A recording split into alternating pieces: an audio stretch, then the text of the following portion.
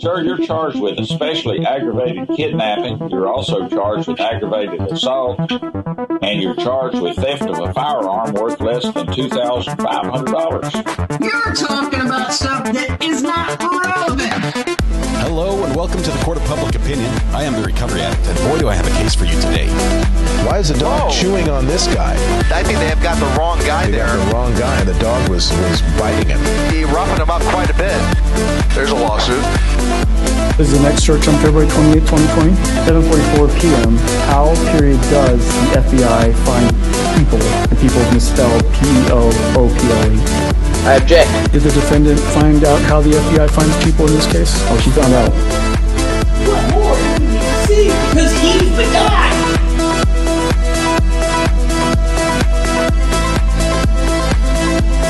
Welcome back to the Court of Public Opinion. I am the Recovery Addict.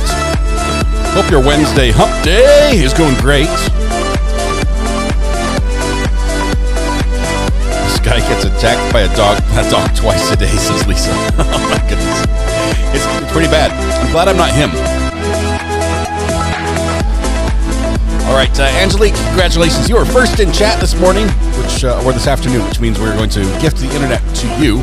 Melpoy is quite grateful that you're taking over. It's been a rough morning. It's been rough. But congratulations, Angelique. The internet is all yours. We send it to you to internet ownership. Please go over and get your certificate of ownership, which is suitable for framing or use as a cover sheet. You can find that on our shopping page on the channel.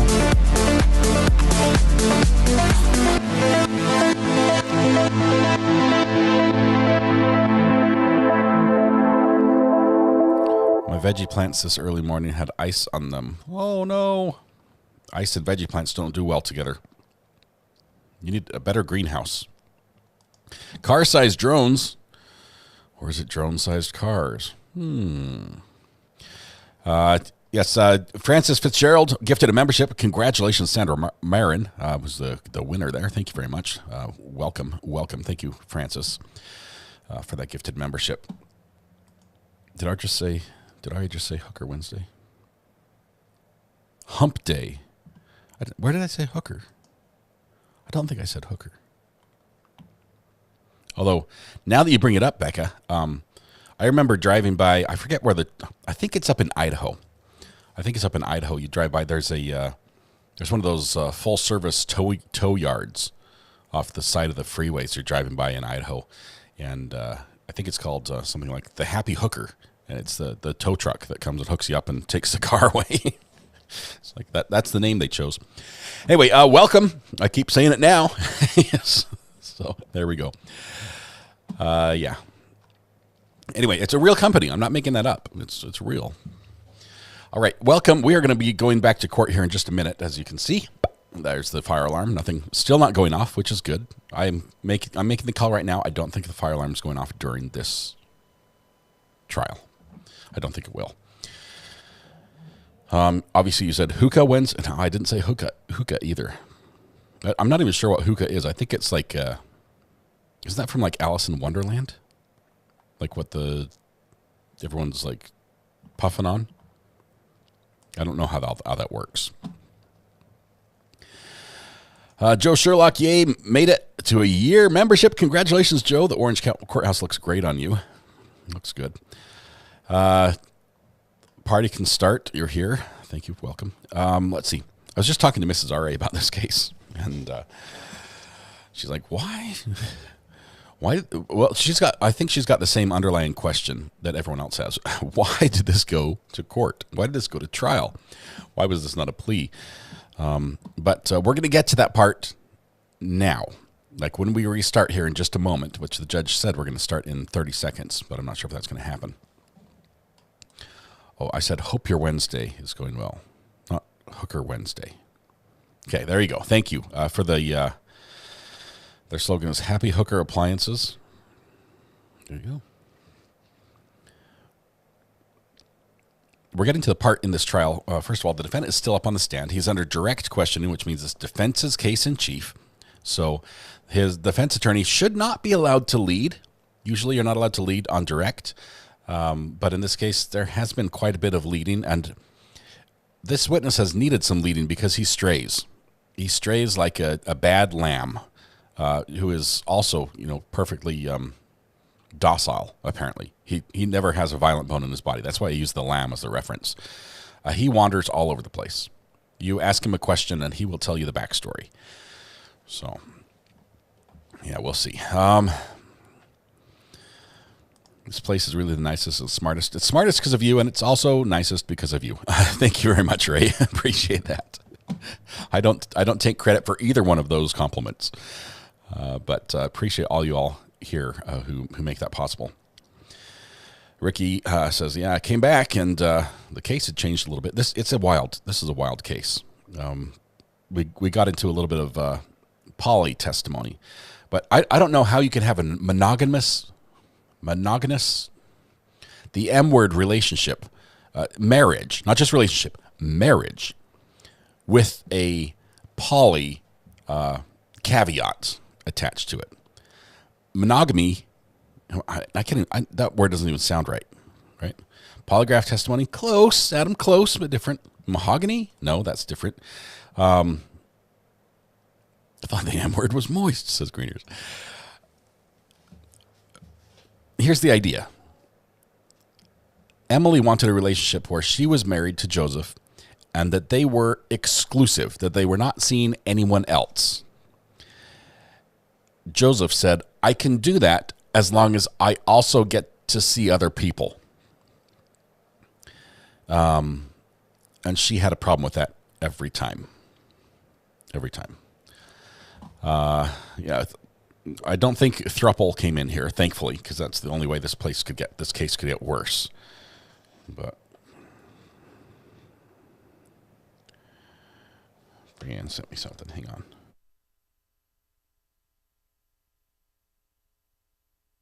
Different case. Magnanimous. You guys are putting all the other M words in there just to confuse me. We call that Molly Polly, Roly Poly, something. I don't know what it was, but I think it's just called an affair. Okay.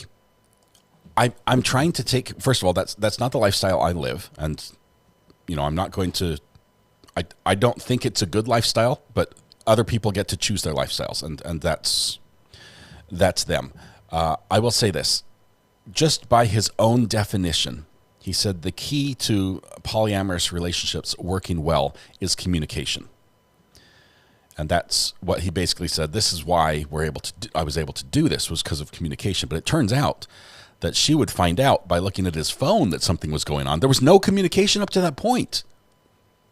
This wasn't an open marriage type situation, open relationship. This was, oh crap, she found out because she was looking at my phone. So by his own definition, I don't think that they were agreed on exactly what the terms of this relationship were. What the terms were. Terms plural were, there we go. Red pen, I fixed it. Anyway, it's I'm still struggling with that. I'm also struggling with how Joseph recounts, even though he grew up in what he described and what over objection sort of was told to us was a violent upbringing, where he was physically beat at times with a hanger by his mom, apparently, even though he was in that environment growing up, that as an adult, he became completely docile and believed that violence has no place in a relationship. Even so much that even when someone else was violent with him, the most he would do was restrain someone. And that he'd say, let's talk it over, let's cool down, let's wait, let's sing Kumbaya, let's do all those things instead of hitting, because hitting is not right. How did he go from hitting is not right to a double tap on the Glock, and then let's use everything out of the butcher block in the kitchen on the body? The story is not adding up, and the parts that he has to fill in right now on the stand as he takes the stand again are going to be eye-opening, to say the least. I just don't know how he's going to make that jump. Mama Smith, so thankful to be part of this community. It's been a great 13 months. More to come. Thank you, Mama Smith. Appreciate that. Thank you for your continued support. His dad had a massage parlor raided for madames. Oh, my goodness. His stepmom passed away in an unfortunate unsolved knife attack. Rough upbringing, to say the least. A little bit different. The best part of his testimony was when they met. He said that that Emily would be. He would like for Emily to be his next ex-wife. Yes, he would love to just hang out with her and cut it up a little bit, is what he said as well. Which I believe doesn't mean cut up, but shoot the breeze. Oh no, you can't use that one either. Just hang out, I guess. Hang out.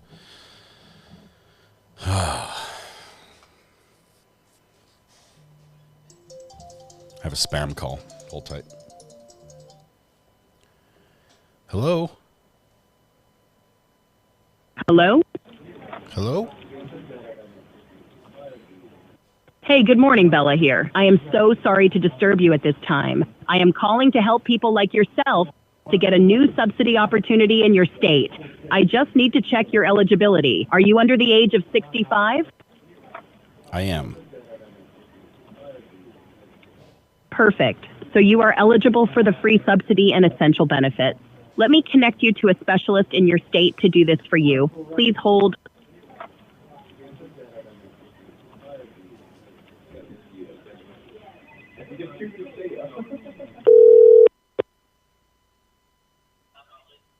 This is Sean Adam. How are you doing today? Good. All right, we're here to qualify you for free health insurance. Do you have Medicare, Medicaid, any kind of health insurance, or you don't? Right. What? Excuse me? What do you have, sir? Well, I've got a headache. Oh my God. What? Okay, just kidding. All right, sorry. Headache's not the right answer. All right. I didn't want to say yes. I was trying very hard not to say yes. I don't have insurance. I don't. Sorry. YouTube does not offer it in their partner program. So I guess you could say I'm self-insured. My insurance plan is don't get sick. I think you talked to him before. Sean sounds familiar. He does sound familiar, but it was a different scam. I'd never had that call before.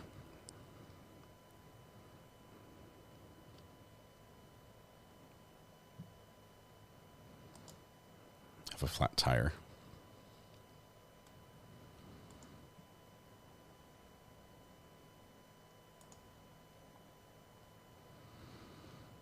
YouTube allows you to have multiple partners. So yeah, it's not like Twitch used to be. They were, you had to be monogamous. Is it monogamous or monogamous? I think it's monogamous with Twitch. They didn't allow you to stream other places.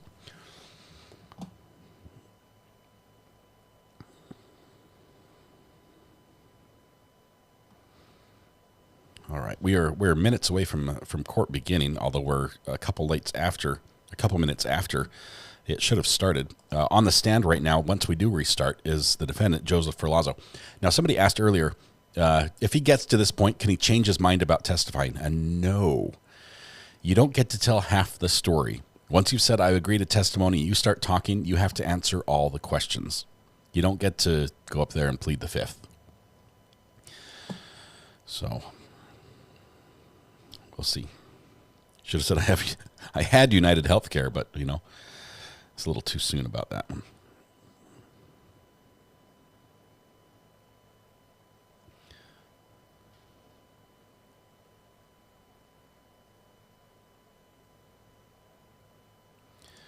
Had he started testifying? Yes, Mama Smith, you missed it. Oh, my goodness. Probably for the last maybe almost an hour, he's been testifying.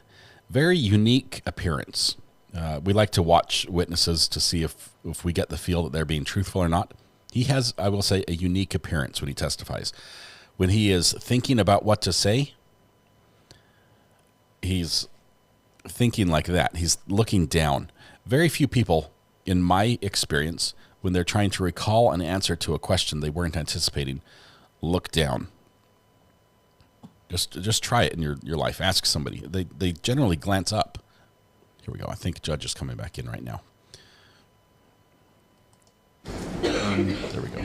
I think we're ready to, any issues to bring up before we bring in the jury? No. Okay? No, Judge. You will bring the jury.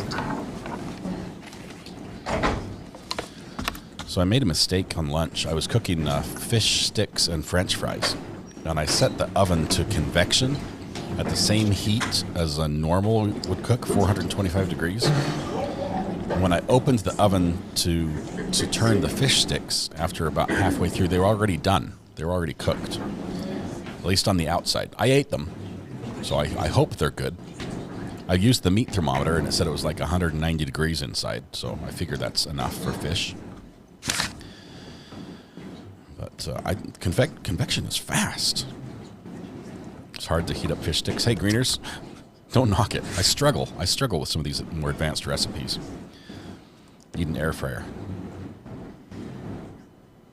I do. I would like one even. I need to agree with Mrs. R.A. on where in her kitchen it would go. So far, we have not found that agreement.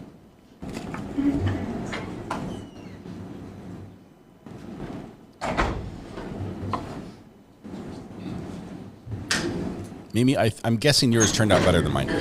My French fries were burnt black on the bottom and not yet cooked in the middle. My fish, I think, were cooked almost to perfection on the outside. Nice and crisp and crunchy. If I get sick later on, then I got it wrong.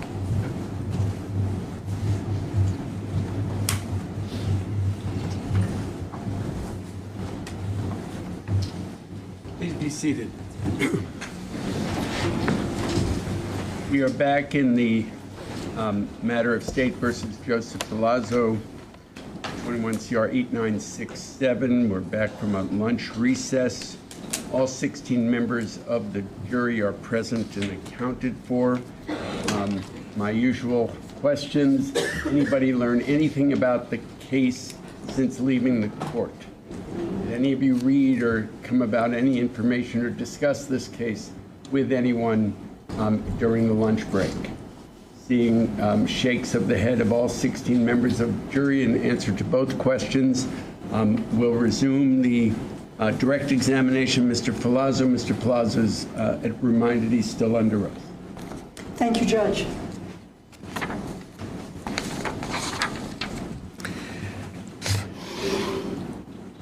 Hi. Hi. So, Hi. we're going to start talking about That was the weekend awkward. of October 16th. Are you ready? As ready as I'm going to be. Okay. I think you testified that you drove from New Hampshire to Bolton and arrived around 5:30-ish. Is that about right? That seems right. It was still Okay. light out. Still light out. Yes. And this was mid-October. Right. Okay. And during the drive, what kind of mood were you in? Great mood. Yeah. We spent, well,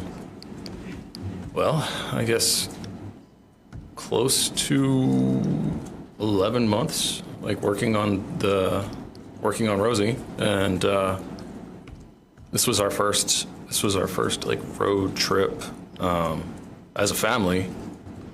So it's very exciting. Okay. Yeah. And Emily too, she was in a good mood? Yeah, she was super excited to take Rosie out, and she was stoked to meet Nikki and Ariel. Okay.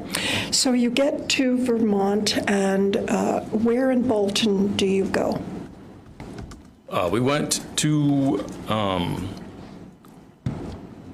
the Bear Run condos. My sister rented one of the she rented a Airbnb condo. So we went to, it was like, there's 3 large buildings, and I think it was the last building. Okay. Where did you park? Parked in the parking lot outside of the building. There was a nice flat spot, and for anyone who's ever driven like an RV, like finding level ground is it's like winning the lottery. So, Why? well, typically if you don't find level ground, then you have to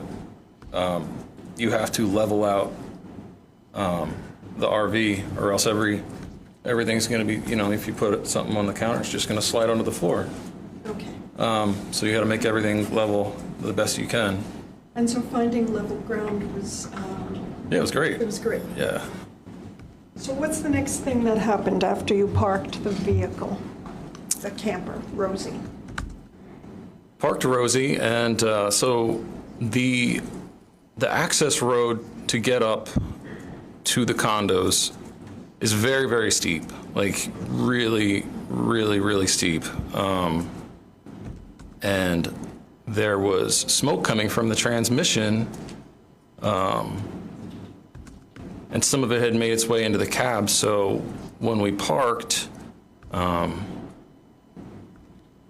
she was upset about the smoke being in there, so we made efforts to immediately open up the door, open up the roof hatch, open up all the sliders, and get some fresh air within the cab. So,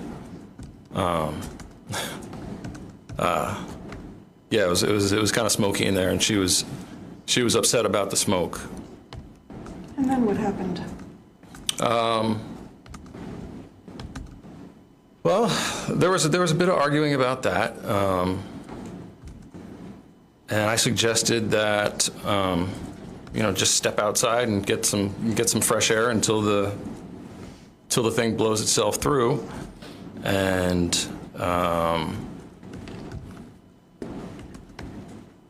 there was still light, and I suggested that we take advantage of the last light of the day, and so. Where it's located is on, technically there's 3 peaks at the Bolton Valley mountain range. It's like Woodland, Vista, and Timberline. So we were on the Timberline peak, and I suggested we go down. If you hike a short way down, there's a drop off, and you can get the last light of the valley over the trees. So I suggested that we hike down to the drop-off and take some photos and post them up on Roaming Rosie, our social media. And what did Emily say or do? She was very angry about the smoke, and she started arguing about it, how pathetic it was, and that the whole thing just was turning into a shitty situation or something like that, is what she said. Then what happened then? Yes, she said she did not want to go hike down. Did this conversation happen inside or outside the camper? This one, it started outside and then worked its way inside. And I was like, you seem like really, really hostile, is what I said to her. And I'm like, what's going on? Like, the drive there was fantastic. Like, we're singing along to the radio together. We're talking about how we're gonna start our trip and go meet the rest of my family. And she's all smiles, and then next thing I know, she's throwing stuff around. And, like what? There was a basket that had some bottles of alcohol and some candles, and there was a bunch of throw pillows and Remington. Remington was sitting with her, and she threw her off. So I was like, yo, maybe just pour yourself a drink and relax. We brought stuff to make drinks. We brought marijuana. I was like, yeah, just have a smoke, have a drink, and we finally made it on vacation. Just try to take that in. Then what happened? Well,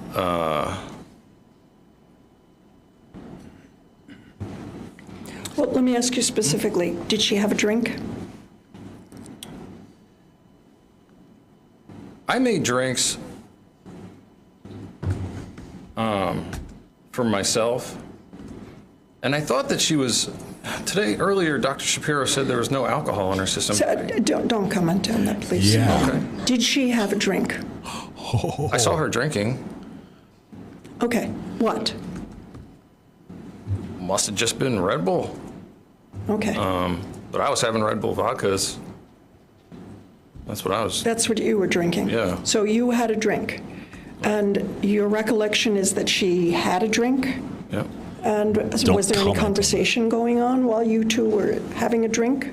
Yeah, so there was conversation because I was like, yo, you're really hostile. Like, what's going on? Like, it can't just be like the smoke cleared out. Like, why are you so hostile? And she said that. She's like, well, I have a dilemma. And I was like, what do you mean you have a dilemma? Your Honor, I'm going to object to the hearsay. Well, why don't you come up? Unavailable witness. Hear what the proper is.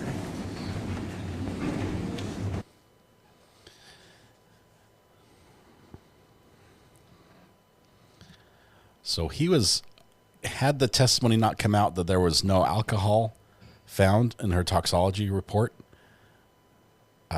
he was going to say that she was drunk, that she'd been drinking. I thought she was drinking, but the doctor said there wasn't, so she must have just had Red Bull. Wow. The lawyer cut him off so quickly, so fast. Don't comment on that.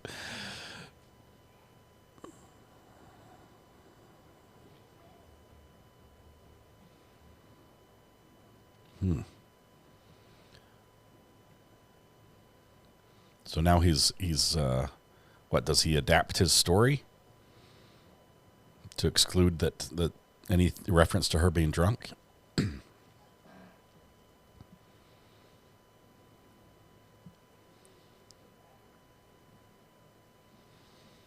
He's intently watching the exchange up here and listening.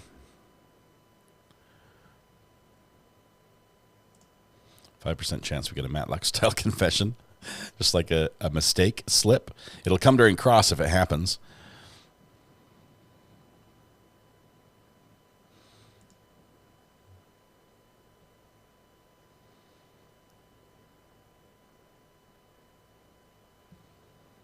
It's hard to tell a story without saying what was said. We'll see if this is allowed in.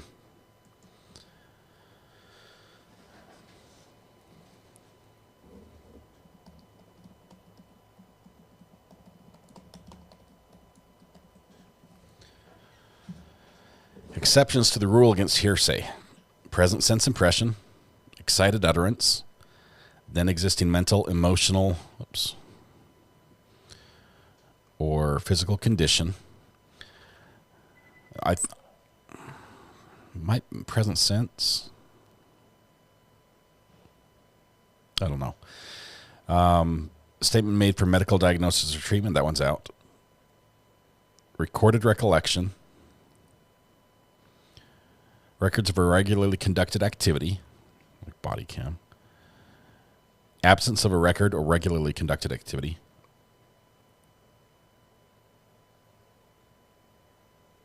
The evidence is admitted to prove the matter did not occur or exist. The record was kept of that kind. Okay, so no. Public records.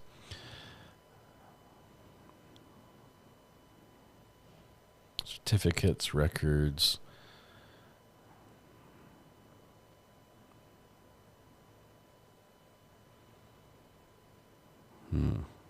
Reputation concerning character.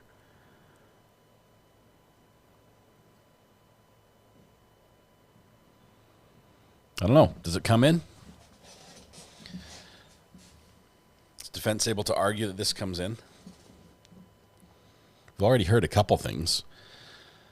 I think excited utterance might be the one that he says, that we've heard that she said, like, what the blank, right before he shot her. Who did it best? Sarah Boone, Joseph Ferlazzo, Robert Tellis, or Tommy Randolph? Oh, my goodness. What did these four have in common? I don't think they can do a statement against party opponent. That would be something where if the defendant said something and the state was trying to introduce it, they could bring it in.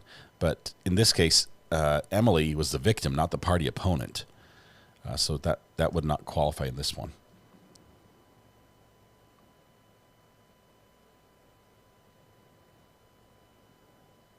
Possible present sense impression. So you started telling us a little bit about the specifics of what Emily may have said, but without going into specifics. It was sustained. We saw in the interview that she was saying hurtful things to you. Is that a fair statement? I saw that in the interview, yes. And is that your recollection of what you were hearing?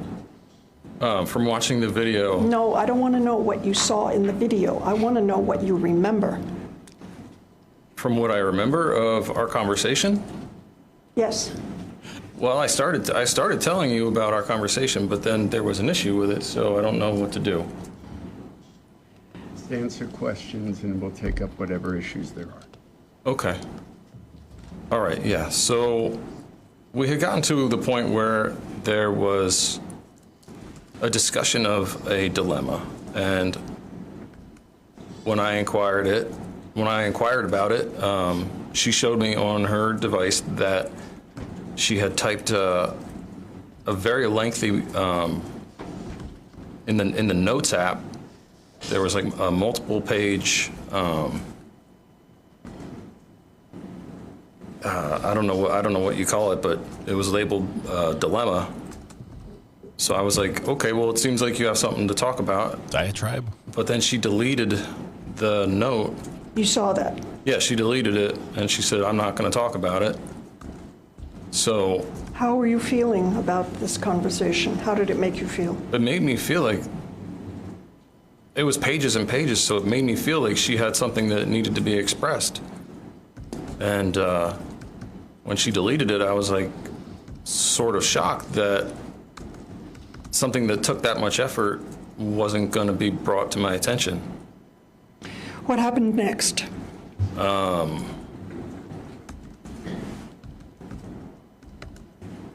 At some point, I texted my sister. We were supposed to meet up.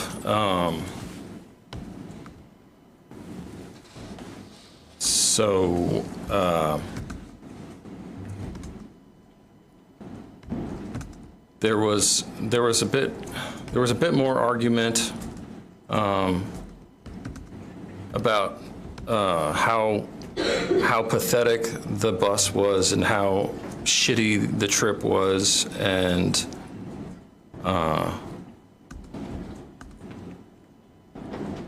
let me ask you this. You started saying you texted your sister. Yes. What did you text to your sister? I asked her when she was gonna be showing up because we were eager to meet her. Something to that effect. I can't really remember what I texted to my sister, but it was something to like, when are you gonna be here? We're here. And so, did your sister meet up with you? Yes, she did. Where? She came to the condo and parked next to Rosie and came into Rosie. Was she alone? No, she wasn't. She was with her boyfriend, Ariel. Okay. And was Emily in Rosie with you? Yes, she was. So how long was Nikki there? And Nikki and Ariel? Nikki and Ariel came and stayed for, I would estimate, a half an hour. Okay. Did Emily participate in conversation with your sister? She greeted them, introduced herself, and then she sort of just sat quietly on the edge of the bed, not really engaging in any kind of conversation. And you and your sister, you talked? Yeah, we were just catching up on sort of current events, what was new with her, how it was great to see her. And then the introduction of Ariel, I had never met him before, so just trying to get a little backstory on how those two got together. So I think you said that, I don't remember what you said. How long was she in the camper? I would estimate a half an hour. And what happened after that? She invited us to come to their Airbnb, and then she left Rosie and went into her unit. And what did you do after that? After Nikki left? After Nikki left, Yep. I made another drink, had some more to smoke, questioned Emily on if she wanted to join. There was Nicole had said that they were going to watch Netflix, so that was like that was one of the options. I think she also said like there were some board games or something like that in the unit, so we could play cards or board games or watch Netflix and just hang out. So Okay. I asked Emily if she was interested in just going and having a kickback with Nikki and Ariel, and she said no. So she didn't go with you? No, she said she did not want to go in. So you went into Nikki's Airbnb? No, I did not. I told her that I wanted to go in because we came to spend time, and it started an argument, and there was a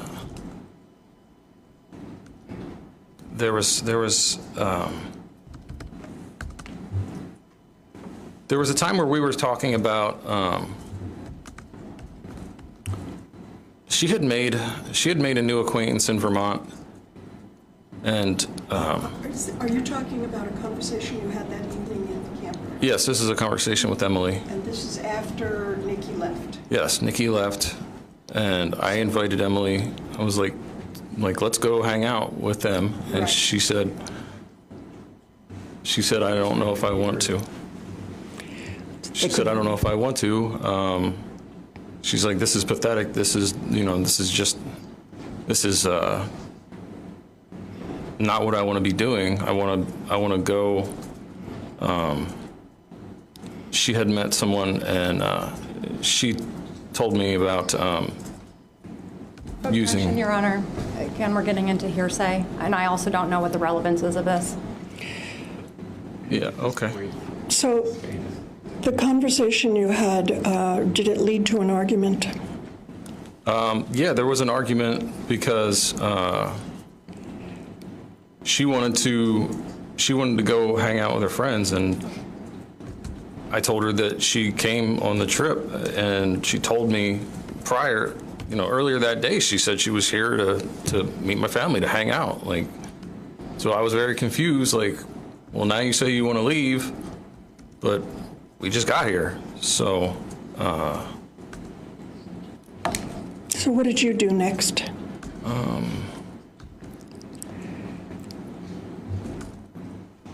Well, I told her I was going to go, and then there was,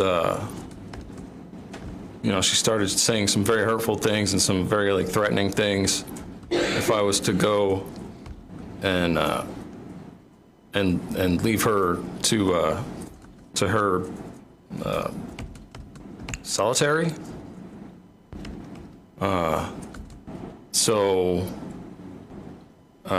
Yeah, that was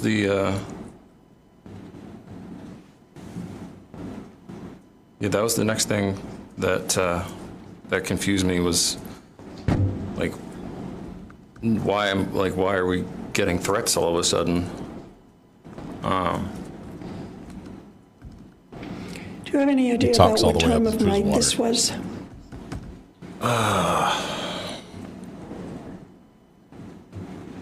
This could have been somewhere, I'm going to estimate around 9 p.m.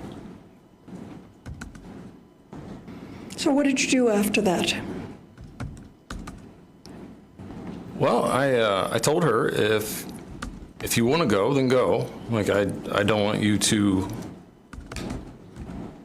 I don't want you to be unhappy. If you don't want to be here, then don't be here. But up until now, like you said, you wanted to. So,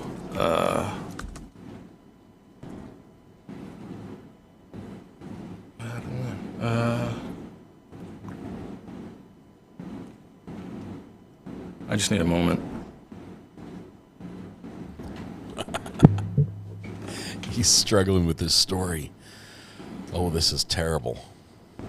Well, what happened is I ended up staying in the bus with her.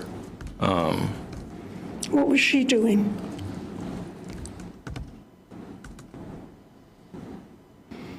Well, she was having a fit, really. She was cussing, and he already said that saying how previously she would destroy it was and how business, shitty I was his license for turned in. not giving her money to go have an Uber and like leave the vacation. And what were you doing? I was washing the dishes. I was on vacation, so I made another drink and I had some more to smoke, and this is third beverage. And just to clarify, you were drinking vodka and Red Bull? Yes, ma'am. Okay. I remember dancing. I think I put some music on and I was just dancing with Remington.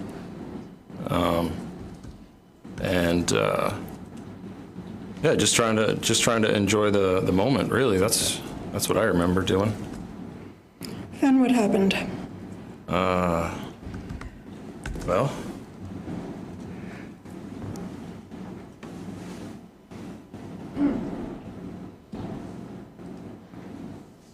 I just need a second. This is so bad. Dr. G, So we at need some you. point- We need you, Dr. G. At some point, I remember she had grabbed her device, her phone, and I think she was just like scrolling. Scrolling? Yeah, I think she was just like scrolling around. I'm not sure what exactly sites or what apps she was using, so. Well, she's swiping up and down or left and right. But yeah, I was just doing what I came there to do. I was just enjoying the scenery, like watch the sun go down. Spend some time with Remington. I was, I kept asking her, like, if you want to talk at all, like, please talk to me. Like, there was pages and pages that you wrote, so it sounds like we should talk. But she didn't. 9 p.m. sunset in, what is this, October? And then what happened?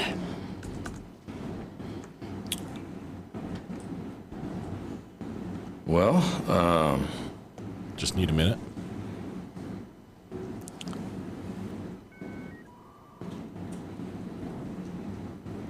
There was points where I would take Remington out to to do go potty or do her business, and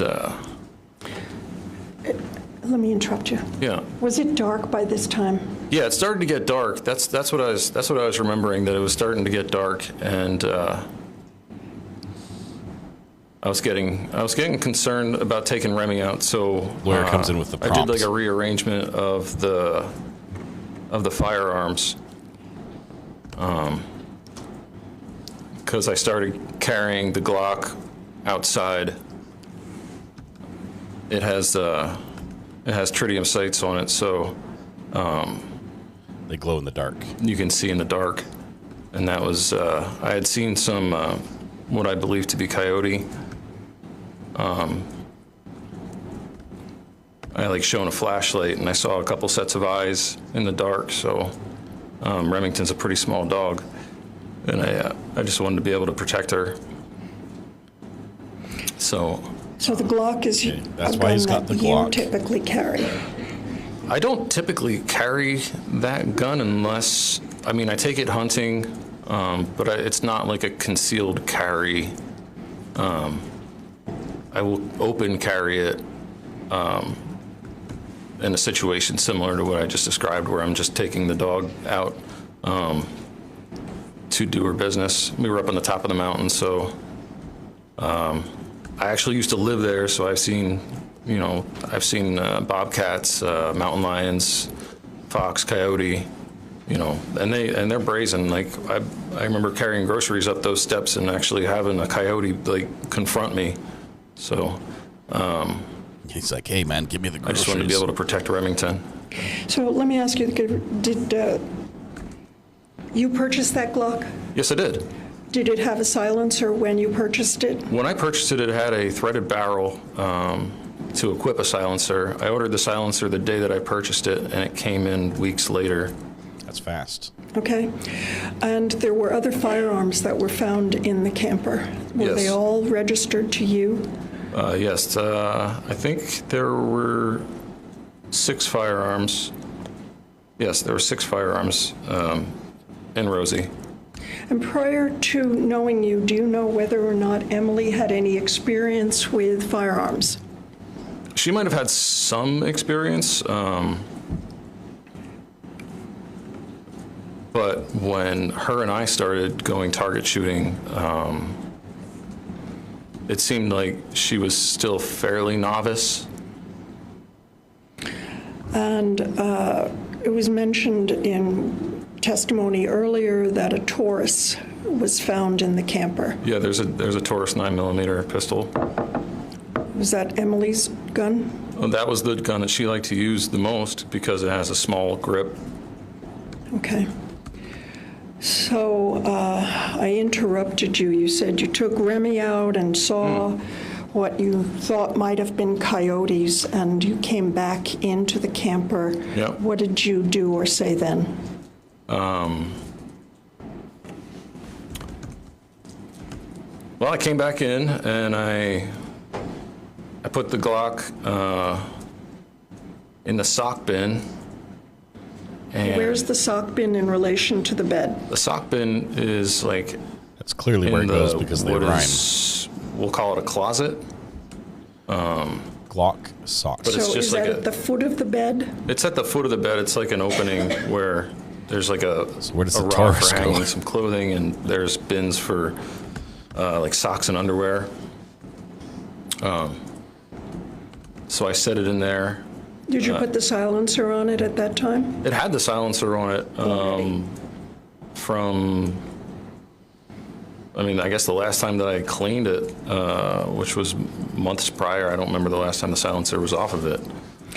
And did you say anything at all to Emily about the coyotes? I did. I said, "Oh my God, I saw 2, and that means like if you see 2, there's like a whole pack." So I was like, yeah, like they're probably looking at Remington like she's a small dog. So I was like, I bet they're like thinking she's like a snack. I was like, not today. Did you say anything to her about you arming herself with the Taurus?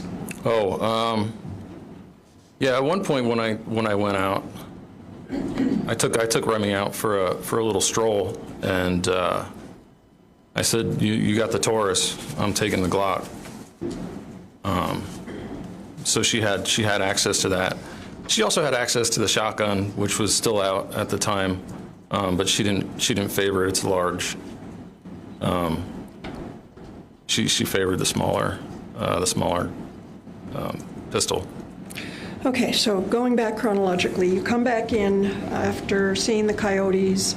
Yeah. You talk about her taking the Taurus. You get the Glock and put it.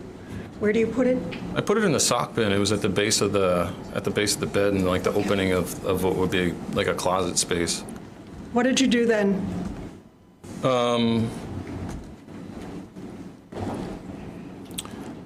Same kind of thing. Just continued to have some drinks, and it started getting dark. So I lit some candles, lit some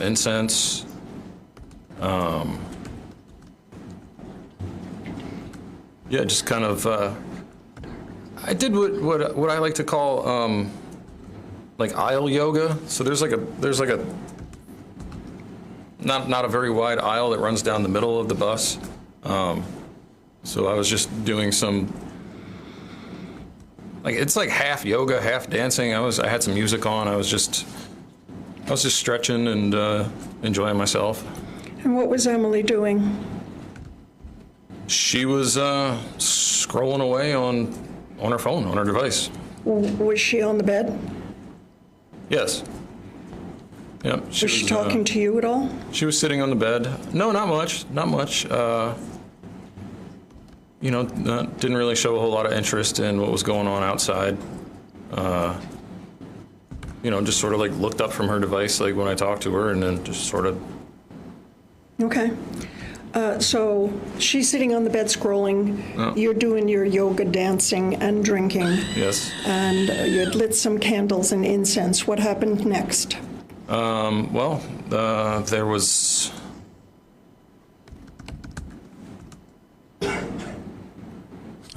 Here comes the water. Cue the water. Well, There was a point where Emily went from she was sitting up, kind of like cross-legged, and then she went to like laying on her side, still just like scrolling away, just looking at her device. Still cross-legged. She just tipped over. And then at one point, she lashed out and started cursing at me about the candles being lit.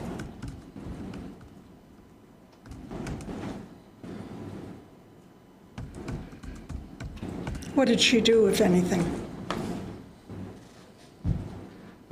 Well, she was, she was cursing. I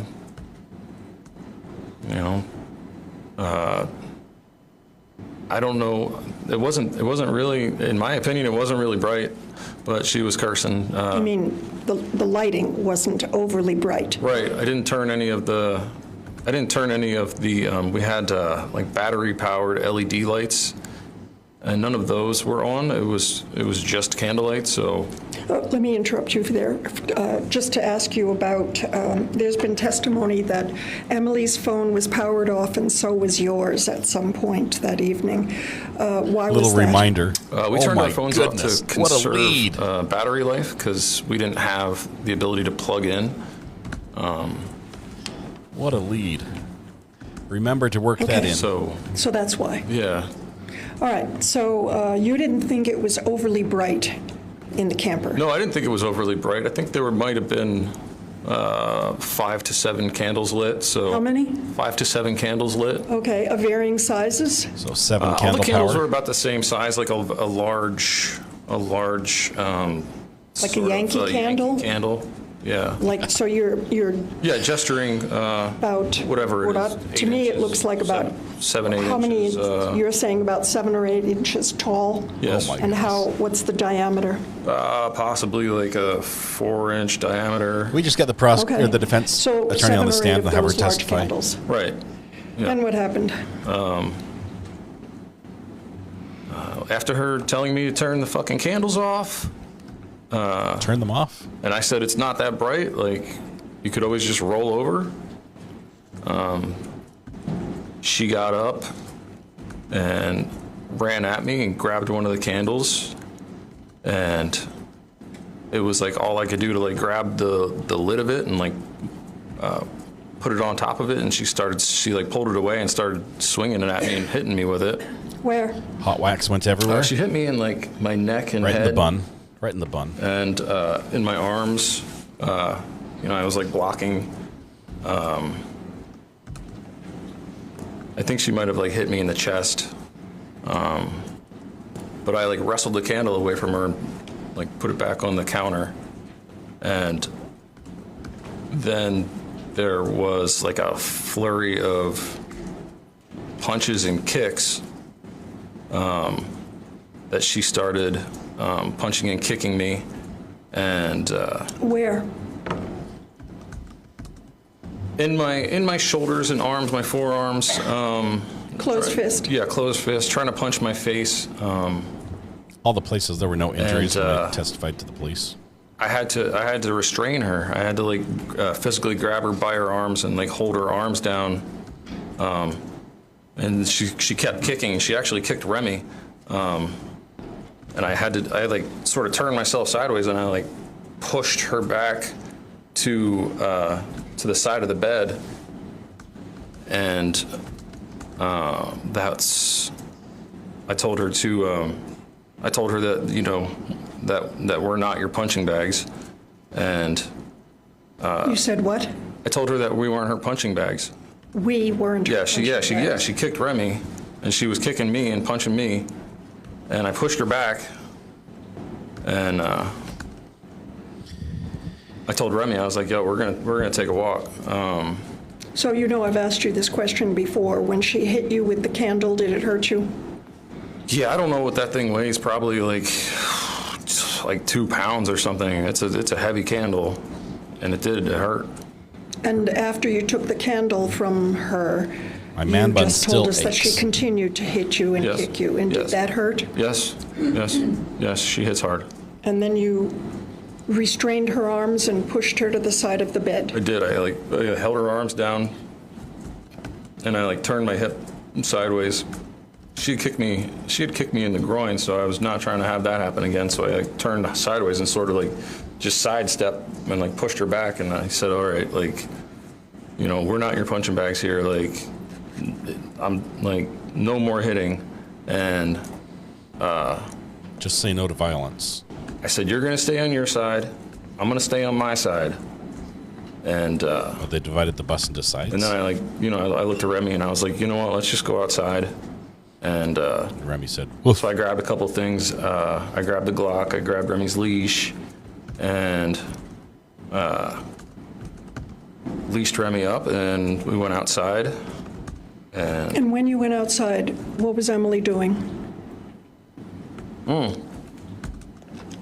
I don't know. I told her. Let me rephrase that question. You said you pushed her to the side of the bed and told her what you've already described to us. I said, "You stay on your side, and I'll stay." Did she do anything after that? I don't know. I went outside. Did she stay on the bed? When you left, was she on There's the bed? something you forgot. She was like leaning against the bed when I left, and I grabbed my stuff. So we had pushed her took off off the bed? outside, and on the way out, I said, "You know what? Like, just wherever you want. Like, just be wherever you want. Like, I'm stepping out."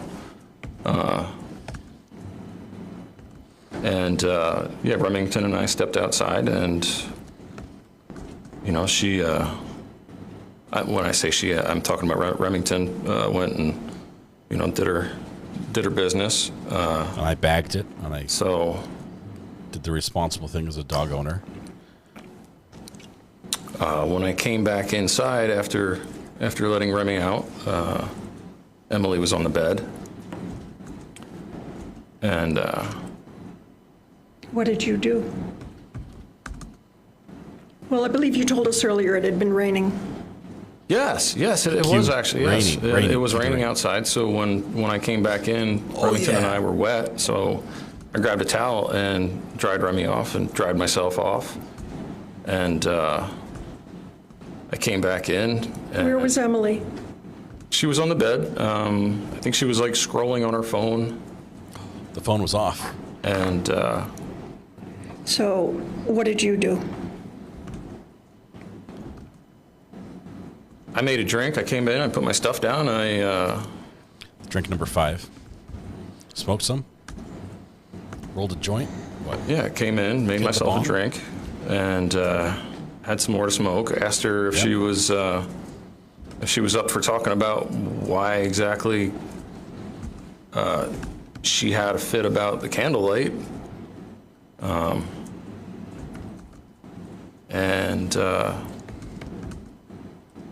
I don't know what she was saying. She was saying something, but it was just like she was just like muttering. So I couldn't really hear what she was saying. Okay. Then what happened?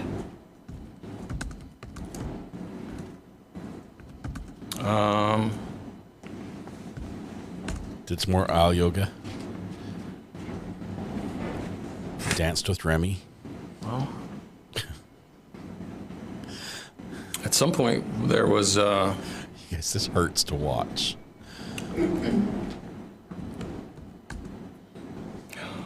It's buffering so badly. I just need a minute.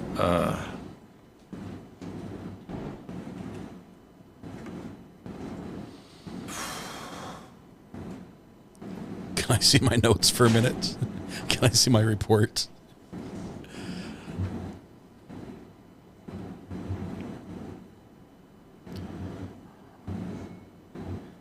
He doesn't know how to start to get to the point where he is okay to shoot her in self-defense.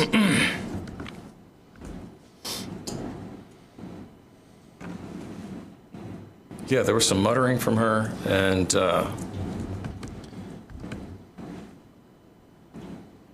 then I don't.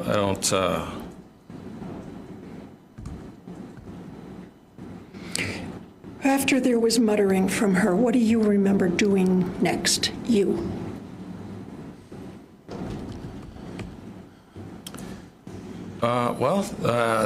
Some time had passed. Ask for a break here. I think there was. Can I go to the bathroom? I drank a lot of water. Like another drink involved. 6 drinks. Whoa. Somebody is sloshed at this point, completely sloshed. And then at some point, I had 6 vodkas. I had decided to go climb in bed, and just to be clear, your side of the bed is at the back of the bus, correct? Right. Yes, it is. So in order to get to your side of the bed, what did you have to do? Your Honor, leading. There it is. What did you have to do? Yeah, to get into the bed. So, to give you an idea, like the bed it's very high.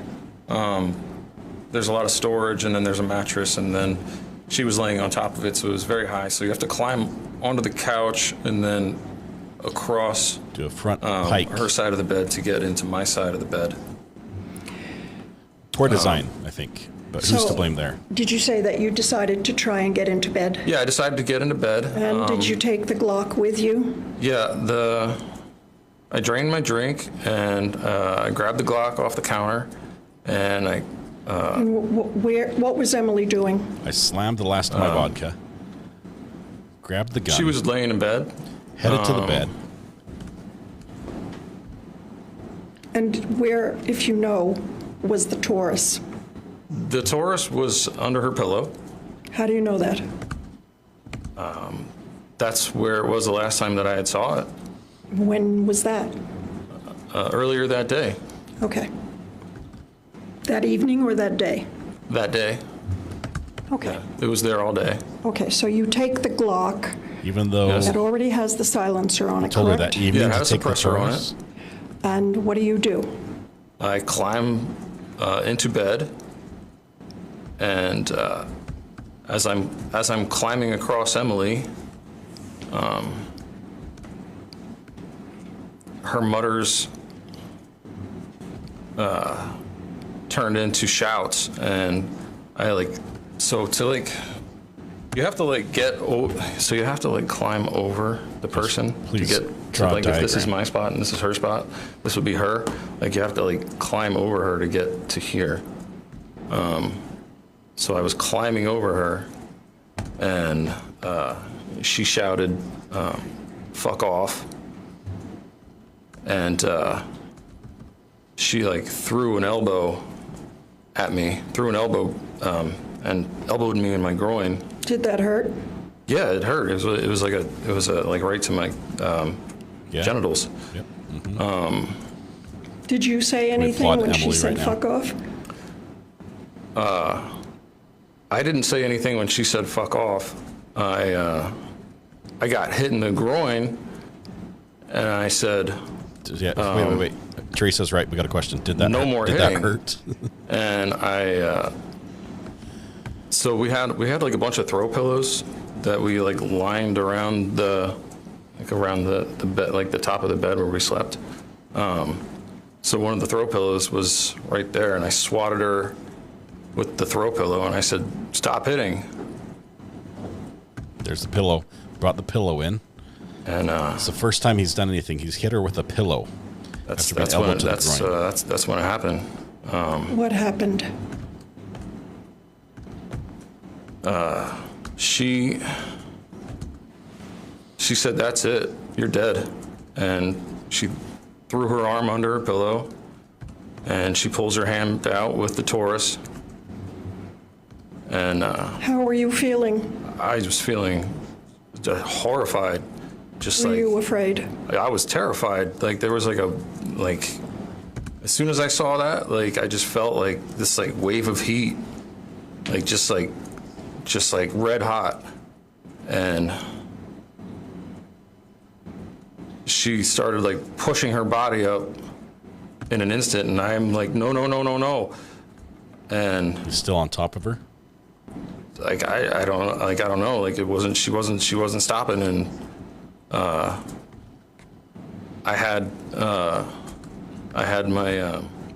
was holding my Glock, and she started just coming up at me, and I just fired. Why? She was gonna shoot me. And you were afraid? Very.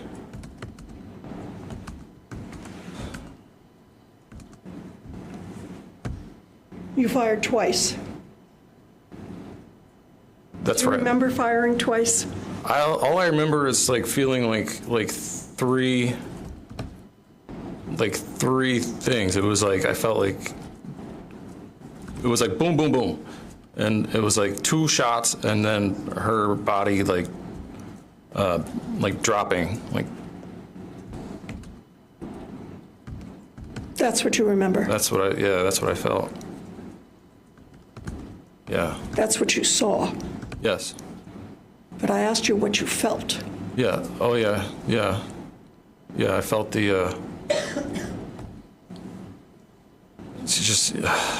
just horrified, and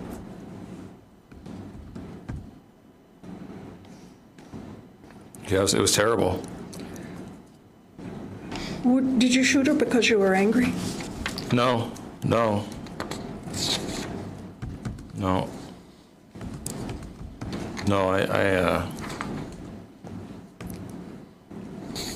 Yeah, it was she wasn't gonna stop, and that was the only way. It didn't didn't have to be like that.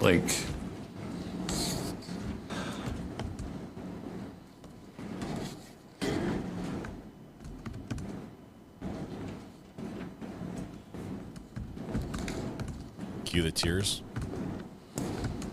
They're not coming. Drink some more water.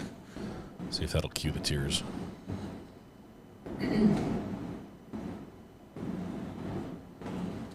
Nope. Is there a question? I'm giving my witness time to recover. He's having some difficulty. Difficulty remembering?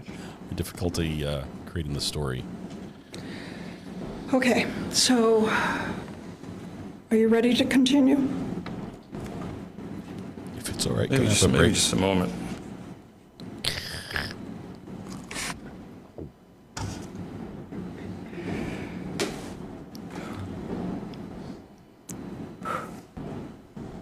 So, Joseph, okay. What happened after you shot her?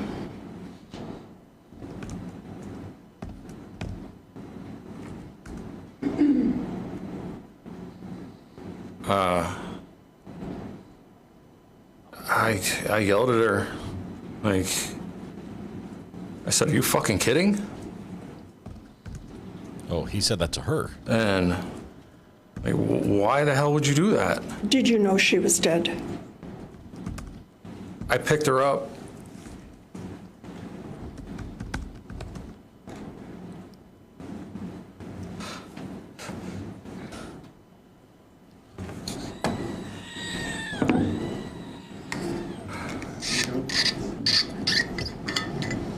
You're asking for a sidebar, ask for it, but don't come up here.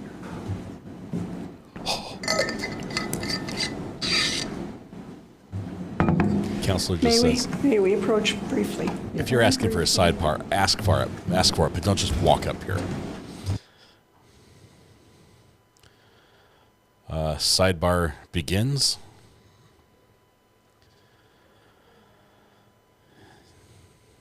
He can't cue the tears. Turns away from the jury. Pokes himself in the eye. Nope, that doesn't work either. Yep, go for it again.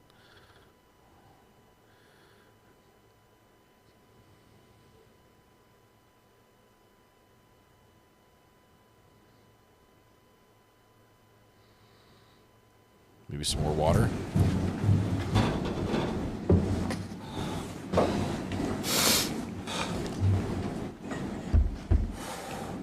Eyes not red. Doesn't appear to be watery. Could be. You picked up her body, then what did you do? Not on my big screen. You've already told us that you were yelling at her. Yes. First time in our relationship that I yelled at her.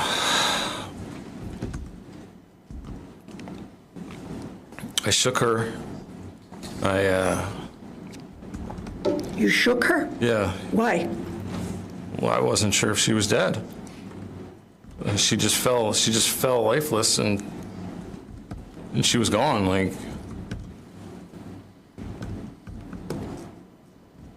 Okay.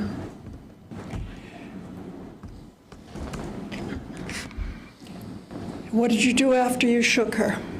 You confirmed in your mind that she was dead. Is that what you're telling us? Yes. Then what did you do?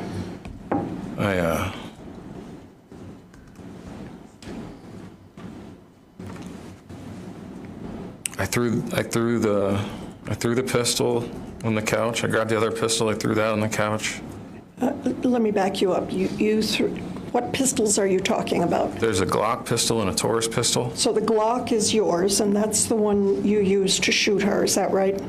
That's correct. And the Taurus was hers. That's correct. And they were both on the bed? Is that what you said? Yes. What did you do with them? I threw them off the bed onto the couch. Did you remove the silencer from the Glock? No. Okay. So you threw the two guns onto the couch? Yes. Then what did you do? I slid off the couch and I slid off the bed and I was really, I remember like touching her hair and touching her back and talking to her.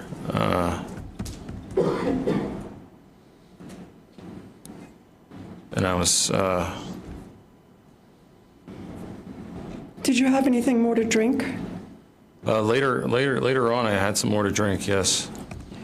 So what you're telling us is you sat beside her body for some Objection, Your period Honor. of time. He has not testified Yes. to any of that. Yes. For some time, I sat. So wait. Oh, I'm sorry. Wait, I'm sorry. wait. There's a series of leading questions, Ms. Jansen. Yes, I've been told. So what did you? Wait till I finish. So Oh, okay, sorry.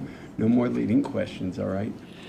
Well, we're just setting some foundational things, Judge. We're 2 hours into this. So without my putting words into your mouth, what did you do next? I sat with her body, and I touched her hair. I touched her back, and I talked to her. And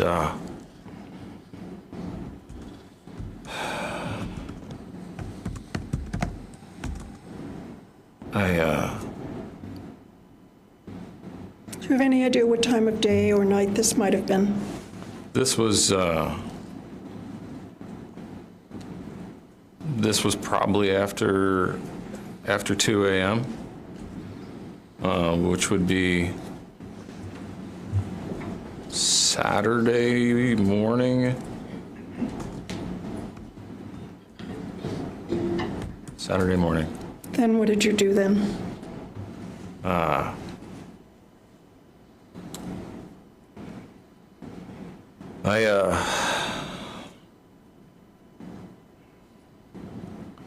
At some point, I lifted her up again, and I was inspecting her, and I just saw like a lot of blood like coming out of her head, and I was like, oh my god, like. So I went and I had some plastic bags, so I went and opened a plastic bag and I put it under her head so she would. I didn't know how much blood was going to come out, so.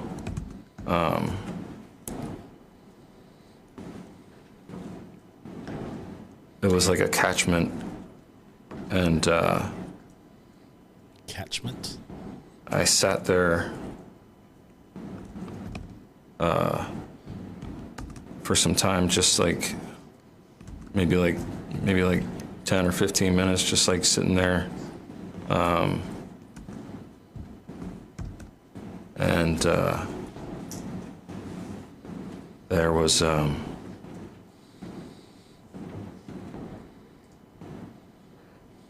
don't know, at some point after that, I think I like slid off the couch onto the floor, and I called out for Remington, and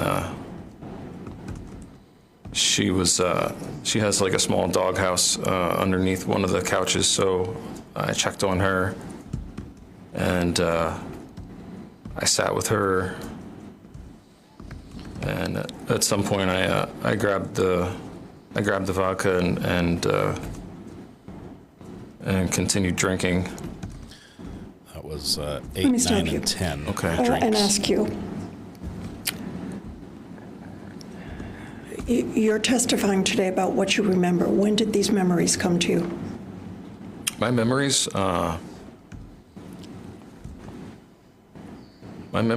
came to me sometime after the event. I was detained by the police, and I was put into a cell, and I want to say it was like at some point, maybe like I'm estimating, like a week or 2 weeks, probably closer to 2 weeks later, after being in the cell. I don't know, like I had an experience. I know that this is going to sound strange, but I had an experience. I don't know if anyone's ever like been on a merry-go-round. It's first glance at the jury. Where you're on it and everything's just spinning, but that's what I was experiencing. It just felt like everything was spinning, and then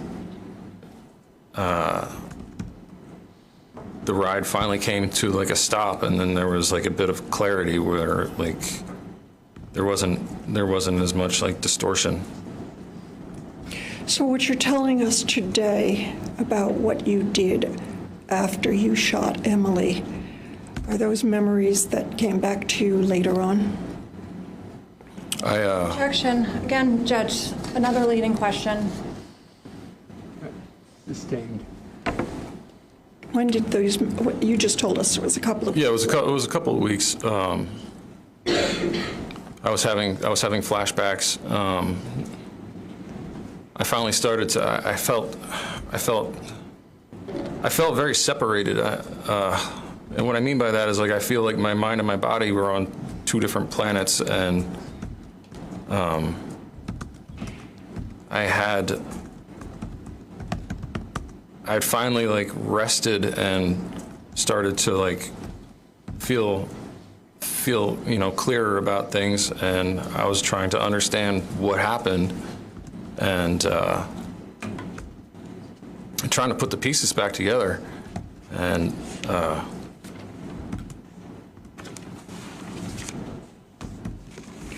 yeah. So let's continue with what you remember happening, and we're in the early hours of Saturday morning, right?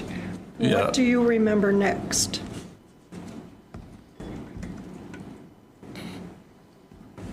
Early Saturday morning,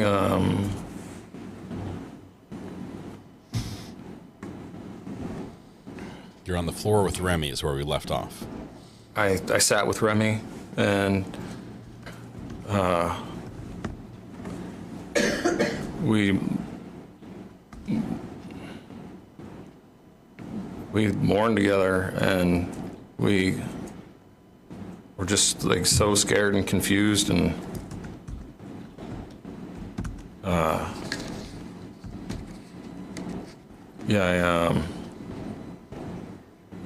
I remember drinking from the bottle, and 11.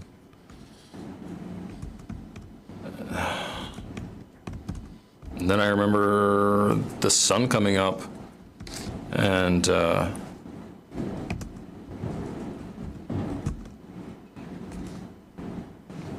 yeah, I remember the sun coming up,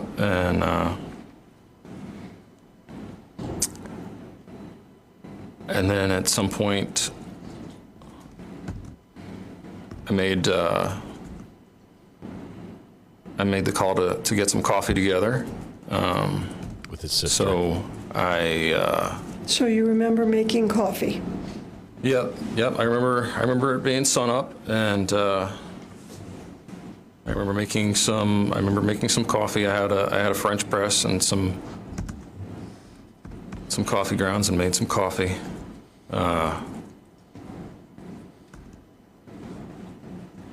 So it's just morning as usual. And, only Emily was dead in bed. Took Remington out to do her business. Drank some coffee, and then it was just, I don't know, like I was just like, I was really shook. So I just I was having a hard time focusing, you know. I just remember like my mind was like working in loop or something. Like I just kept seeing it happen over and over. It's terrible. Are you telling us that you saw yourself shooting Emily? Objection, Your Honor. No. Wait until the judge rules. Oh, sorry. You can answer. No. I just remember.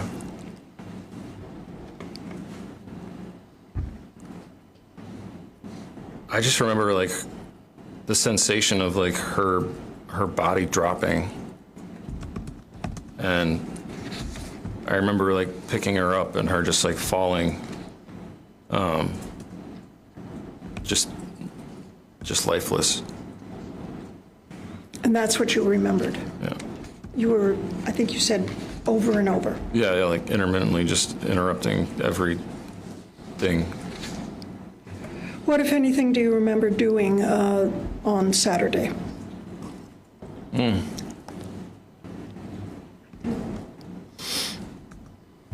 On Saturday,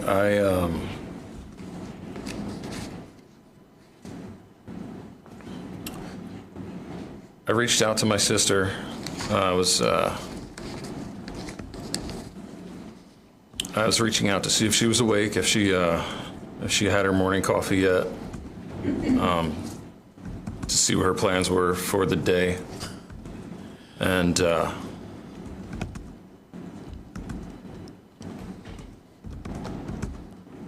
don't know if she asked me or if I asked her about eating. Because the next thing that I remember is we went to eat some breakfast. You remember that? I have like a couple flashes of like getting in her car, somebody's car, Ariel's car, I don't know whose car. I remember getting in their car. I remember like being at the restaurant. I don't really remember specifics. Do you remember telling her anything about where Emily was? Yes, okay. Yeah, I do remember she asked, is Emily joining us? And I lied and told her that Emily was still sleeping. Why did you lie? We talked about how their trip was for their vacation, and that she didn't want us to bring our drama to their vacation. So I didn't want to dump that on her. Sister knew they had drama. So your testimony is that you didn't tell her that you shot Emily because you were honoring her request not to bring drama? Yes. As a good brother. Yes, I didn't want to bring the drama to her vacation. Okay. What else did you do on Saturday that you can now remember?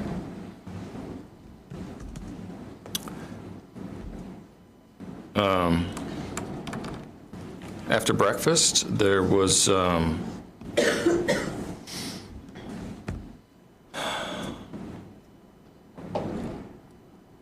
talk about her. She wanted a tattoo, and I said I'd be happy to give you a tattoo.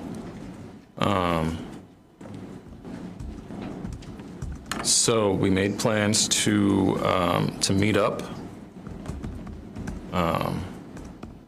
Oh, you know what? I think at some point I took a shower. Yeah, I took a shower. Yeah, I think after breakfast I took a shower in her Airbnb.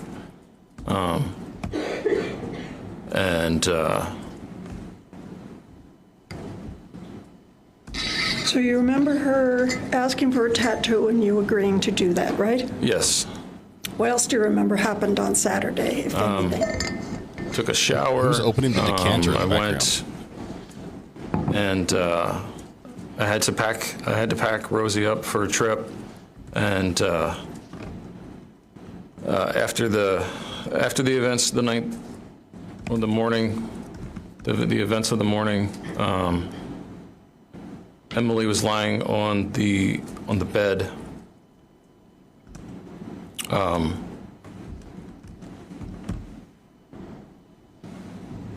So I had to do like a cleanup. I had to clean up some things and move some things around and sort of pack everything up to move the bus. And I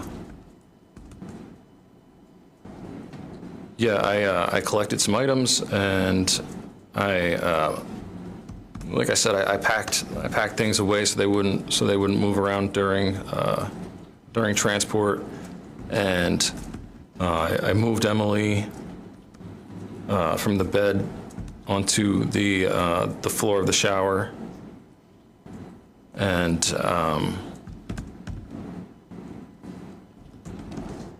then. Any idea what time of day this happened?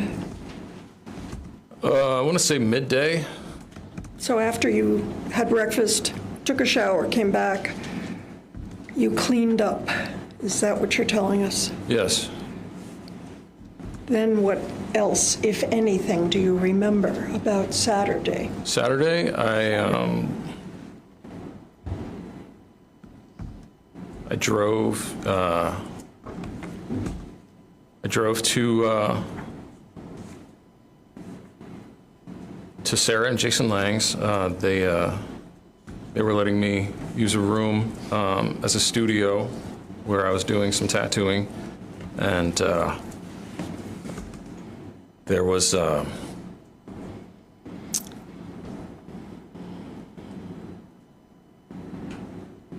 want to say maybe like an hour and maybe like an hour and a half drive up to St. Albans from Bolton. So I drove. I drove out, drove through Jonesville. I stopped at the river where we used to go swimming. I threw some items into the river. I drove to.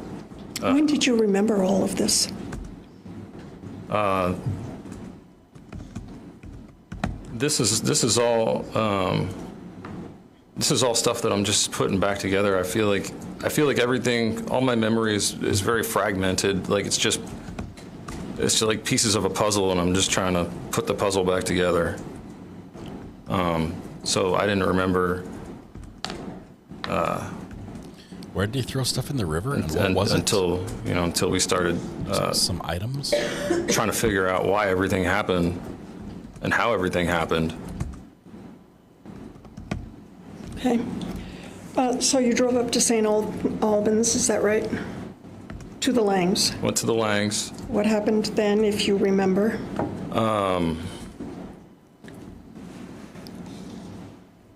I parked Rosie, and I went to speak with Sarah. She was home. I think Jason was working. What, if anything, did you tell them about where Emily was? They, well, Sarah was there, and she asked, where's Emily? And I lied to her, and I told her that Emily had left to go hang out with some friends. Thanks, Ivan. Congratulations on Tesla. Yeah, she was talking about going to hang out with her friends, so I just sort of like ran with that information and just told Sarah that she was hanging out with her friends. What do you remember happening next? Well, at some point, my sister and Ariel showed up at the Langs.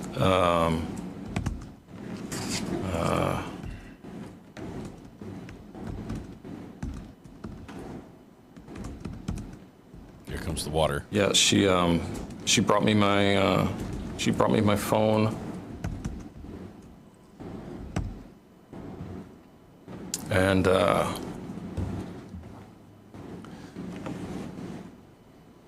What do you mean she brought you your phone? Wasn't it with you? no, I asked her if I could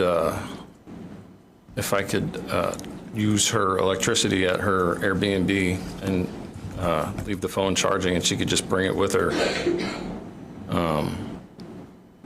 So she brought me my phone. So he didn't have the phone when he was we talked dumping about evidence. doing a tattoo, and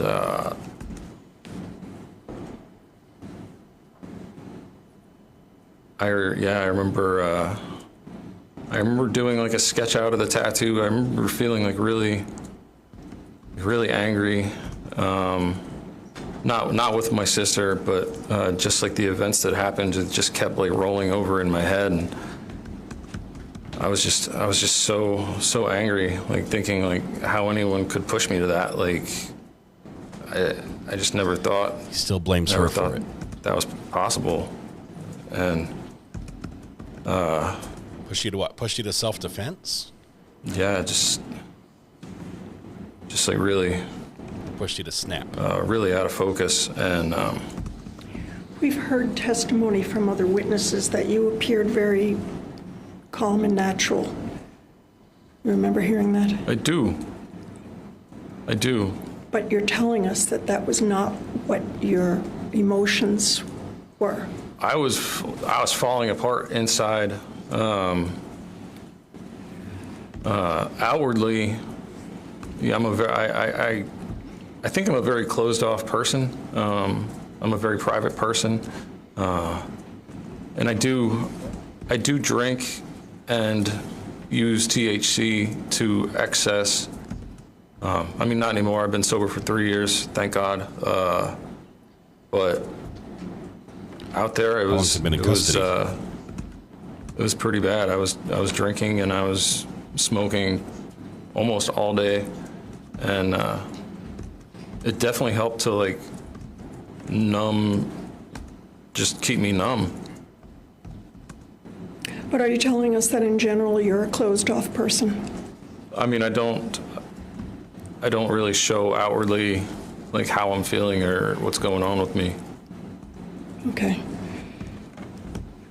And it's been commented before that, and we've also seen it on the interview, you were able to go from showing emotion to having small talk just like that.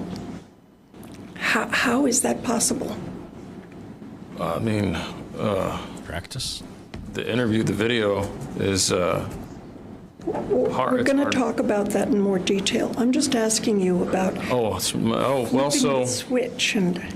Yeah, a lot of times I've been working with people for a long time, and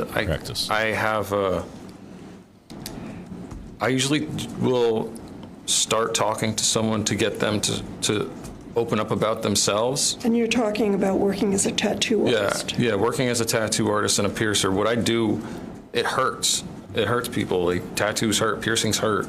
So as a distraction, I will get people to talk. And once they're distracted enough, then I will do the procedure. And typically they're not focusing on the sensations, so they can be still. I don't know if anyone has tattoos, but you can't move around. It's permanent marks. So if you move around, if you want the word Bob, it might come out saying Bub. So you don't want to move around a lot when you're getting. So is this your explanation of how you're able to engage in small talk? Yeah, I just get people talking. This is a habit that you've developed. Yeah, it lets me focus on what I'm doing without having to worry about them. Okay. That does not answer the question. I get people talking so they can deal with pain. You said and you were that's how drinking I a can lot switch between and smoking a lot total at that time over that emotional weekend. meltdown and calm. And we were talking about what you did on Saturday. And what else, if anything, do you remember from Saturday? Saturday, the tattoo for Nicole happened, and then Nicole, Ariel, and myself went to get some food and some drinks, and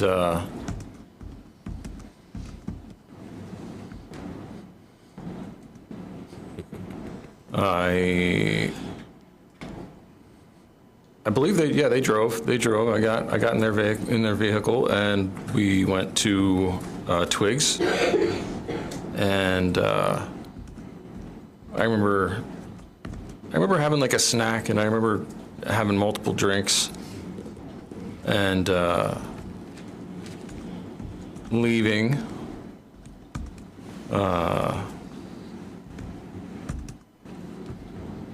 Well, really, I remember them dropping me off back at the Lang's place. Okay. I don't remember a lot of the conversation or a lot of the. I felt very distracted and very just. Yeah, I was going through some pretty emotional stuff. What do you mean by that? I don't know. I can't really explain it. It's like the first time anything like this has happened to me. So like I couldn't focus. Happened to him. It's not something he did. What I do remember is them dropping me back off at the Langs, and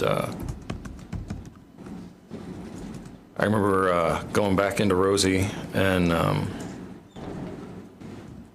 just sort of seeing the state of affairs in there. And what does that mean? Emily was deceased, and there was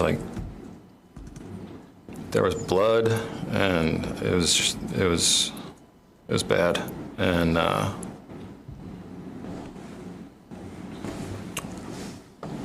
Did you sleep that night? No, I got a blanket, and I covered Em, and Em is what he called Emily. I sat with her and talked with her, and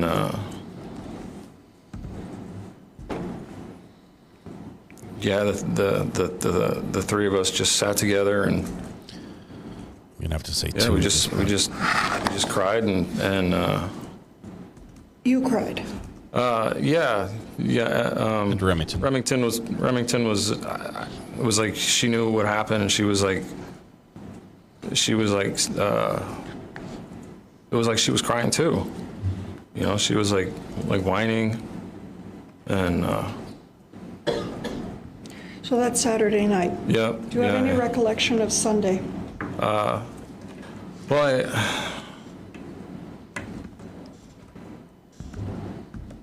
I remember drinking. I remember sitting on the floor, like holding M's hand. You there. Uh-huh. Did you have all of this? What were you drinking? Was it still what you told us before, vodka and Red Bull? No. Run out of vodka at this point. No, I believe that was Saturday night. So I remember drinking red wine and gin. Was this alcohol that you already had purchased and had in the bus? Yes. It's a lot of alcohol. Yeah, I had a real problem. And I didn't want to feel. I didn't want to be in my emotions like that. And I drank, and then I remember the sun coming up on Sunday, but I don't really remember Sunday. Okay. Do you remember anything happening on Monday? All I remember is from there on is just like flashes of things and no recollection of the dismembering. Really like distorted. Let me ask you specifically, do you remember going to the Basses on Monday? I remember like a flash of being on the road, like riding there. I remember a flash of seeing Adrian's eyes. Why did you go to the Basses?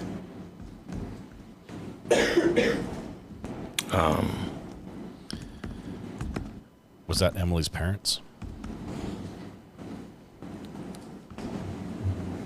So that was that Monday? I had I found out that I went to the Basses and. You mean you found out? What do you mean you found out? Well, I read a transcript. Okay, so I'm asking you if you have an independent memory or recollection of going to the Basses. All I remember is like seeing Adrian's eyes, and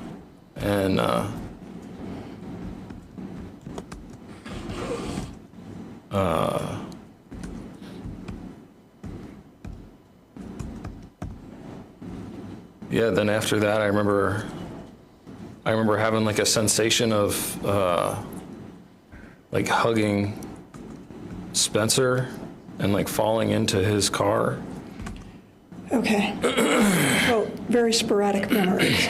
Yeah. It's just there's no like memory reel. It's just there's a piece here and a piece there, and nothing lines up, and I can't. We'll take our afternoon break now. Okay. And I want to talk to the parties for a moment. The judges had enough.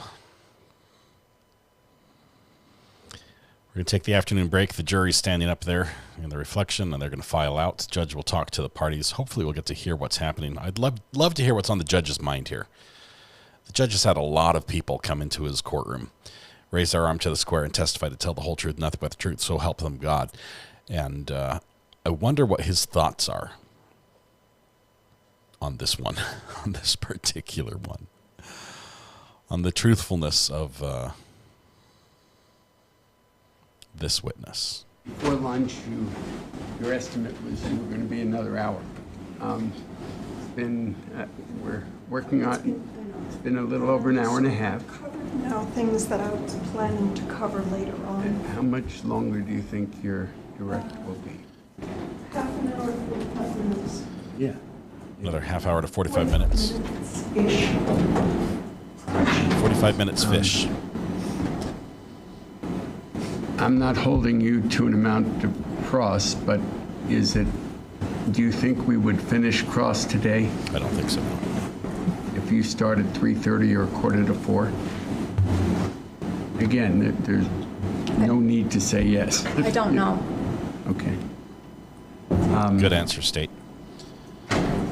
He hasn't finished testifying. All right, and we'll talk about tomorrow, but I think we're probably looking pushback, maybe pushing back closings, certainly till at least Thursday afternoon and maybe Friday morning, but we'll see how things go, depending on what further evidence there might be. All right? Okay, thank you. Thank you.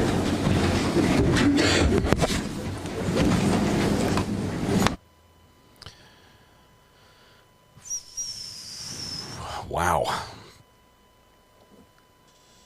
Wowie. How do you think it's going? Little caress, reassurance. You're doing fine. You're doing fine. Yeah, I thought so. I think they're buying it. So, do you think I should drink more? Well, never mind. She wasn't listening. Everything's fine. Everything's fine. No worries. It's going great. All right. This is some of the most painful testimony I've listened to in a long, long time. The number of times he's had to stop and think about something that should be able to be on the tip of his tongue if it's an actual recollection. And the number of times he's tried to testify to something that he either pretends to or does not recollect, that he's like, yeah, I saw in the video, I saw this happened, or I read the transcript, or someone told me. This is going not bad. Well, not good. It's going very, very bad.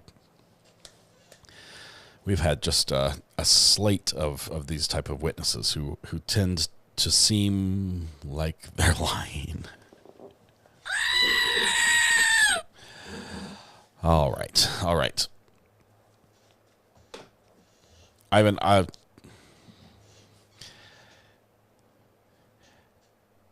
the first time this defendant acknowledges that he yelled at Emily is after he killed her. That's the first time he ever raised his voice at his wife, according to what he's recounted to us. Everything up to that point was just standing there and taking the abuse, whether it be physical or verbal or otherwise, and just encouraging her to breathe deeply, to, calm the heart rate. Let's talk it over. Let's do some aisle yoga together. Maybe I'm going to go for a walk and give you some space. This witness is incredible at diffusing situations. Doing the bare minimum, only the amount that would be legal for, say, like a teacher to do if a student acted out in class, and just basically, I don't know, even then restraining a student might be too much for a teacher. Just the bare minimum to stay alive and to not be hit. One time, he suggests he gave Emily a pillow to hit him with and to hit his dog with. This little dog that he has to protect with a silenced Glock. He gave Emily a pillow to hit Remy with. And I'm not buying it. The many drinks, he's thinking about what happened next and fitting things in and consciously thinking about not just what his recollections are, but what other people testify to what has happened, so he can work in the fact that, oh yeah, we heard the doctor testify that she had no alcohol in her system, so she must have just been drinking Red Bull. This is contrived in my mind. It's contrived. All right. It's wild.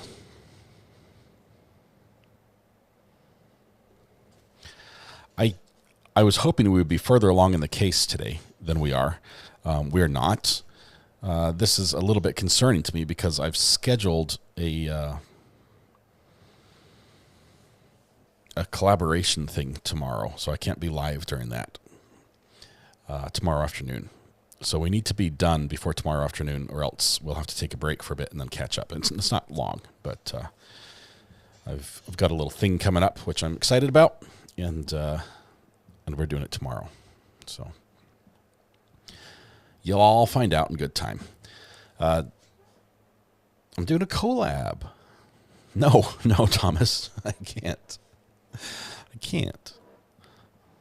Anyway, we're excited. We'll find out. We'll see if we can put this together. All right, I will tell you later. Are you invited? Not right now. No, not right now. I'm such a tease. Hey, I managed to not tell the story about the exploding toilet for nearly a week. I can keep a secret. Yeah. Surprises are good. It's like Christmas. It would be bad if I were to tell my kids, what they were getting for Christmas. Then they'd be like, "Oh yeah, there was no anticipation. There was no surprise."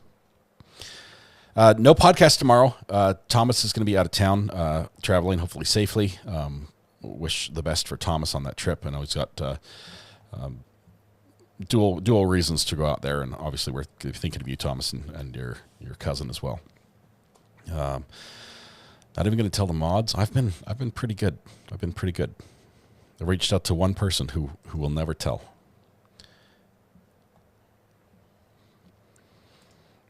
It's not that. You guys are funny. All right. Teresa asks, hang on, how do you know what Santa's bringing? I have no clue what Santa's bringing. I just know what we're getting our kids. Santa Claus is always a Mr. M, as surprised as anybody on Christmas morning. Had to step away for a few. Where's the trial? We're in a short afternoon break. The defendant is still on the stand. He's been testifying for 2+ hours on direct, and it has been like teeth-drillingly painful. No Novocaine, just straight drill. It has been painful to listen to.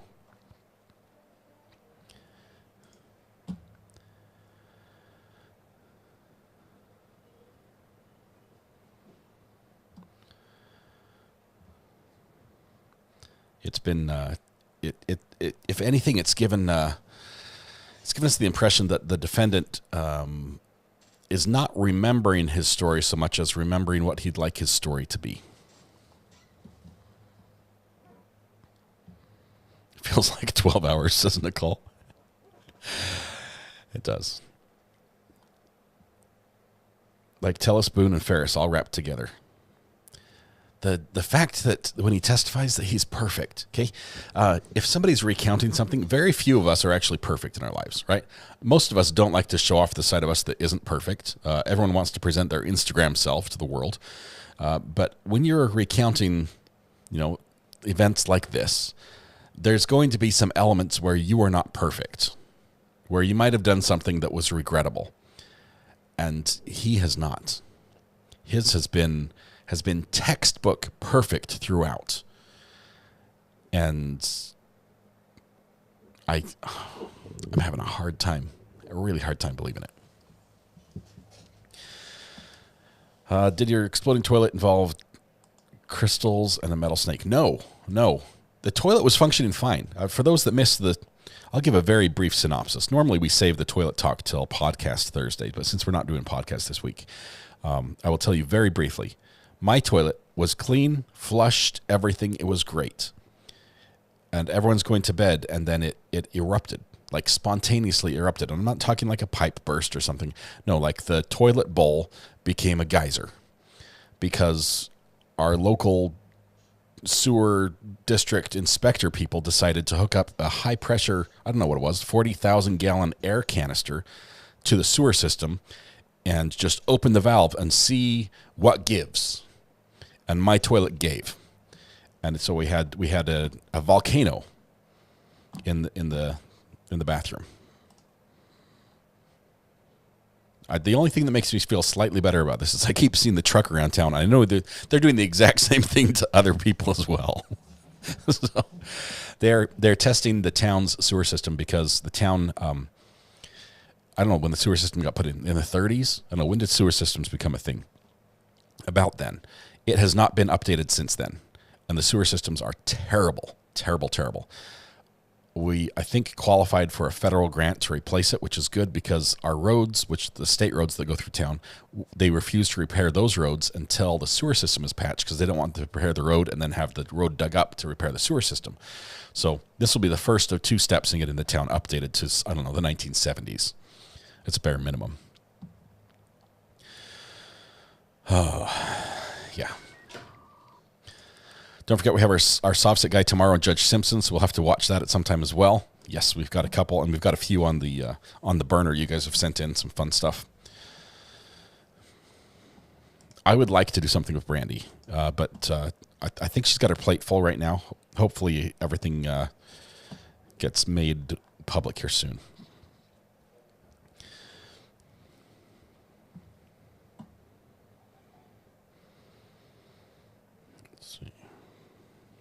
Haven't sewer systems been a thing since the Roman Empire? They've had flowing water, but it was more like aqueduct systems that they developed. Our town sewer system, I think, was installed in the 1930s.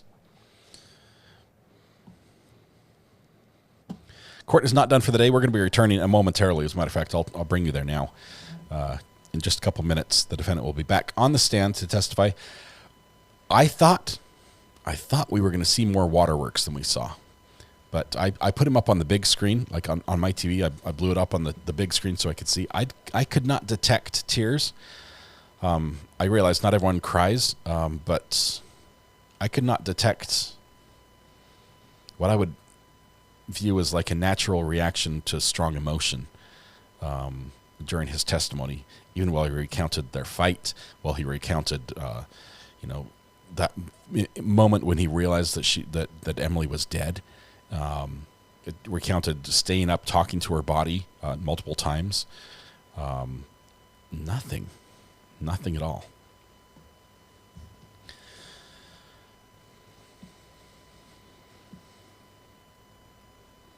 I think he tried.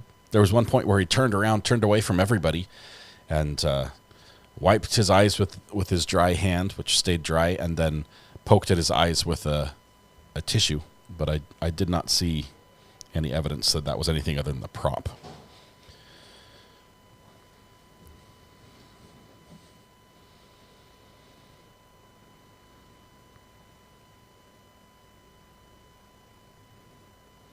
I'm not pulling a Brandy on you. No. Brandy is doing what she loves. That is awesome. I'm just trying to line up a collab.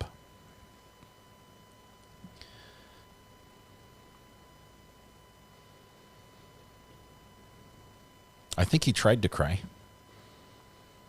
I think he did.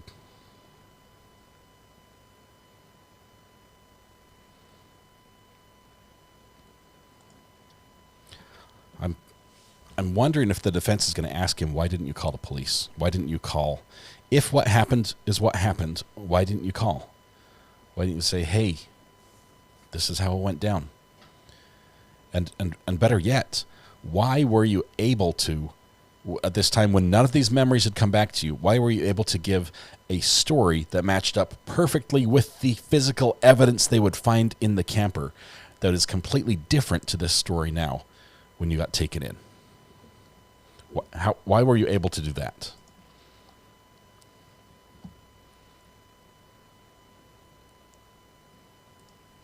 Debbie, it's just a timing thing. One day we'll figure it out. We'll figure it out. Did see another podcast from Brandy. She's a busy girl.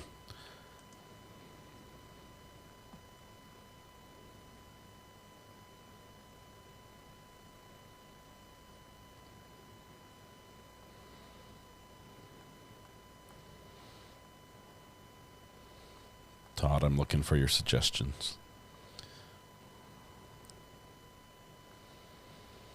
Melanie, Dr. Joe, and Kurt.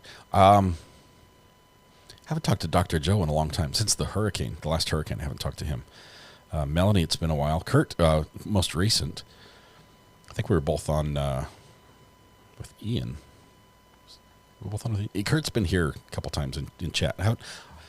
Every time Kurt's available to come on the show here, I'm not using StreamYard, and it's next to impossible to bring a guest on the show unless I'm using StreamYard.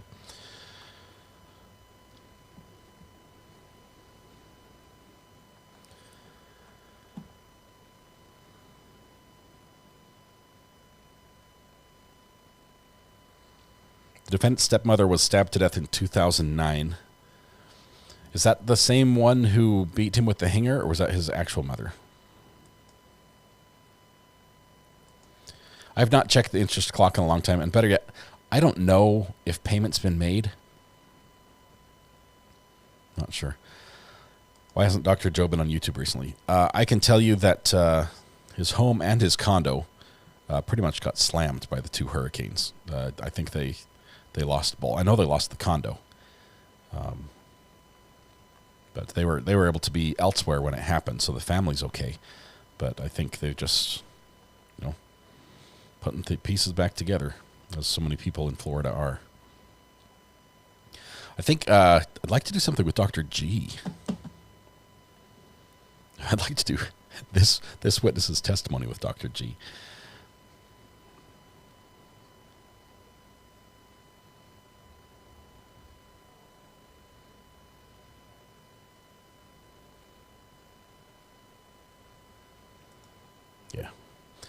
To those that live in an area that got ravaged by a hurricane, the scars of that damage take years to go away. I mean, there are some properties that, whether it's just there's no money, there's no insurance money. In most cases, there's no insurance money, or there's just not the ability to rebuild. People just can't, and it just stays that way for way too long. Sometimes there's just no labor available, affordable labor available to get the work done. Megan Dragon, whoop, love you, Art. Thank you, Megan. Appreciate it. Congratulations on 7 months. It wouldn't be the same here without you. So thank you. Yeah, we haven't been on with Dr. G in a long time, and I think last time we were on together, I think we met his wife as well, which was a lot of fun. Dr. G did a great analysis of Luigi Maggione. I can never pronounce that name. Just Luigi. He was the alleged shooter in the United Healthcare incident in New York.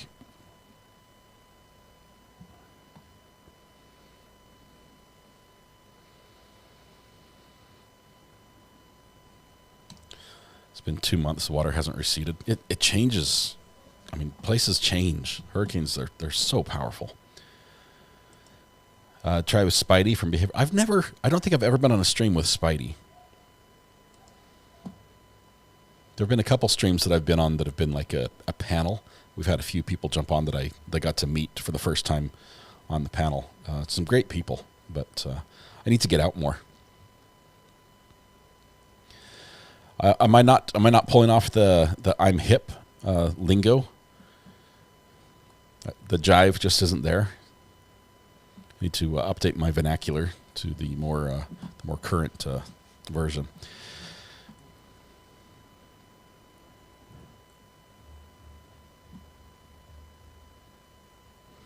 Is this a surprise that Josh is going to be a temporary co-host on the podcast and doesn't know it? That's not the surprise yet, Josh. Maybe one day. New Sarah Boone letter. What? Hang on.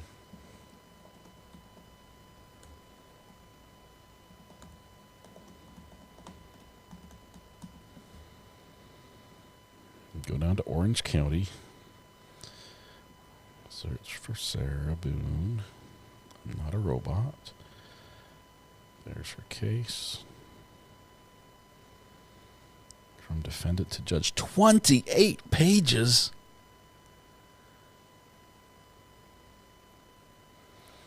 Brittany. It's a doozy. Stamped today. Mr. Michael, she doesn't call him Judge. Mr. Michael Kranick is how it starts. Oh, wow. Oh, my goodness. We might have to read this one. Maybe tonight. I'm not sure if where this one ends tonight. Melissa Webb says, wonder what the jury's thoughts are right now. Love being here. The jury, I think, is ready. Thomas is like, I'm ready to be done with Sarah Boone. 28 pages. Let me just look and see if there's any graphic design work in this one.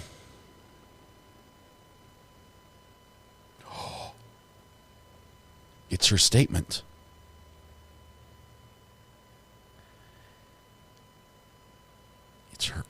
edited statement. Is there anything to address before we bring back the jury? Judge. No, thank you. Okay. Bring in the jury.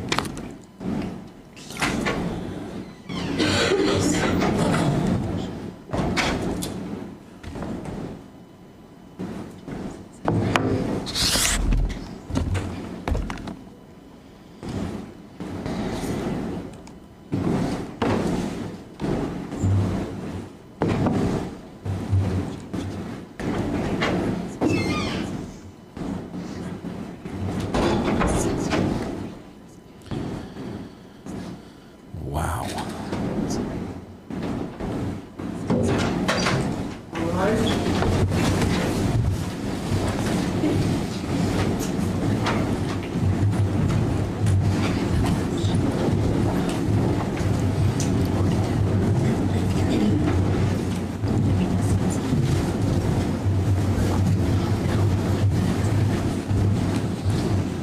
Ooh, get a rare look into the gallery to see who's there watching. Please be seated. We're back in the matter of State versus Joseph Ferlazzo Jr. After our mid-afternoon break, all members of the jury are present, and we'll continue with direct examination. Ms. Jantz. Thank you, Judge.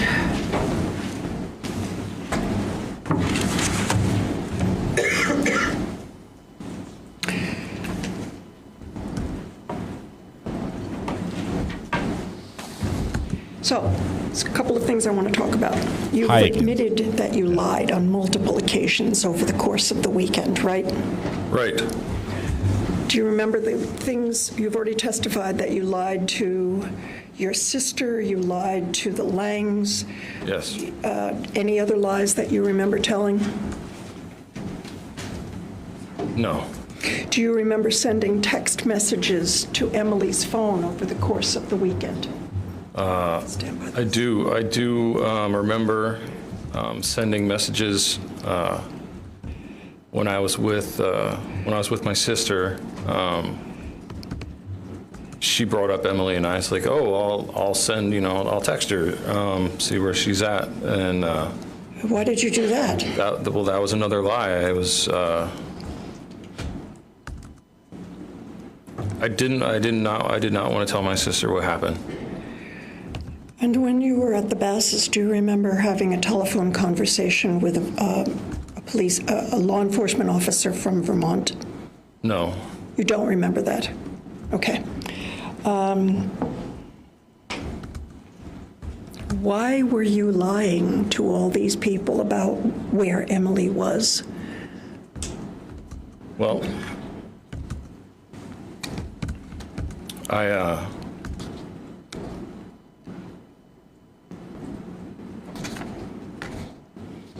so it's like this. To get back to Pennsylvania to help your grandmother move? Yes. Why didn't you just go back to Pennsylvania instead of hanging around all weekend? Well, so I took the opportunity to be with my sister, as I hadn't seen her in years, and I asked her what she wanted to do, and she told me what she wanted to do, so I spent time doing that.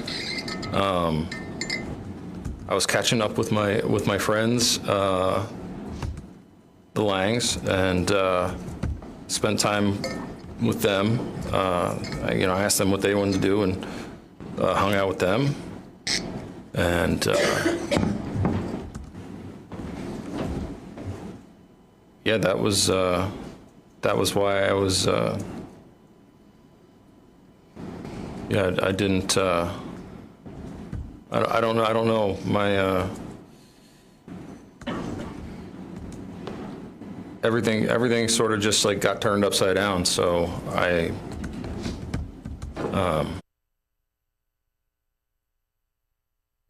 Hang on one second here.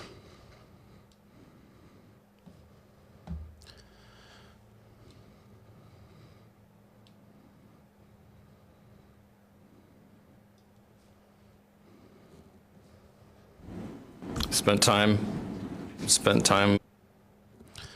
right when we've got captions going in weird places and I need to fix it.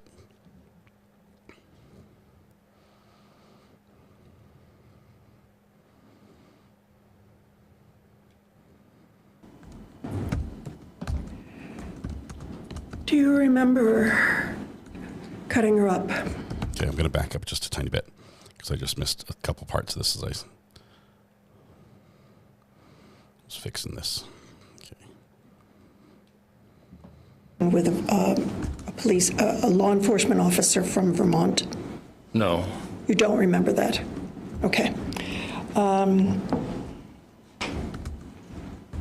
Why were you lying to all these people about where Emily was?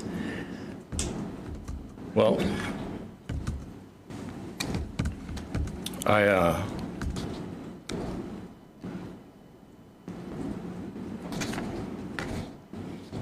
so it's like this. I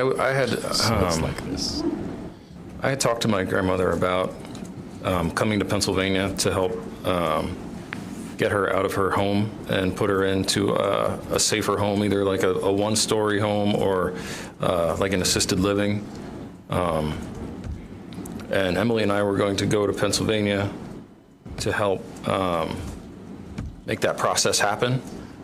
And if I would have told people, then the police would have been called, and I would be detained, and I would not be able to help my grandmother get her life together. It was for my grandma. So I wanted to move forward with my plans, even though what happened made it impossible. So your testimony is that you lied because you wanted to get back to Pennsylvania to help your grandmother move? Yes. Why didn't you just go back to Pennsylvania instead of hanging around all weekend? Well, so I took the opportunity to be with my sister, as I hadn't seen her in years, and I asked her what she wanted to do, and she told me what she wanted to do, so I spent time doing that. I was catching up with my friends, the Langs, and spent time with them. I asked them what they wanted to do and hung out with them.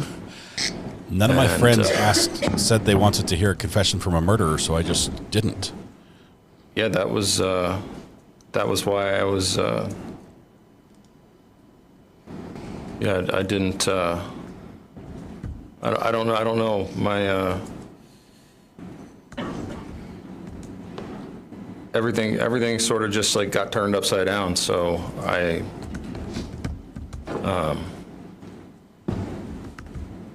spent time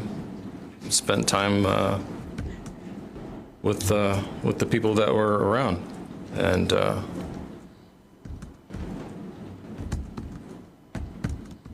here's the water again.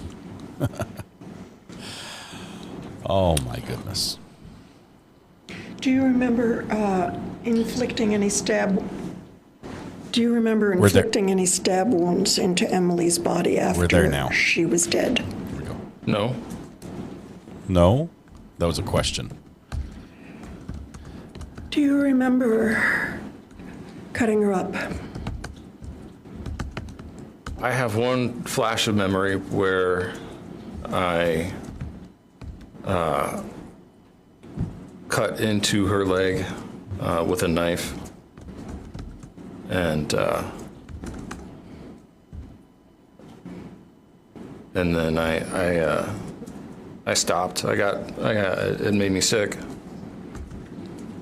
and I remember being sick, like nauseous and vomiting, and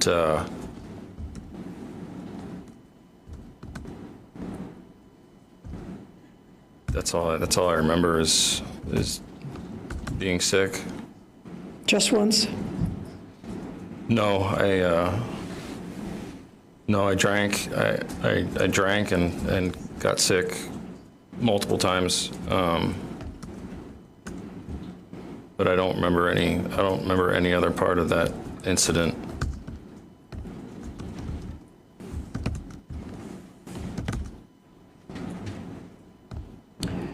I want to talk to you a little bit about your taped interview with the police. At the time you talked to them, when was the last time you had slept? So you talked to them about 2:30, roughly, on Tuesday afternoon. Prior to that, when was the last time you slept?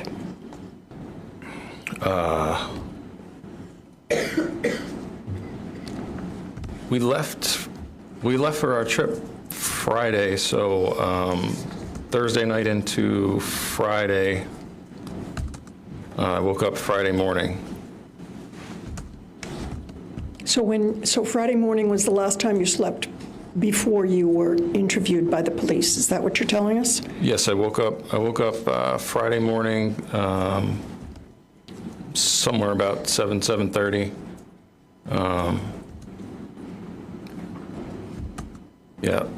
Yeah, we slept. We were in New Hampshire, and we slept in her bedroom. You've seen your recorded interview a couple of times, right? I have. And do you remember Detective Voris asking you more than once, where did you sleep that night? Do you remember seeing that? I saw the video of it. I don't remember. If he doesn't remember, he can't testify I don't have to memory it. of that. I don't have access to a lot of my memories at this point. I only have what I've seen on the video. Okay. You saw on the video that you said to him, I slept on the bus more than one, in response to more than one question. Do you remember seeing that? I saw that on the video. Yeah. But your testimony is that you were essentially, you hadn't slept. Can I ask you not to lead the witness? Yes, certainly, Judge. The judge Yep. objects to leading now. The prosecutor hasn't been. The first time you saw the video, what was your reaction to seeing yourself and hearing what you said? It was revolting. My reaction was disgust. I was revolted to see and hear. I was very. Those lies. Like depersonalized, like disassociated. Just I don't know how to. It was revolting to me to watch that video.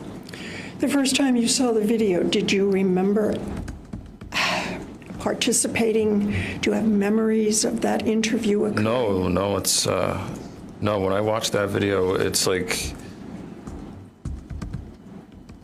I don't know if anyone here has ever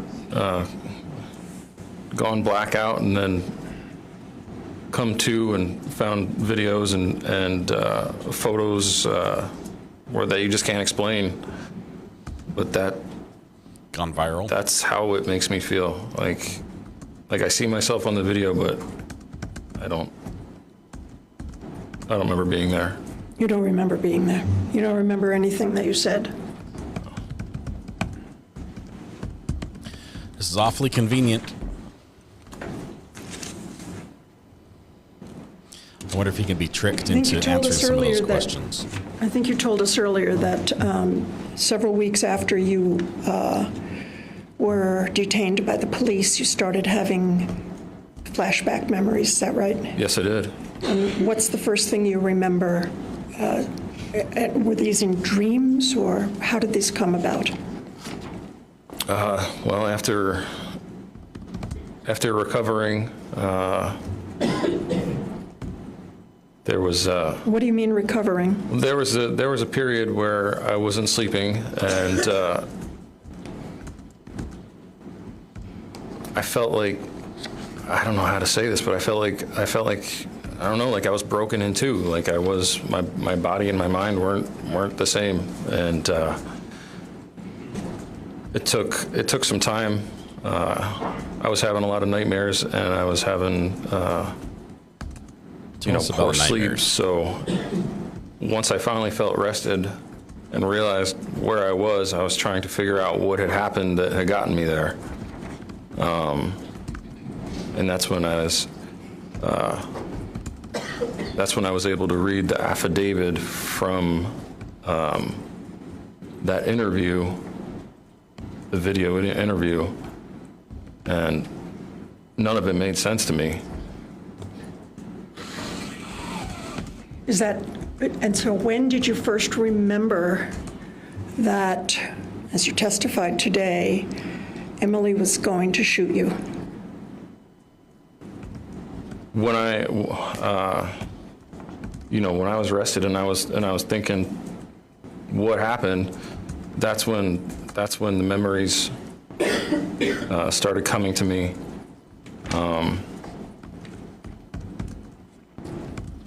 It was like those same kind of flashbacks that I was having, but like the pieces started kind of like coming together a little bit more.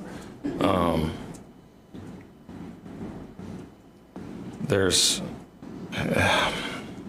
it's frustrating because there's some memories there, there's some memories that aren't there. So this whole process has been kind of strange, picking up new pieces and trying to put the thing back together. And bad analogy once again.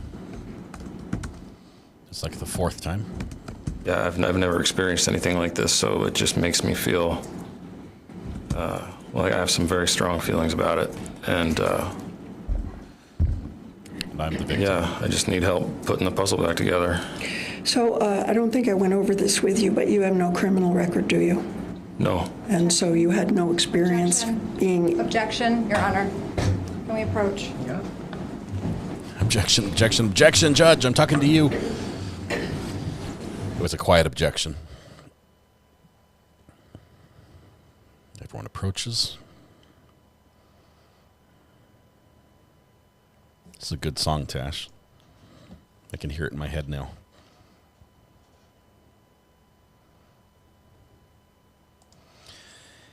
Auntie Candy, you're right. His testimony is fascinating. It's bizarre. I can see somebody making just a random, out-of-their-mind statement about here's what happened, confession, and having it be completely wrong. But having all the pieces, even down to where they're going to find guns, where they're going to find her body, how it's divided up, how many bags it's in, all that. How can you make a confession about that? Then say, whoa, that was just psycho. That was like not me. That doesn't match at all with what happened. But have all of it be right. Now I'm going to tell you the true story about what happened. He's so intent. I think he's looking for clues in this discussion as to what he should say. I wish he couldn't hear what the sidebar was. But he is intently watching it.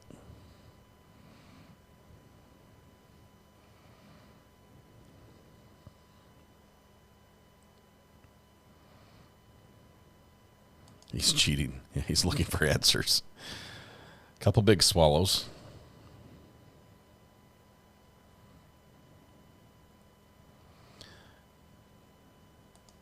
Ashley, the Sarah Boone letter is her statement that she read, but it's the whole statement, not the edited version. So here's the question for you. To explain to these people why you didn't tell the police everything you've told us today. That, as you've explained, you shot Emily because... Again, just ask Yes, the question. fine. Why didn't you tell the police that? I don't remember talking to the police. That's... at all. Much of the information that you provided to the police corresponds with accurate was corroborated by other means, like where your phone was and with whom you met. The only thing that is missing from that interview is that you didn't tell them that you shot her in self-defense. And your explanation is what? I didn't remember talking to the police. The memories came to me as they came to me, which was, as I said before, like after I had rested and I felt like I could use my mind.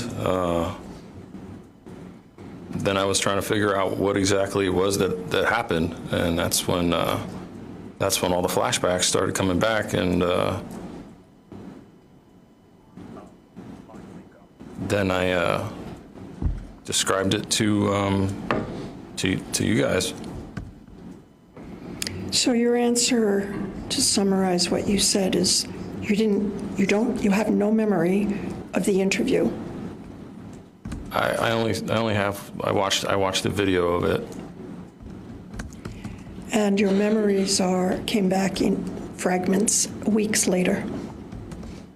Yeah, some of them are still, like, I'm seeing stuff still, as we're doing this, that just is foreign to me, so.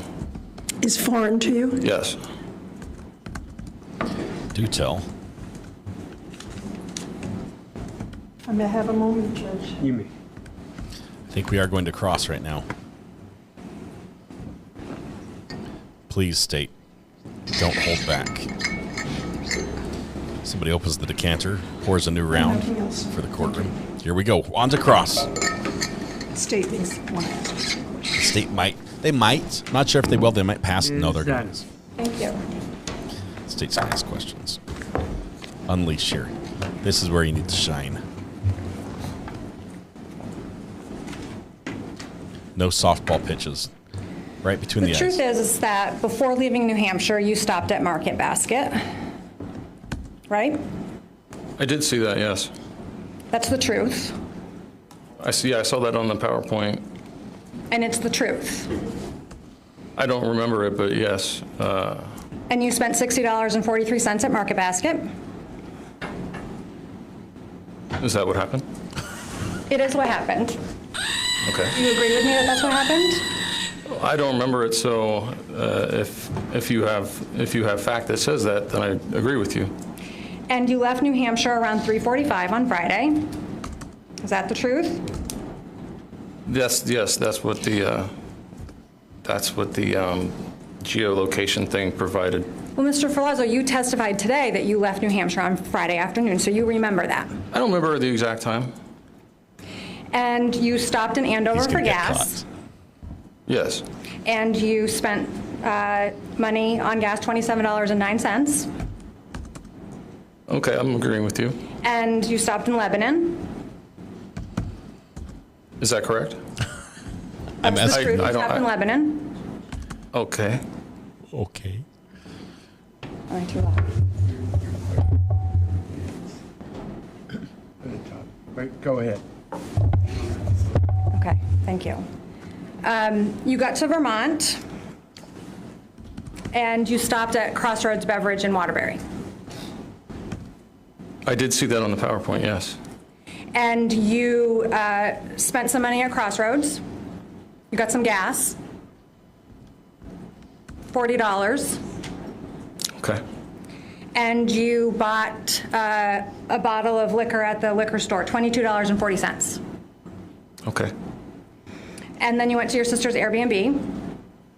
Yes. You parked in the parking lot. Correct.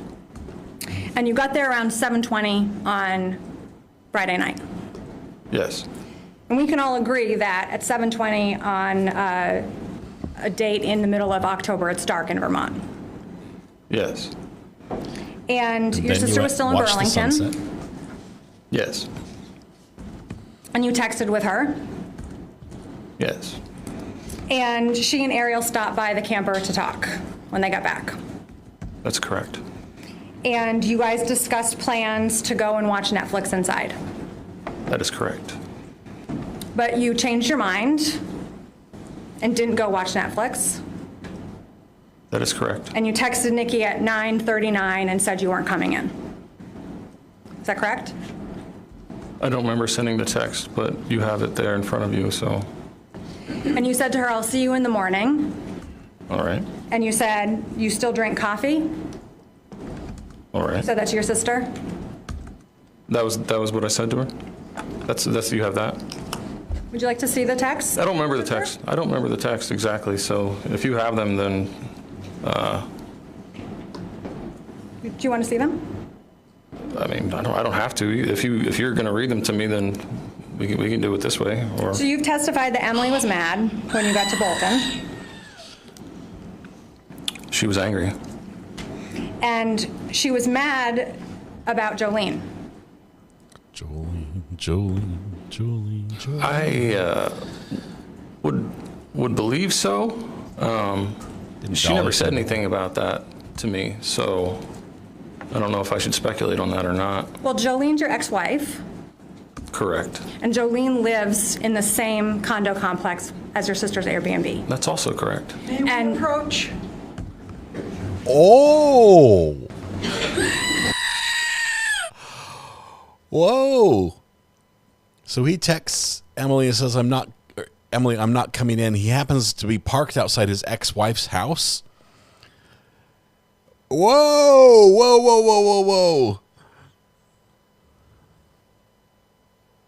Oh my goodness.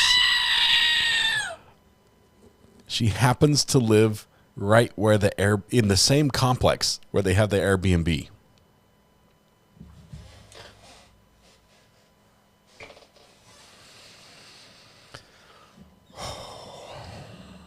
And he's all about rekindling old relationships where he hasn't met someone in a while. Now we might see a cause of an argument. So Jolene lives in the same condo complex as your sister's Airbnb. Objection was overruled. Correct. And that was the first thing that came up when you put the car in park, was Jolene, correct? She was never brought up.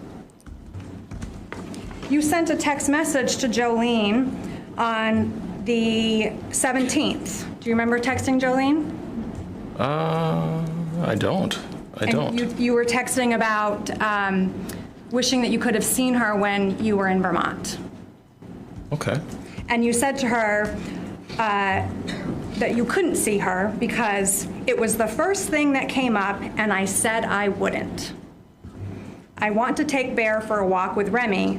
She only turns around to kick me to the curb. It's no big deal. I spent the day with my sister. It was awesome. You remember sending that text? I don't.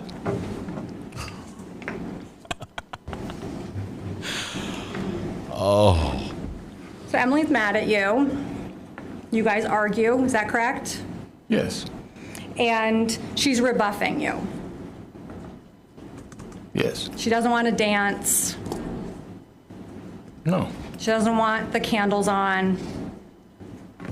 Correct. She just wants to go to bed. She didn't say anything to me. She went and laid down in the bed. Yes. She's facing outward, scrolling on her phone.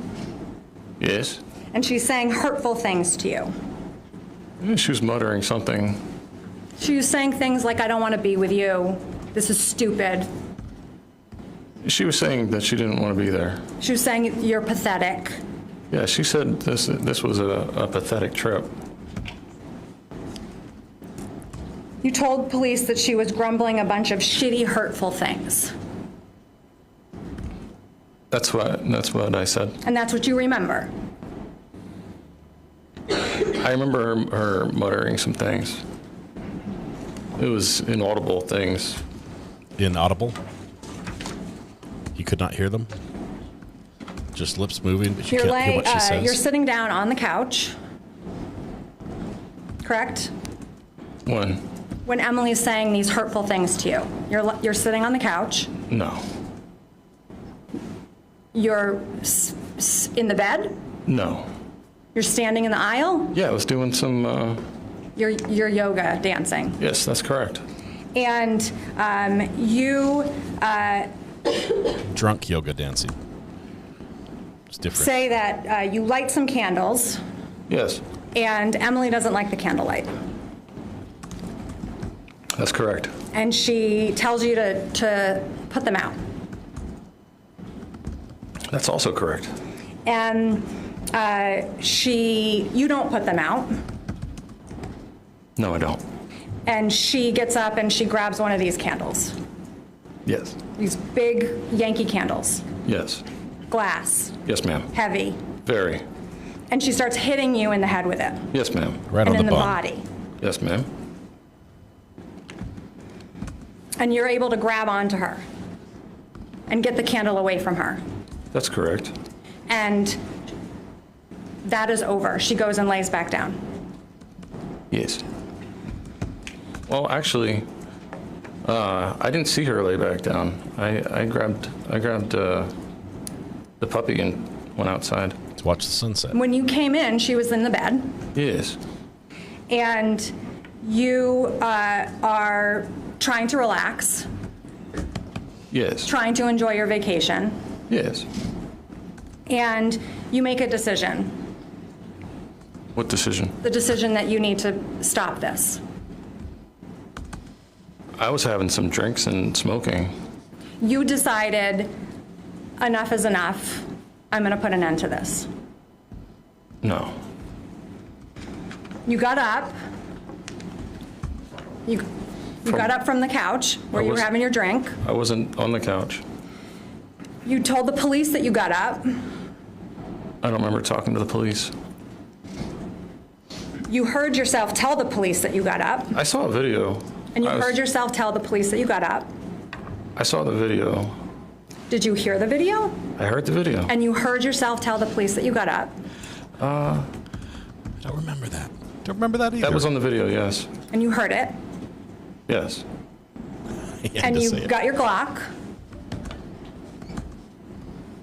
Are we talking about the video? We're talking about the Talking about facts. what happened. You got the Glock. Correct.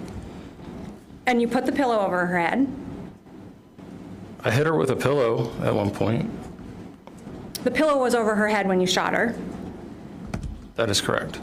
And it was over her head when you shot her the second time. That is correct. This is And when you realized that you had just shot your wife, you didn't call 911. No. You didn't go and get your sister. No. You had another drink. I sat with Emily for a while before drinking more. You actually put a bag over her head. I put a bag under her head. Mr. Ferlazzo, you put a bag over her head. I put a bag under her head. You tied a bag around her neck. When at some point there was the next day I had to move her body from the bed to the floor of the shower, and I wrapped the bag around her head and tied a bag around her neck. You remember doing that? To move her body. You remember doing that? Yep. Because that's. I remember you saying it. You remember doing that? I remember putting a bag under her head. You cleaned up? Got him. Yes. You picked up her shoes? Yes. You picked up her phone? Yes. You shut her phone off? Her phone was off. You told the police that you shut her phone off? I told Emily to turn her phone off. You shut her phone off after you shot her? Her phone was off. She shut it off. Whoa. You put her wallet in a bag? No. You told the police that you put her wallet in a bag? I don't remember talking to the police. I understand that, Mr. Ferlazzo, but you've listened to the video and you've heard your words. So you told the police that you put her wallet in a bag, correct? I did see the video. And you heard you utter the words, "I put her wallet in a bag." Yeah, I don't remember that. You heard yourself say those things. On the video? Yes. I saw the video, yeah. And you heard yourself say, "I put her wallet in a bag." Yes, I did. Yes, I did. And you heard yourself say, "I shut her phone off." Was that on the video too? You watched the video. Yes. You were here with us. Right. And you heard yourself say, "I shut her phone off." Yeah, the video is disturbing to me to watch. There's a lot of it that doesn't make any sense to me. So I don't do a good job on focusing on the details of it. I understand it is disturbing, but we heard you say, We all got the same "I shut impression. her phone off." Did you hear that? I do recall the video saying that.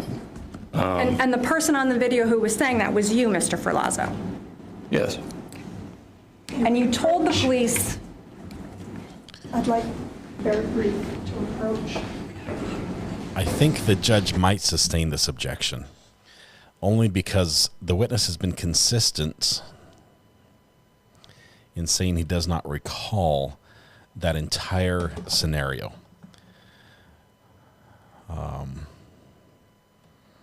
He might ask the prosecutor to move on.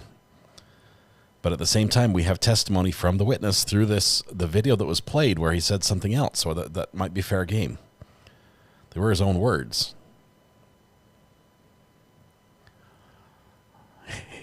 Witness is very intently listening, seeing if he wins or loses this one. He's trying to remain calm. He's very much deer in the headlights at this point.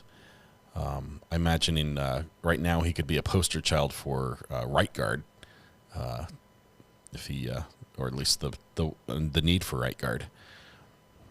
Raise your hand if you're sure. His hands are down. Yeah, he might be losing this one.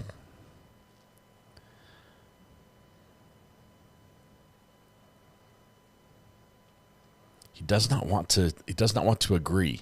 He has to be consistent on all the things he says he doesn't remember. He has to say, "I've heard that," or "I saw it in the video." He can't get tripped up like he was briefly previously, where he says, "Oh yeah, I remember that," and then they say, "Wait, but that happened during the video." You say, "You don't remember that." He's already the bag on the head part. I think that already got him.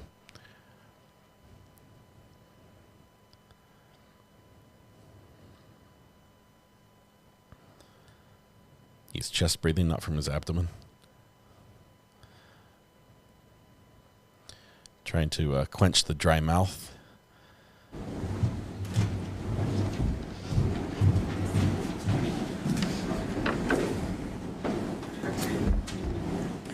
So, Mr. Ferlazzo, you told the police that you shut Emily's phone off. Objection overruled. Is that correct? From the video? Yes. I said that on the video. And you told the police that you shut her phone off because she wasn't going to be using it anymore. Like I said, I don't remember the video. It's hard for me to focus on the details of it. So if that's what happened, then my recollection is different. So if that's in the video, you said that. If that's in the video. You're not contesting that was some other person in the video. Definitely, no, I'm not. That's, there's a video of me saying a bunch of stuff on the video. And you put the bloody pillow in a garbage bag. Yes. And you put the red throw pillow in a garbage bag. Yes? Yes. Thinking this You over. flip the mattress over. He knows there's a trap. Yes. You put new sheets on the bed. Yes. You put new blankets on the bed. Yes. Put some new pillows on the bed. Yes. And you never called the police.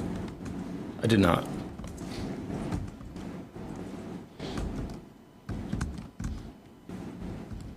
After you shot Emily, you continued to text her phone, correct?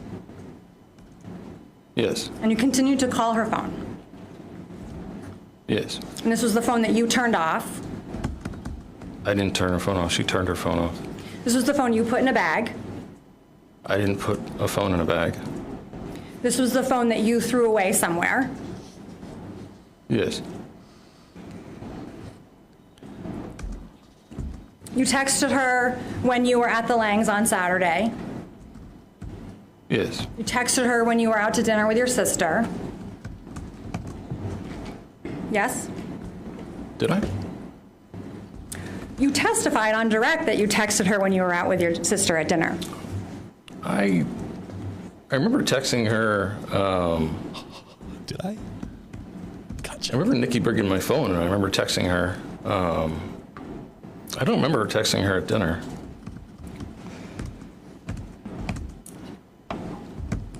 You testified when Attorney Jantz was just asking you that when you were out at dinner, Nikki was asking about Emily, and you texted her. That was when I was at the Langs. You weren't eating dinner at the Langs. You were eating dinner at Twig's. I remember texting Emily's phone. I remember texting her phone at the Langs house. I don't remember texting her phone at dinner. You texted her at the Langs house. That is correct. Right. And you did text her when you were out to dinner with your sister Nikki. I did? You said you did. You called her multiple times. Yes, that's what it showed on the phone record. And this was the phone that was shut off. Yes? And the phone that was somewhere in the garbage or in the river. Yes.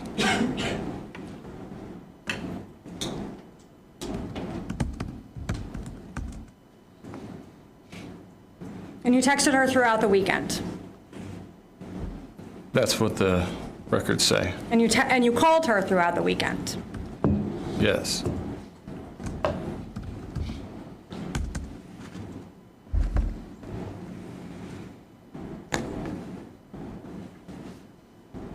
So Saturday morning, you decide to make coffee. Yes. You don't call the police on Saturday morning. No. You don't tell your sister on Saturday morning. That's correct. You bring coffee to your sister. Yes. You go take a shower in her Airbnb. Yes. Because Emily was in the bathroom of the RV. I moved Emily from the bed to the shower floor, the bathroom of the RV,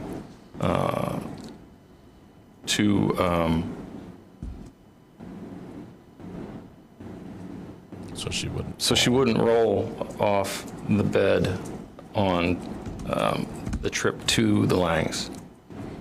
You went to breakfast with your sister That's right. at Maxie's. Yes. You didn't tell your sister at breakfast that you had shot Emily twice the night before. No. I had a talk with my sister prior to our reunion not to bring any of our drama. You didn't want to. Ruin my sister's vacation. Understood. You ordered a mimosa at breakfast. Yes. You ate breakfast. I don't remember eating, but I feel like I remember seeing I saw the receipt on your the evidence. You ate breakfast. Yes. Had some eggs. I don't remember eating. Saturday afternoon, you drive the camper up to St. Albans. Yes. Emily's in the camper. That's correct. She's not alive. No, she's deceased. You drive through Richmond, Williston, South Burlington. You don't stop anywhere to tell the police that Emily was dead. That's correct. You drive right past the Vermont State Police Barracks in Williston on the interstate. I don't know where that is. You don't stop. No. You go up to the Langs. You park the RV. That's correct. You go into that Lang's house. Yes. And when the Langs ask where Emily is, you don't tell them that you killed her. No. You come up with a story that she's off visiting friends. Right. You give your sister a tattoo. Yes. Multiple hours, correct? 2-3 hours. Yes. Pine cones, maple leaves, acorns.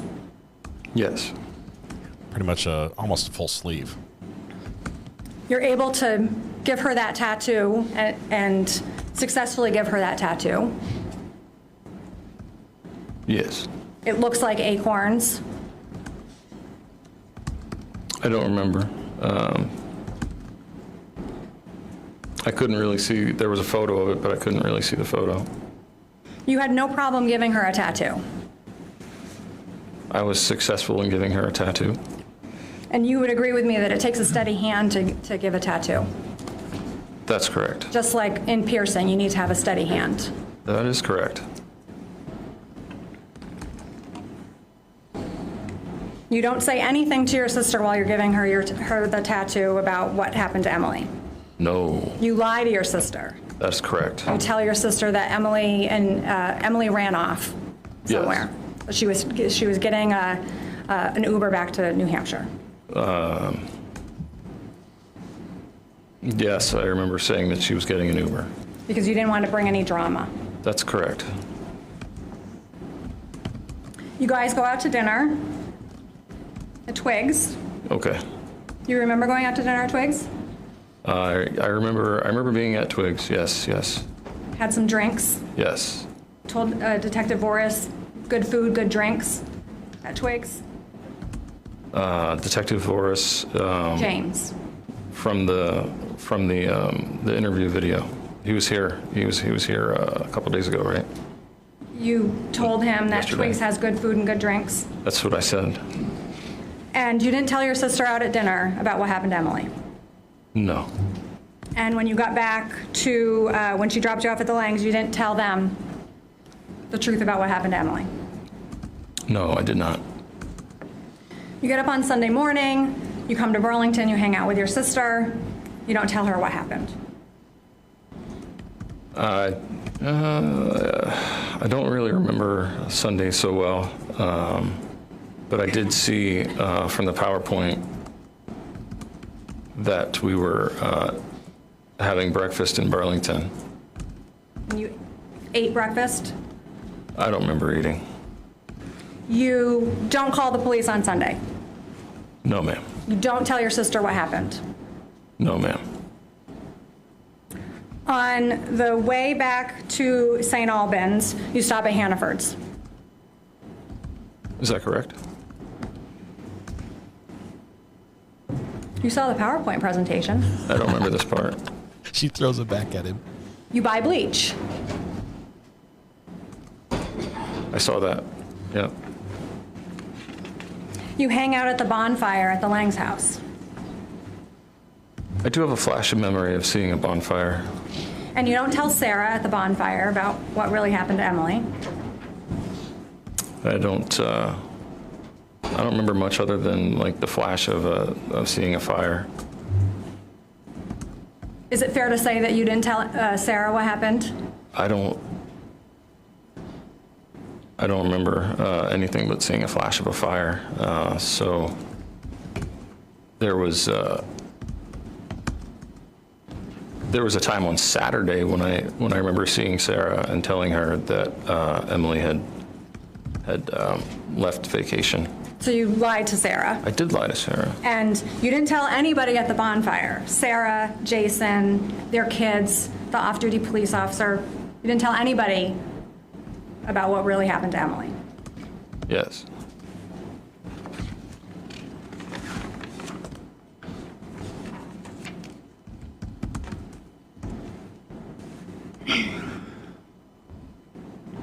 Your plan was to get rid of Emily's body by putting it in the woods.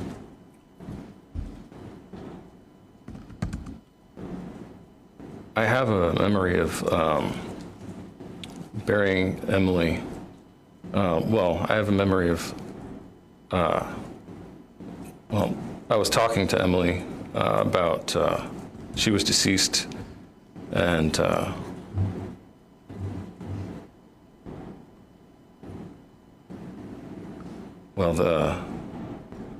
was talking to her about giving her a burial, and giving her 8 burials.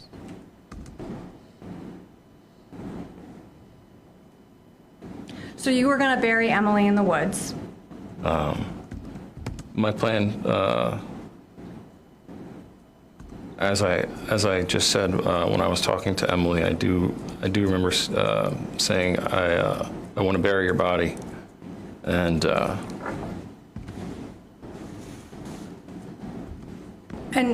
you were going to do that in the woods. As I said, I was talking to Emily, and that part. I did tell her that I wanted to bury her body, and that the memories, it feels a bit strange, but it was, there.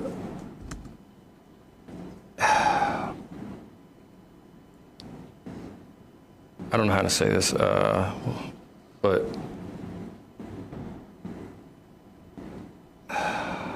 Let me ask it another way, Mr. Ferlazzo. You remember watching the video. I watched the video, yeah. And in the video, you were speaking. Yes. That was you in the video. Right. And in that video, you told James and Seth that you were going to take her body into the woods and bury it. So, I remember talking to Emily. He's stuck on this. I think this was Saturday night. Like they made the decision together. That's how he presents this. I was talking to her and just telling her like that I wanted to bury her body, and the conversation. Well, it wasn't a conversation, but the soliloquy. I don't know if it was like a delusion or what, but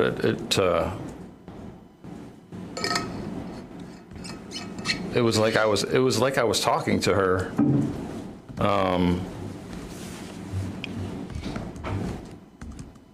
But I know that can't be true because she was deceased.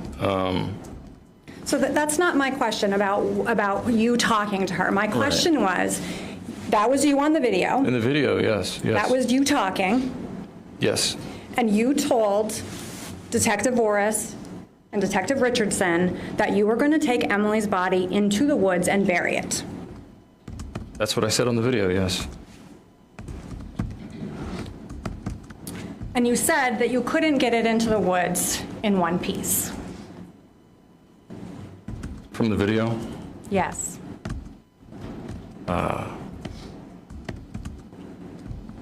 Yeah, I was pretty revolted by watching the video, so I haven't really taken in all the details of it, but well, I understand that, Mr. Ferlazzo, and this is not the first time you've seen the video. I've watched the video a few times. Okay, and it's been more than 3 years since you spoke on that video. Yes. And you told the police in that video that you couldn't get her into the woods in one piece. Am I supposed to speculate on? I mean, that makes sense, but I'm not asking you to speculate. I'm asking you to confirm what is in the video. The video says that. Okay, and in the video, you said that that is why you cut her body up. Yes, that's what the video says. To get her into the woods to bury her. Yes, that's what the video says. And that's what you said on the video, correct? Yes, I have no memory of talking to the police, so. I understand that. You've made that abundantly clear today, Yeah. but I'm asking you if that's you on the video. That's me on the video. And those are the words that are coming out of your mouth on the video. Yes. Okay. She's impeaching him with his own words, is what she's doing here. And while you're involved in dismembering her, you decide that you're going to stab her through the heart.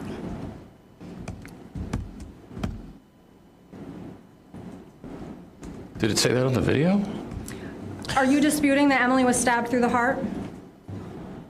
That's what the autopsy expert said. And you stabbed her 8 times in the abdomen? I have no memory of it. This is so bad. And you stabbed her 9 times in the back?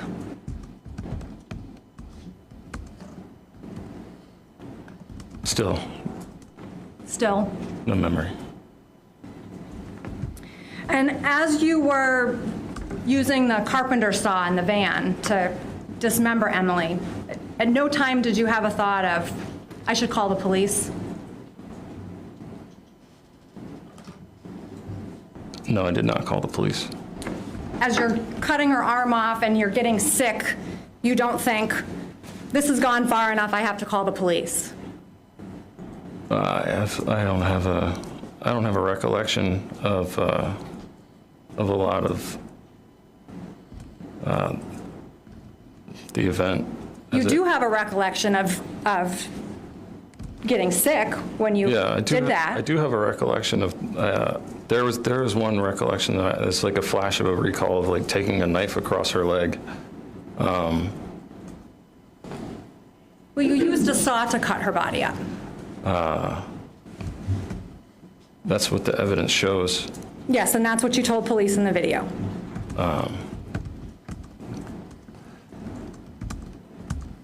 I have no memory except for there was a memory about the like cutting into her leg with a knife and being sick over it.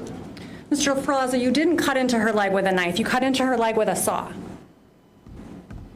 I have a memory of cutting into her leg with a knife.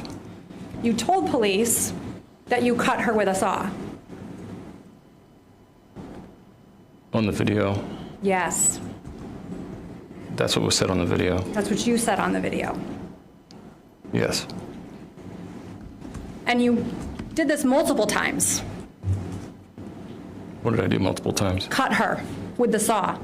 I don't have any memory except for, like I said, I have a memory of cutting into her leg and You're not disputing that her arms were cut off? the evidence shows that her arms were cut off. And you're not disputing that her legs were cut off? That's what it shows. And you're not disputing that her feet were cut off? No. And you're not disputing that her head was cut off? No. You also took her wedding ring off and put it in the cup holder. Okay.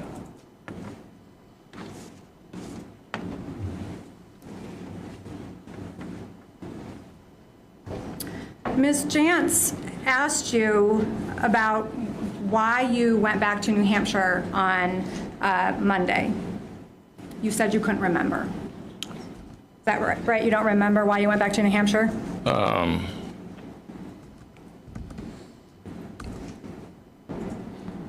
Am I talking about what I remember, or am I talking about what I've seen? I'm asking you, when Ms. Jantz was asking you questions about why you went back to New Hampshire on Monday, you said, I don't remember. That's correct. Thank you, Nurse for God. You told the police Rest in peace to your that goat. you went back to New Hampshire on Monday because you were expected back in New Hampshire on Monday. From the video? And Adrian and David were expecting you and Emily back on Monday. Correct?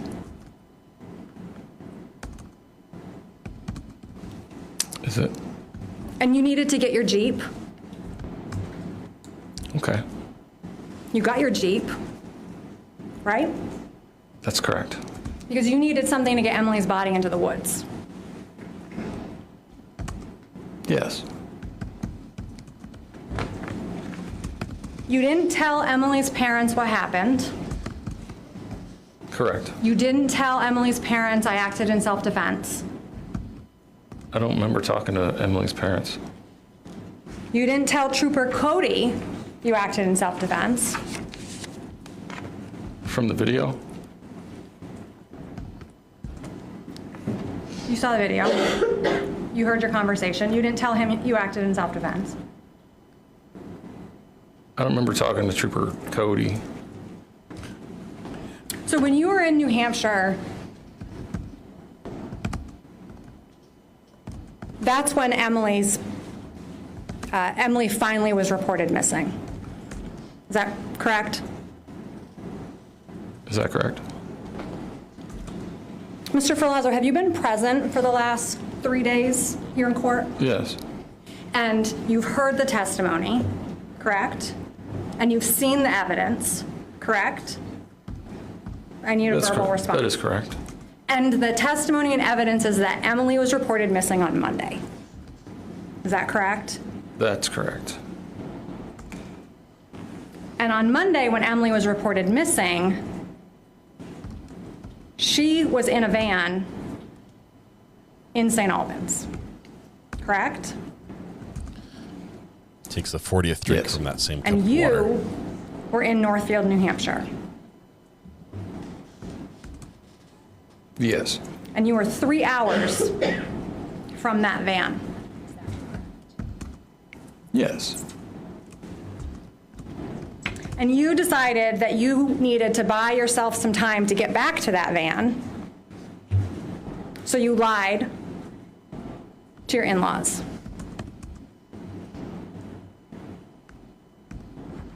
Yes. You told them that the van was at some guy named Kurt's. From the, I do, yes, I remember hearing that. And with the party's approach.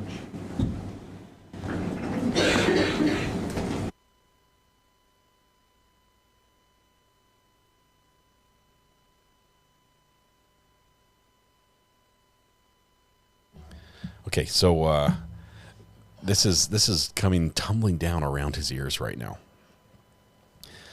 He's trying to remember what he's supposed to remember and what he's not supposed to remember, and he's keeping it simple. I believe, this is my personal belief, I believe he's practiced this a lot, so that he's running every question through his mind, and if it's something that happened on the police video, he gives the same answer on the video. He always defaults to that. Did it happen on the video? Yes.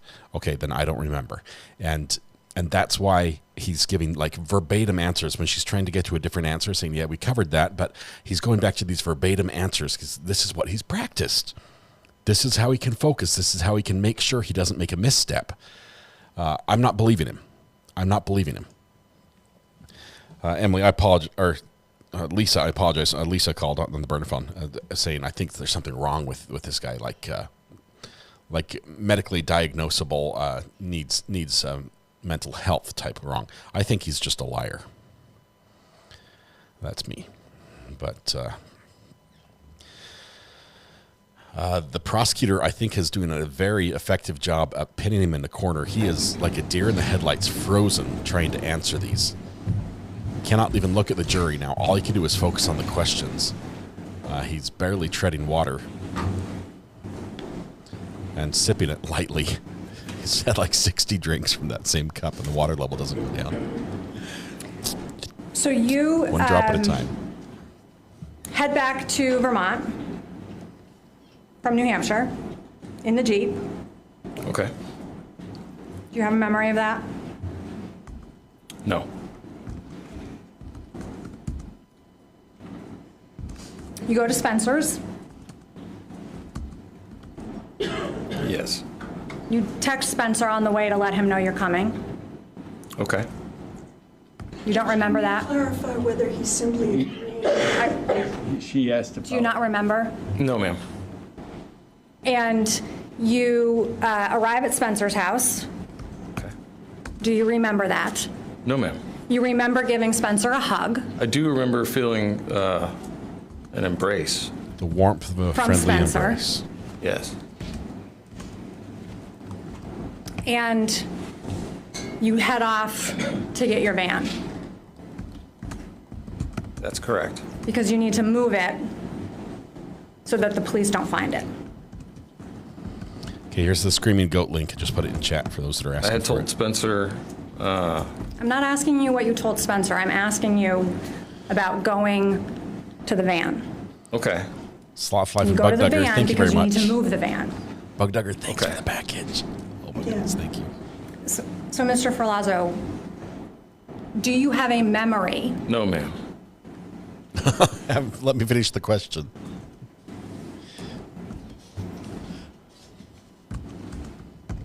When you get to when you get close to the van, you see all the police. Okay. You don't remember? No, ma'am.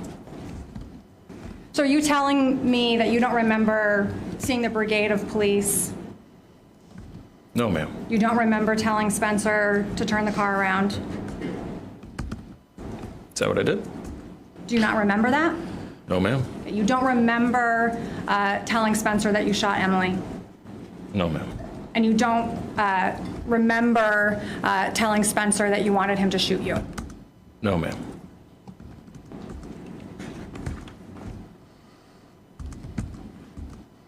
He's biting his lip.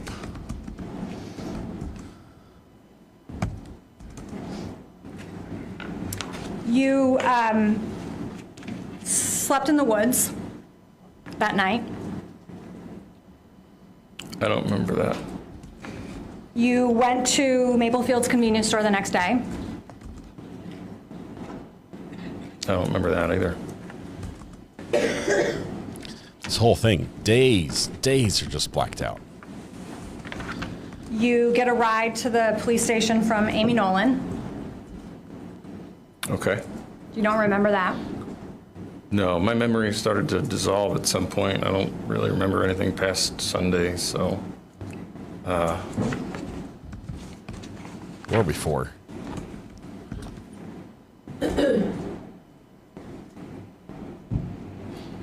When you are at the police station, you have memory. What memory? You told the police what happened on Friday. Are we talking about the interview from the video? When you were at the police station on Tuesday at 2:15 in the afternoon, Okay. you had memories of what happened on Friday. Got him. I don't have any memory of being at the police station. Would you agree with me that from what we've seen, We've seen videos. that you had a memory of what happened on Friday? We've seen a video of me on a video. And in that video, you are telling the police what you remember. I don't remember talking with the police. I That's just his remember answer. watching a video. And in that video, you are talking about what you remember. He doesn't want to admit this. Like I said, I don't remember talking with the police. But you watched the video. I understand that, Mr. Tuesday. Ferlazzo. You gave the police a very long account of what happened. I watched the video.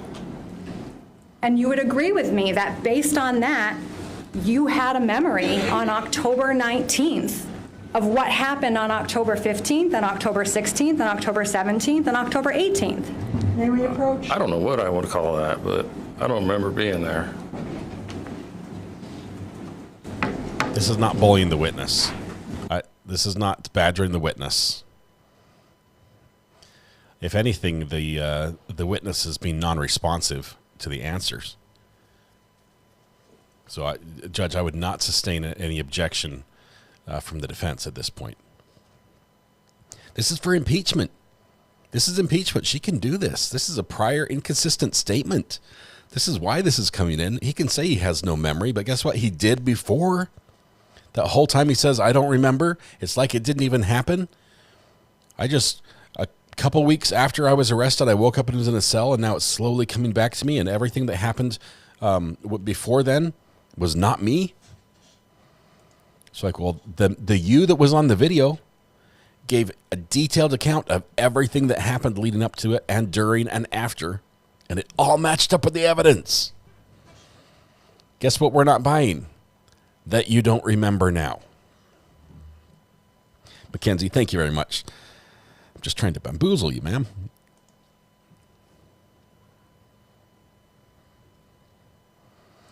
Yes, after he got cross-examination, after he got the diarrhea of the mouth confessional symptoms. And at the same time, he also, while his memory disappeared in some areas, he gained a memory of the crucial areas involving what happens that would make this, in his mind, self-defense.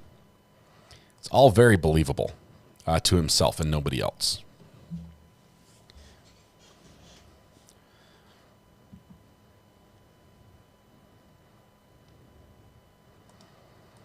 Yeah, he's not looking at the jury because the jury is possibly flipping him the bird at this point. Look at the eyebrows. Look at the ruling. There's some spicy argument going on here, but which we cannot hear. Lawyer is fighting valiantly for him. Don't think it's going to happen. As I was saying, let's see if the prosecutor sustained this. I don't think he did, because the last word came from the defense based on his reactions.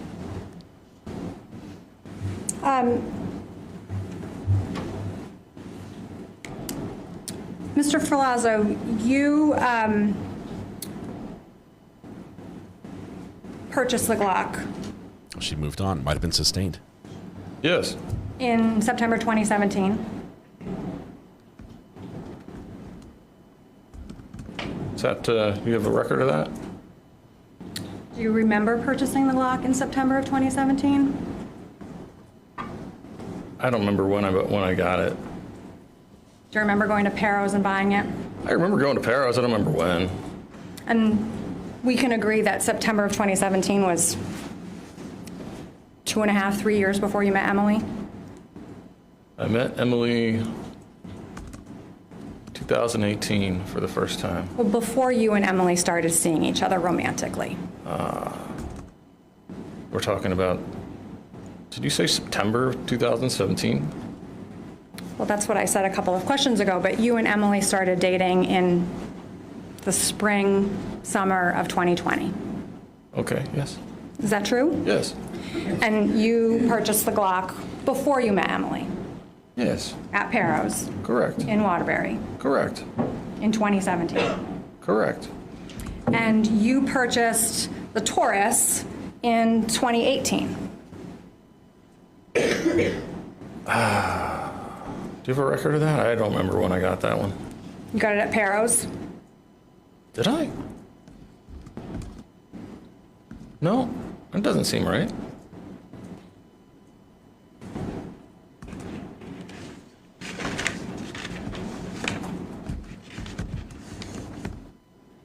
So I actually seem to recall, are we still talking about this, or are you done? Sorry? Are we still talking about the Taurus? Talking about the Taurus, yes.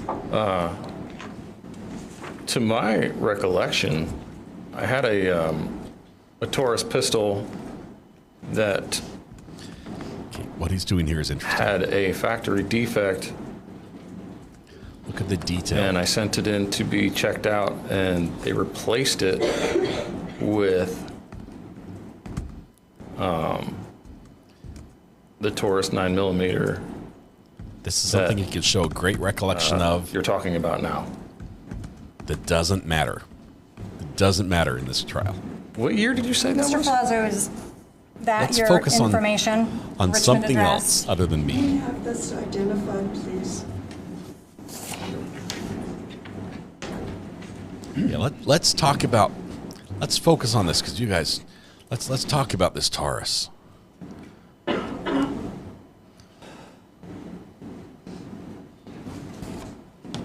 I'm not sure what that was.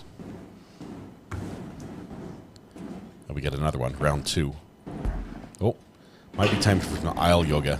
Judge, could we play a little soft music, light a couple candles, maybe help the defendant get back in the zone for questioning?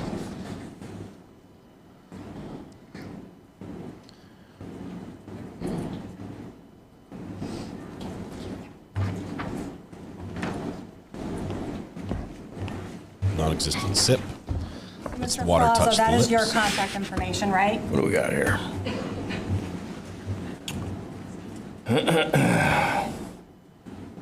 This is marked as 140s.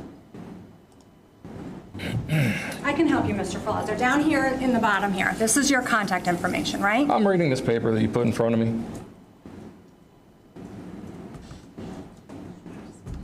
Whoa, whoa, whoa, whoa, whoa, whoa.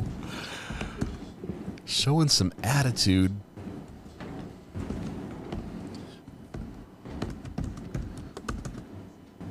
It says right here that the ship-to date was August 14th, 2018. Thanks for interrupting, but it has been marked. Can we identify it by an exhibit number and what it is? Sure thing. It was, you may not have heard, I did it quietly, and I'm sorry for that. It's exhibit number 140, and you can suggest what it is since she's asking. So it's, No, you showed it to me already. I just wanted to identify for the record. Don't show it to me.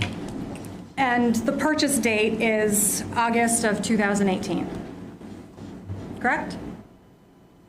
I saw a ship-to date that said that.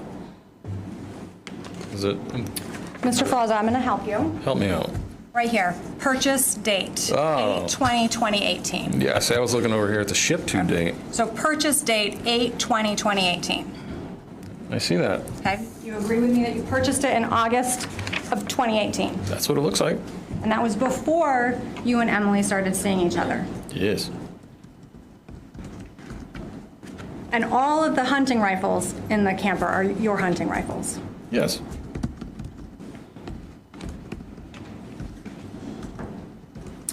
The gun, the Taurus, that you are claiming Emily had under her pillow was found in the drawer of the camper, Yes. not under the pillow. This is a battery. They found it in a drawer. I saw a picture of evidence that was a photograph of it in the And drawer. it got in that drawer because you put it there? That's correct. This is a battle of wills between The gun that Emily witness pulled on you. That's correct. Tucked it away in the drawer. The prosecutor. It was in a drawer. Holstered it. It was in a drawer. Holstered. Yes, it was in a holster in a drawer.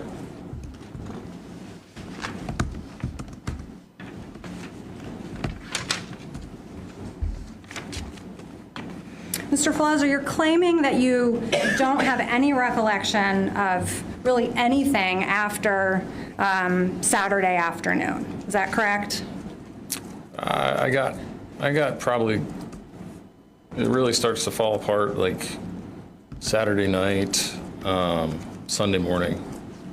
And you said that when you were meeting with James and Seth at the police department that you hadn't slept in days. Is that right? I don't remember sleeping. You did remember what day of the week it was when you were meeting with James and Seth. From the video? From reality. From meeting, from... from reality. We are talking about the video, right? We're talking about reality. Okay. And you remembered that it was Tuesday. Let's do his smart aleck answer. On the video, there was talk of the date. You were able to clarify details for Detective Boris? Do you remember clarifying details for him? Are we asking me about watching the video, or are we asking me what I remember? There's that defense. I'm asking the video, about the video, the video. truth, Mr. Ferlazzo. You clarified details for Detective Boris. Are you asking me about the video, or are you asking me about I'm what I asking remember? you about the truth. Okay. You clarified details for Detective Boris. I don't remember speaking with Detective Boris, but I do remember watching a video. You clarified, you made sure they had Spencer's last name. From the video. You corrected Detective Boris when he thought that you had gotten to Spencer's house at 11:30 in the morning. You corrected him and said, no, it was PM.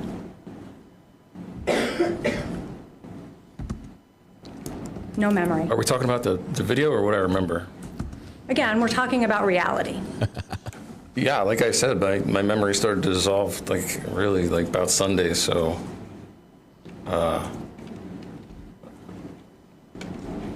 yeah.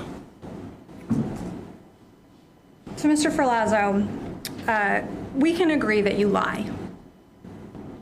Yes, I have lied to people. You lied to Nikki. That's correct. You lied to Nikki and told her that Emily was sleeping. Yes. You lied to Nikki and told her that Emily had run off.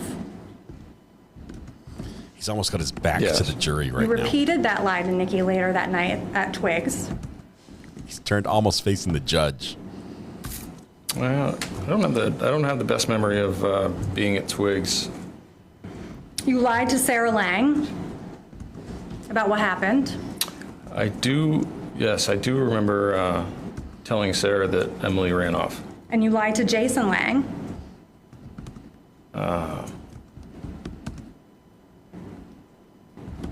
I don't remember that. You lied to David Bass. I don't remember that. You lied to Adrian Bass. Don't remember that. You lied to Trooper Cody. Don't remember that. Here it is. You're lying today.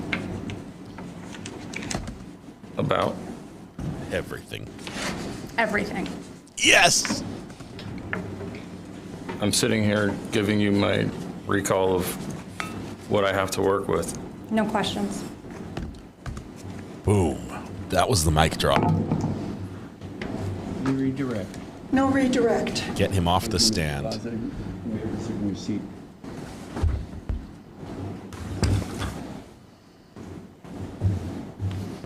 Doesn't even glance at the jury. By the end of that, he was almost facing the judge, away from the. Does the defense have any other witnesses? No, we do not. Defense rests. Defense rests. The parties approach. See ya.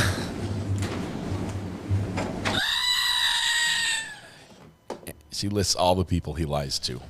Oh, how'd that go for you, sir?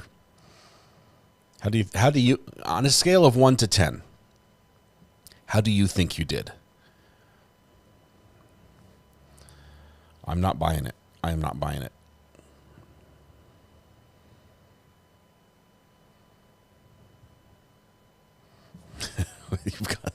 We've got negative. What is that? 1, 2, 3, 4, 5, 6, 7, 8. Is that 100 million or 10 million? I can't. The numbers all blur together. Negative 100, negative 14, negative 100. Full on just 0. Negative, lots of zeros. Minus 9. He thinks it's about a 10. This is like best witness ever. Aced it. Yeah, first try. Yeah, that was absolutely a train wreck. I think if anything, I think he would have been better off not claiming self-defense. Because the jury sits there, we, like the jury, if the jury's anything like us, sits there and says, this guy is lying through his teeth. All the things that could be bad for him, he does not remember. All the things that aren't bad for him, he does. Look at what we talked about, the Taurus. That was artful. That was artful from the prosecutor. She's like, tell me about when you bought the Taurus. Stop for the day. It's a fact that doesn't matter. Given some matters we're going to have to discuss of a legal nature. In the morning, we're not going to start until the afternoon. So we'll start promptly at 1 o'clock, but you have the morning to relax. Oh, no. I will again ask you, please, please, please don't talk about this case with anyone. Don't try to learn anything about it. Don't go on social media or try and learn anything through the internet or news. We're getting close to the end, but we need to make sure that we stay diligent in that regard. Okay? So have a good night, and we'll see you at 1 o'clock tomorrow. They're starting at 1 in the afternoon. Get started promptly at 1. All right. He drank exactly 0 milliliters of water during that testimony.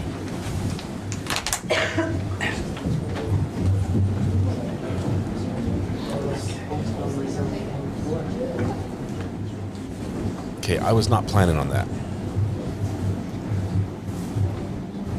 I've booked stuff tomorrow afternoon.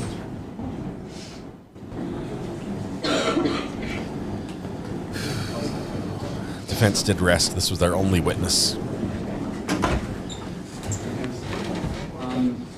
No rebuttal. Anything else today? No, Judge. So you can, if you can let both Jance and myself know before the night's out whether you intend on offering a rebuttal case, that would be... Just to clarify what that means before the night's out, are we talking? Peggy will as soon as possible.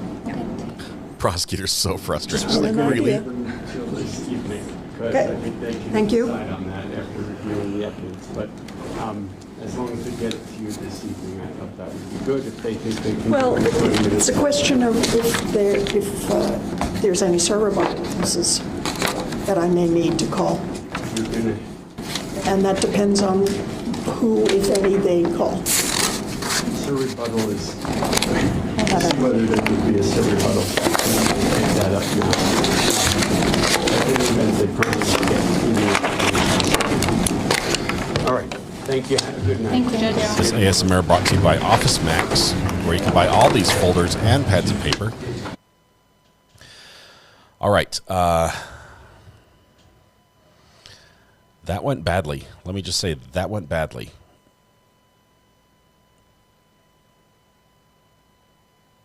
Want to see the head nods or the head shakes.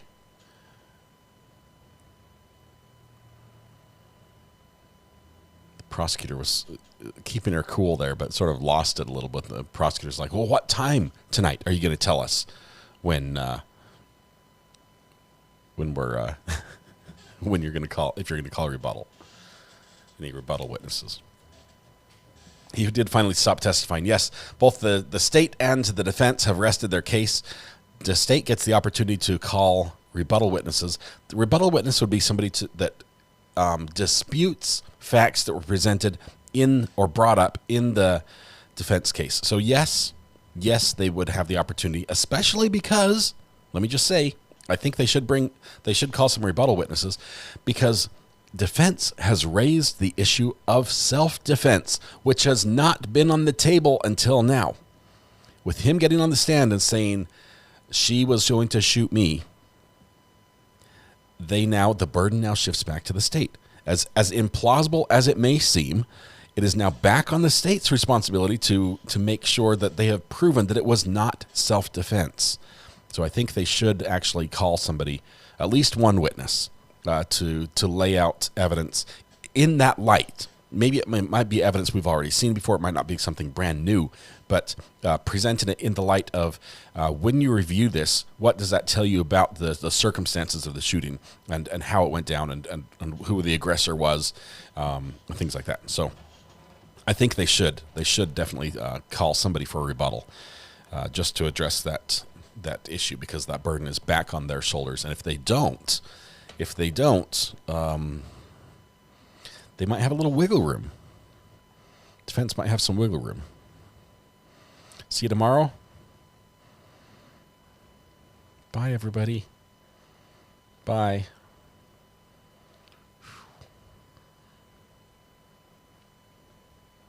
He's like, yep, door's that way. Yeah, I'm going to go out this way. And he's gone. All right. Oh, my goodness. I've got to figure out what to do tomorrow.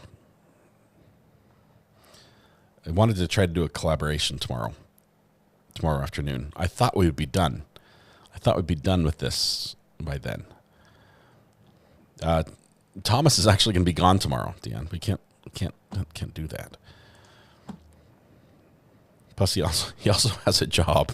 he can't just play YouTube during the day. He's got work to do and things to do. Okay.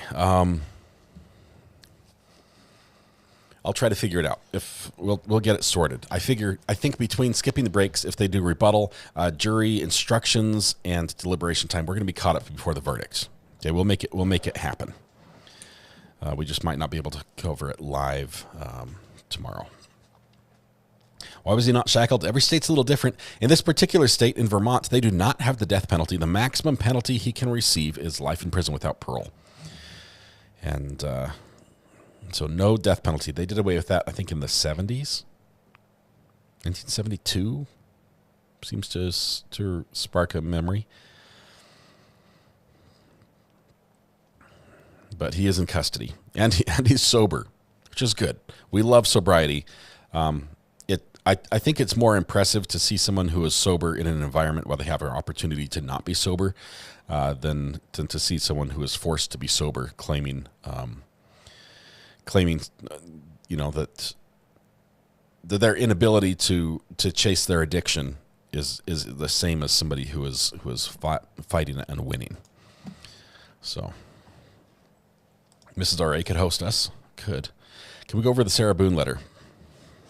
I've got it. I've got it here on my little screen right here. I've got the letter. I don't want to cover all of it. Should we show Judge Boyd first? That's a good one. Let's see.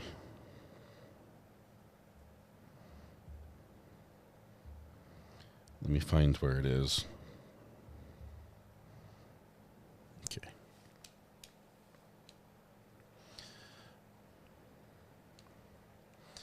There's a little bit we want to see from Judge Boyd. Hold on just 1 second.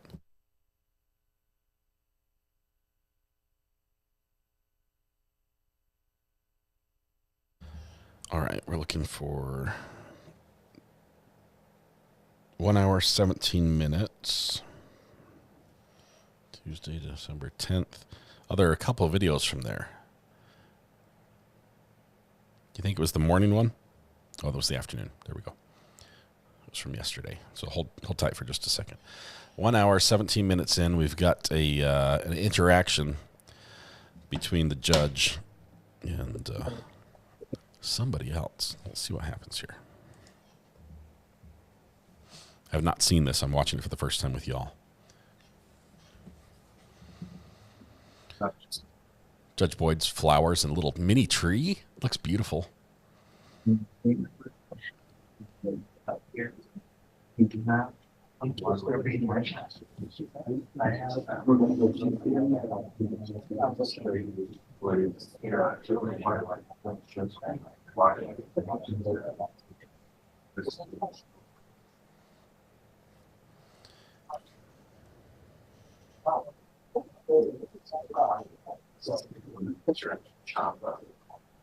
That's all it was.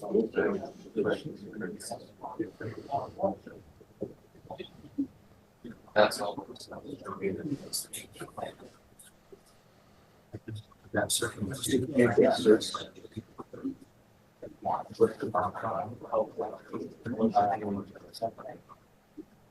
Is this the right part, Josh? Brandy, are you here? Hey, Brandy, how are you doing? Hope things are going wonderfully for you. We miss you terribly, though. We really do.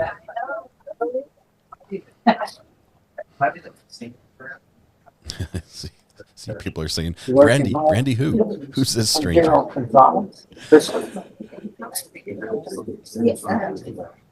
What's the number of it? I've got a conflict tomorrow. Got a conflict.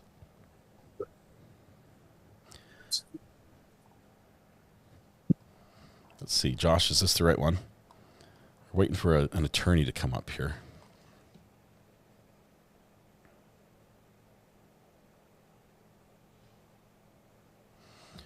said 1 hour, 17 minutes, right? Is that where I am? That's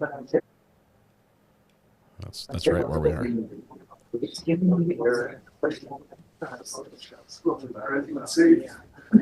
Well, so in her case, you see, there's another process because it's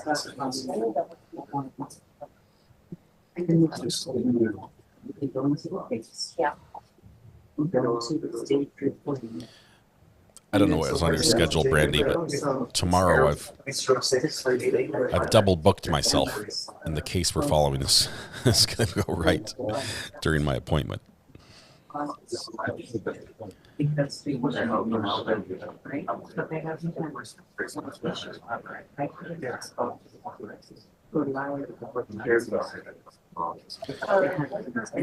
So, Josh, 1 hour, 17 minutes is what you said, right? The afternoon stream on yesterday's.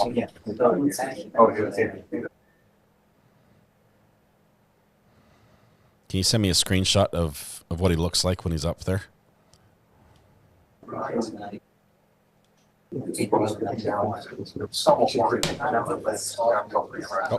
Josh, perfect. You already got it. Okay. Hold tight for a second. We're going to find this guy. Scrolling. Going to be two suits. Suit on the left, suit on the right. Not him.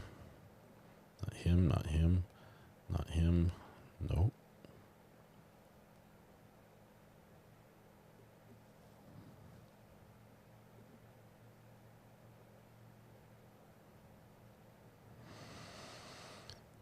Hey, Josh, I'm looking. We'll go backwards a little bit, see if it's behind. Ooh, that looks promising.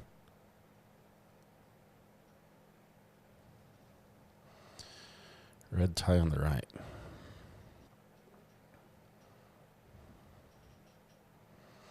You're sure it's the afternoon one? Not morning? Let's go back and look at the morning one and see if that's it. 1 hour, 17 minutes in. Yep, it's the morning one. That's what. It was just the wrong stream. I got it. The attorney? Right here, Your Honor. Wait, which attorney did she call? Yes, Your Honor. Thank you for dressing appropriately before. Yes, Your Honor. Would you like me to do that acknowledgement today, right now? Yes. This is the preceding Okay. incident. Should I check the file, or have you already checked the file? Should I check the file? Okay, so I'll do a new one. Thank you, Jeff. There you go. All right, who's here on one Rios? One Carlos Rios, who's the attorney? Juan Carlos? All right, I'm going to ask you the same question that I asked everybody else. Has an acknowledgement of discovery been done, because I don't have it in the court file? I have signed a few of them at this point. All right, so has there been any new discovery? Not to my knowledge. All right, so you can make sure that the acknowledgement of discovery, the state actually has it and the court has it, because it's not in the court's file. And Odyssey is doing things on its own. So I'm gonna have y'all come back tomorrow. You're not number one on the docket. Okay. There are a couple of cases that are heavy news, so those cases may end up going before yours. We'll just see where we are, okay? That's correct. Respectfully, Your Honor, Mr. Rios always appears, always waits all day. This is impacting his employment. We would ask that if we're not likely to be called tomorrow, that we be released. Additionally, I have experts for this trial that we have attempted to bring in, but we never know, and because the case is older now, when we should bring those experts in. So I'm going to have to approach the court and request additional funds for those experts if we're reset. So I would ask the court either to give us some preference tomorrow for trial, or if we can't do that, to release Mr. Rios so that he can go to work. All right, be here exactly at 9:30, okay? Okay, yes. All right, I'll supposed to be here exactly at 9:30. You understand? Now, Your Honor, respectfully, every time we come to court, we lose an entire day of work ourselves, too. This is not typical of most of the courts in this county. Oh, yeah, it is very typical. It's not. Yes, it is. You can say that, Judge, but I practice in And the say courts. that, and it very is typical, because every attorney that's here has a case that's set for jury trial. And this is what ends up happening. What ends up happening is I will allow people to go to civil cases to be out of county, and then their client is sitting here waiting for them. And for some reason, that's the court's fault. That's not the court's fault when attorneys are not showing up at 9 or whatever, and then they stroll in at 9:30 or 9:45. So what I'm telling you all, 9:30, see y'all at 9:30. Thank you. Coordinator will give you a reset form. Understood. Your Honor, right, I'm thank trying to you. make a record. I don't see the court reporter typing. What? Okay, so we only take a record in this court when the judge tells you to? The case was called. No, the case wasn't called. When I call the case, I call it by the style of the case. Okay. All right. All right. So I'll see y'all at 9:30. Judge, I have to ask you, is this a tactic on the court's part to attempt to wear out the defendant so they can't access their right to trial? Oh, I find that very inappropriate to say. Yes. When there is no proof and people are just throwing things out. Now, what I can tell you, and I'm sure your client is aware, sometimes when we end up coming to court, we come to court because there are discovery issues. Sometimes when you're in court, you are in court because your attorney is late. And when I say late, I mean that when a case is scheduled in this court and it's scheduled for 9 a.m. and attorneys go to different courts because they want to go to different courts first, it is not the court's fault that you're sitting here for 12 o'clock or 1:30 or coming back over break. Number one, I have a lunch break. And there was a point in time where I would not take a lunch break. And the reason why I wouldn't take a lunch break is because I said, you know what? I've been a defense attorney. And when I was a defense attorney, what I would always do, I'm like, I have to be in like 5 courts. It would be nice if they could stagger their docket. And so sometimes I would be here, we wouldn't have a lunch break, and I would be here till 3 o'clock. And then you know what I discovered? When I would say that I'm going to be here till 3 o'clock, I'm working through lunch, other attorneys, you know what they would end up doing? Then they wouldn't show up in the morning. They would just show up at 1:30 or whatever, because they're like, oh, the judge is going to stay there. So I stopped doing that because I need a lunch break. And that's what happens. So then my other question, I guess, is if you're not doing this to cause the hardship, it obviously causes on all the attorneys and the defendants. Are you doing this for the YouTube? Because we don't have a record, right? Except for the YouTube. Yes. Here's the thing. You're to be back tomorrow at 9:30. You understand? Yes. All right. Thank you so much. And once you sign the reset form, you'll be here tomorrow. If somebody goes before you, somebody goes before you. Your counsel is well aware, should be well aware, if he's been practicing in Bexar County, that there are a lot of cases that are on the docket for jury trial. So, for example, I had approximately 40 cases down for jury trial today. And what ends up happening, sometimes people who are in custody take precedent because their cases are older than yours. I'm asking for a record, by the way. You understand? Because they're older than yours. So that's what happens. So then what ends up Hey, happening. there should be a record, right? Excuse me, stop interrupting me. Well, we're not on the record. Stop interrupting me. Right? I mean, we're not in Stop court. There's no record. interrupting me. Sir, here's your reset form at 9:30. So The bailiff what ends up standing by happening, the sir, attorney. is Oh, that my people goodness. who are in custody, sometimes their cases take precedent. And the reason why it takes precedent is because their cases are older and because the jail is overcrowded. Now, as you may or may not be aware, I call the docket all the time at 9 a.m. And sometimes when I call the docket at 9 a.m., defense attorneys are not here. Your attorney knows when he has not been here at 9 a.m. And then you have to wait. And you Judge, need you're to aware be that here. every court starts at 9. And you need to I have be other here. cases. And you need to be here at 9. So when your attorney is somewhere at another court, you know what ends up happening? Your attorney has made the choice to have you sit here and go to another court before Well, coming that's not here. exactly true You because all of understand? those courts got All right. business Good luck to accomplished. you. All Thank of us you. got Thank you, recalled sir. today. Thank you, Right, sir. Judge? So, I mean, what did we accomplish? Have a nice today? afternoon, sir. I mean, that's the reason I don't come to your court at 9, bailiff's because I know in saying another court, just things nod. don't actually occur. Sir. And they're courts of exactly the same Sir. jurisdiction. All right, this way, sir. Yes. All All right, thank you. How did he not end up with a shiny pair of bracelets Hi. over that one? Okay, free advice. Brandy is right here. Brandy's absolutely right. Defendant's like, I want no part of this. First of all, I want no part of this. And then second, I know I've got a pro bono attorney. Can I get a new one? Can I please? Thank you. May I have another? Oh, does it say keep going? Keep going. All right, and so that indictment, excuse me. Step away. I was doing what the court ordered me to do and checking on the discovery. All right, so what ended up happening is your attorneys.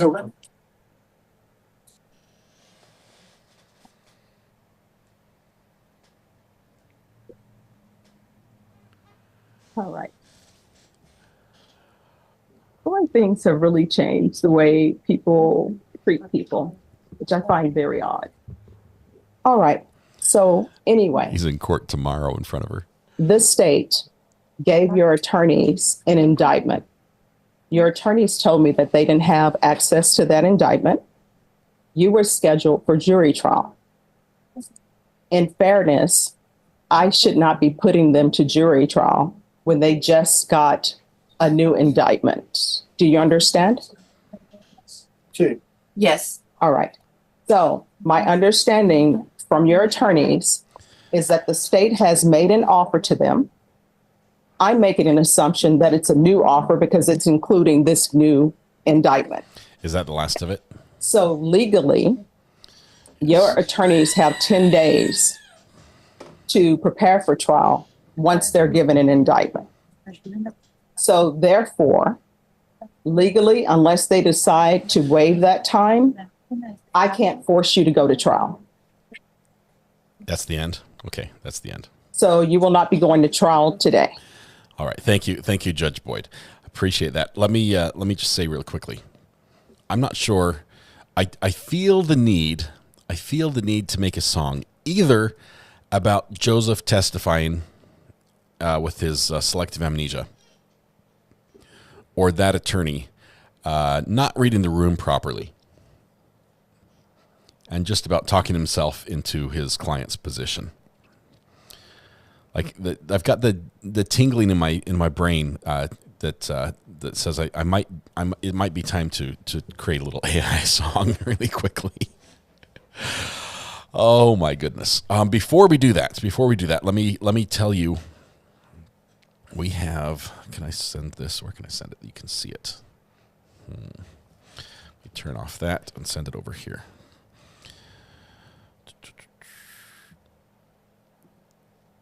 Okay, Sarah Boone, share, airdrop to the iMac.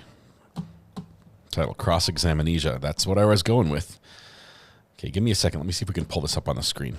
And I don't want to read the entire letter, but a brand new letter did just drop in the Sarah Boone saga.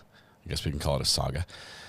Why is it taking so long? Verifying Adobe Acrobat Reader app. Can I just open the PDF? Is that not allowed? Open with preview. There we go. Wait for it. Here we go. All right, let's make this big so you can see this. And let's close this one down. We're going to go to camera 3. All right, here we go. Couple things here. I'm not going to read the entire thing because most of this was her statement. Oops, that's the wrong direction. Zoom in is what? Command plus.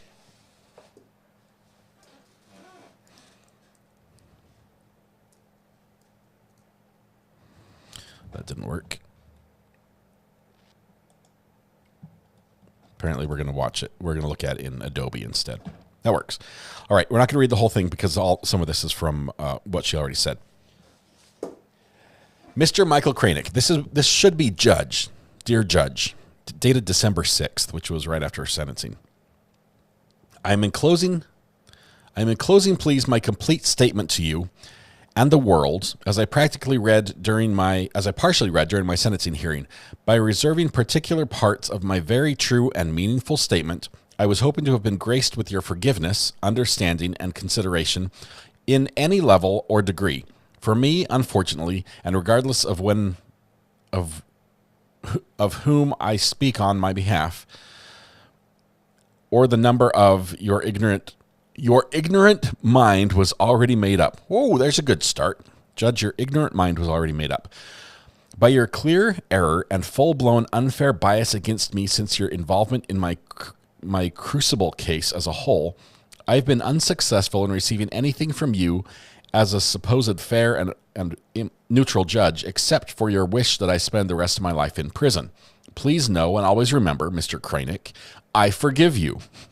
Still and sincerely. Please understand also the judge, according to Cicero, is never to lose sight that he is simply a man, and that he cannot exceed the power given to him by his commission.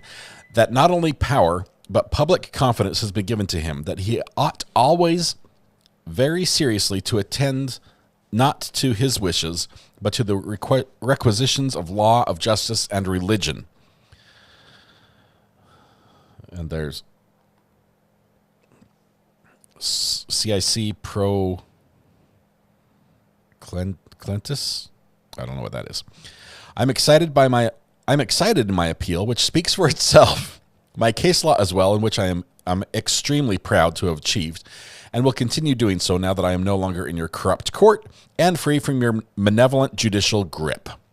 Sarah Boone versus State of Florida. I have also added to my statement, as a result of your blindness and impartiality, foremost, your disgust in me as being an outspoken woman, determined defendant, and proactive client, hoping the next time you put on your listening ears and do not unfairly oppress the next as you have so blatantly done me. You will never admit your many judicial errors, nor will the prosecutors theirs, and I will never admit to what you have wrongfully accused me and judged me as. I am not a number. I am a survivor. Signed, Sarah Boone. Oh, great. We're back in the dictionary. Black robe disease. Arrogance in a judge, a slang term for a judge who flaunts judicial power and dominates proceedings at the expense of the dispensation of justice. Impartiality is the first duty of a judge. Before he gives an opinion or sits in judgment in a case, he ought to be certain and absolute that he has no bias for or against either the parties. If he has any interest, even if he has any interest, even the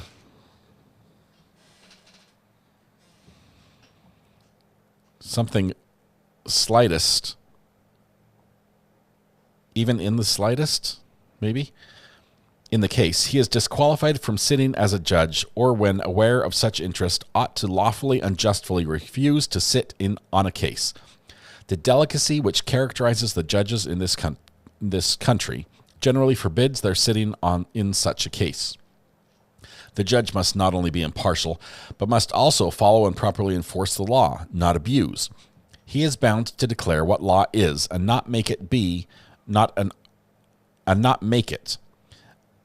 arbitrator, but an interpreter of the law. It is their duty to be patient in the investigation of the case, understand circumstances and difficulties by all parties, careful in considering parts of the case in whole, and decent in judgment.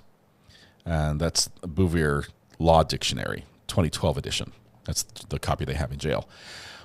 But at the risk of practicing judicial centrism, a word I have coined in this presentation, others have called it black robe disease. Whether he was correct or not in my behavior, it was widely accepted that judicial behavior affects the jury. That's Murray Ritchell, The Simpson Trial, 1996. I said that name wrong. And there's the worst of judicial ailments, the black robe disease, which is otherwise known as arrogance. That's Lynn Toller, a practical guide to becoming an emotional genius. The judges are affirmatively charged with securing a fair trial and must intervene sua sponte to that end when necessary. Brown v. Walter, that duty encompasses not only the avoidance of error before it occurs, but the fair correction of error that may have occurred earlier in a proceeding. Okay, this is tough. That's Carlisle versus United States. She's writing quickly, and it's a little sloppy. We have seen better handwriting. Oh, we're getting to better handwriting. In the instant case, the trial judge did not analyze the evidence. He added to it, dealing with the mere mannerism of the accused and giving his testimony. The judge put his own experience with all the weight that he could attach to it on the scale against the accused. And that was another case law. Then starts the nice handwriting. This is her statement. Kintsukori is a kind of Japanese ceramic style. Let me just see what she crossed off. I want to see what she struck out.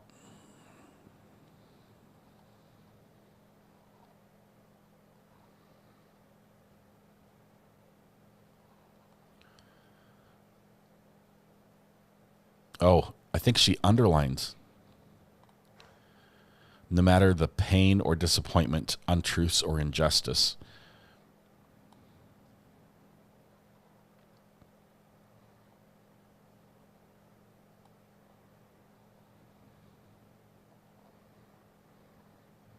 This looks pretty much the same. Oh, she's got stuff about their father beating their mother. That was not included, I don't think.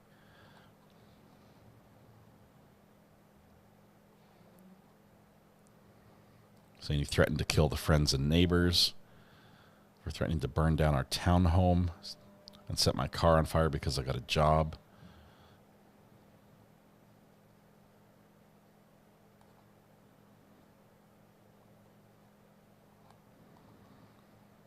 Wow.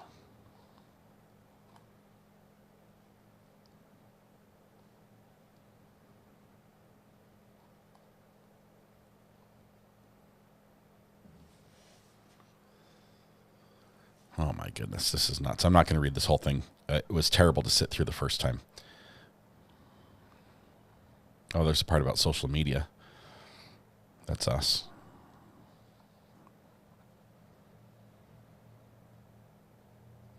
Social media has made me a pariah. It has caused great oppression and undeniable disadvantages, especially by broadcasting and manipulating my cases online.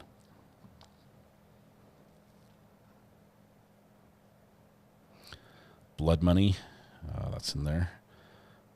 It's all over their hands and keyboards.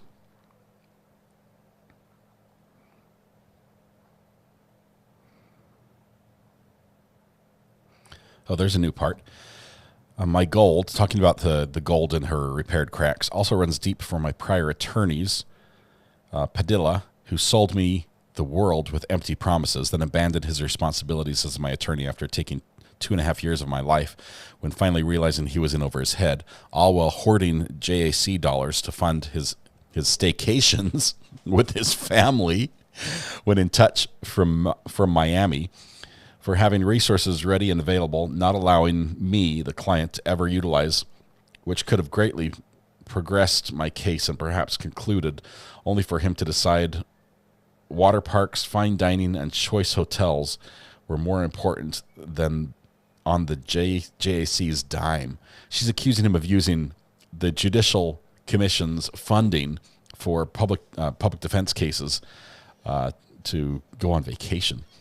I forgive Frank J. Bankowitz for committing perjury to the judge on the court record about my attempts to be a proactive defendant and client, inquiring about my discovery, then trying to communicate with no answers or correspondence in any manner for 1 full year and 2 months before I was able to finally meet with him in the courtroom, only to receive his motion to withdraw.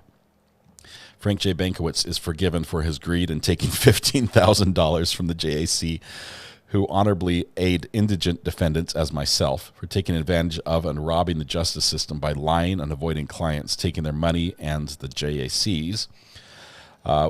Winston E. Hobson, another attorney, receives my forgiveness, who also unethically perjured himself to the judge and on the court record about all the progress and attorney work he did in my case for the 2 months he was court appointed, as for his allegations of my supposed unethical request, which meant he asking about my discovery and trying to have him file a motion for my lawful inclusion to my pretrial conference, cited under FRCP discovery rule.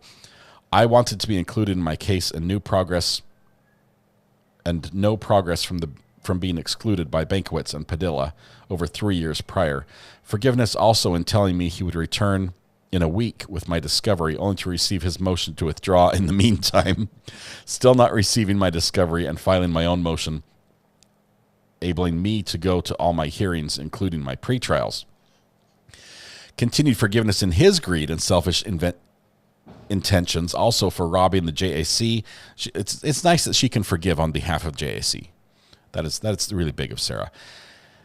For robbing the JAC and indigent defendants of $15,000 more for nothing, justifying any work he really did do in the handful of days he represented me as my attorney.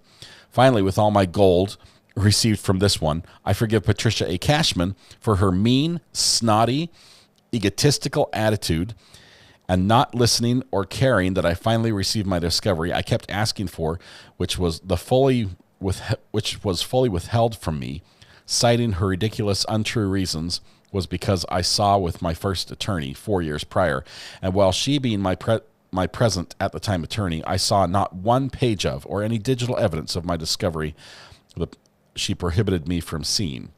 Patricia A. Cashman is also forgiven for admitting that I had a right to a bond I asked her for, so I could actually utilize one of my rights as opposed to having them always violated as prior and still ongoing. And then her deterrence of all my opportunities to do so, for all her lies, condescension, gross unnecessary arguments, and anger that I asked any questions and wanted to understand, for her doing nothing other than give me an even harder time and request transcripts, then brazenly lie for over $16,000 for doing so, also from the previous precious resources provided from the JAC. I forgive Patricia A. Cashman for being a liar and a bully.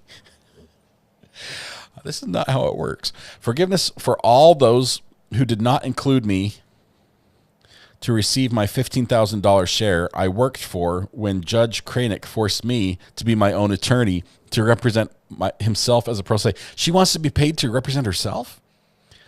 I actually and finally got my own discovery almost 5 years later. I filed motions all prior should have done, making them the most expensive motions ever at over $46,000 between the three prior attorneys, Frank Bankiewicz, Walter E. Hobson, and Patricia A. Cashman.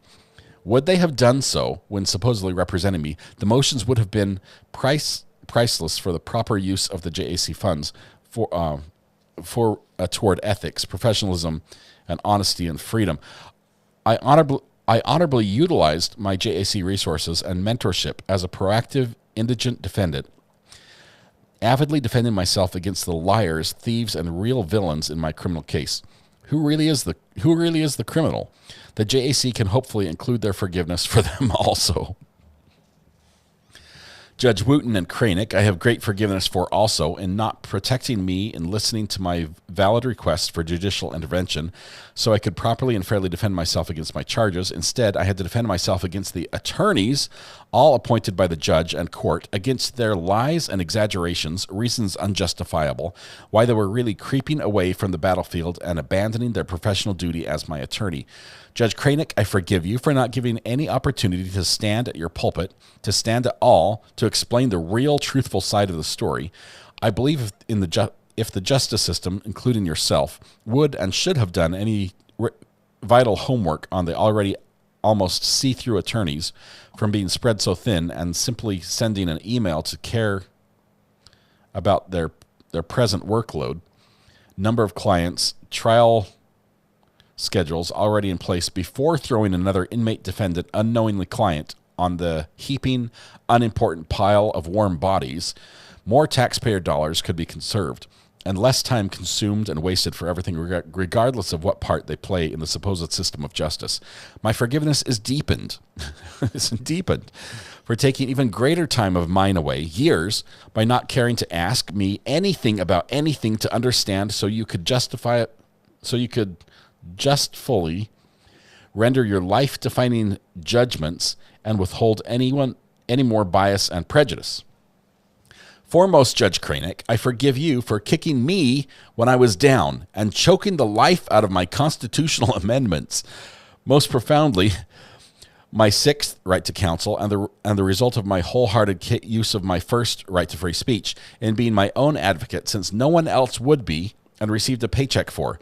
In all of my free speech, experience-driven letters only for remedy in any collaboration. In conclusion, receiving my discovery as an inmate, defendant, and client, not removal of any attorneys to cause more delays or any reason or excuse you may try to force on me and have already inappropriately accused me of doing prior to your heavily insinuated strategies of mine to try and deflect the glaring red flags, disappointments, and true crime in and of the justice system. This day and all forward, I do not forfeit my rights, any of them, ever, especially my right to be bold, outspoken, and right in my real-life experiences with the legal and justice systems. You weren't there, Judge Cranick, in anything. No meetings, phone calls, visits, and still took my rights as oppressed harder. I must now defend myself against you, praying you do not care to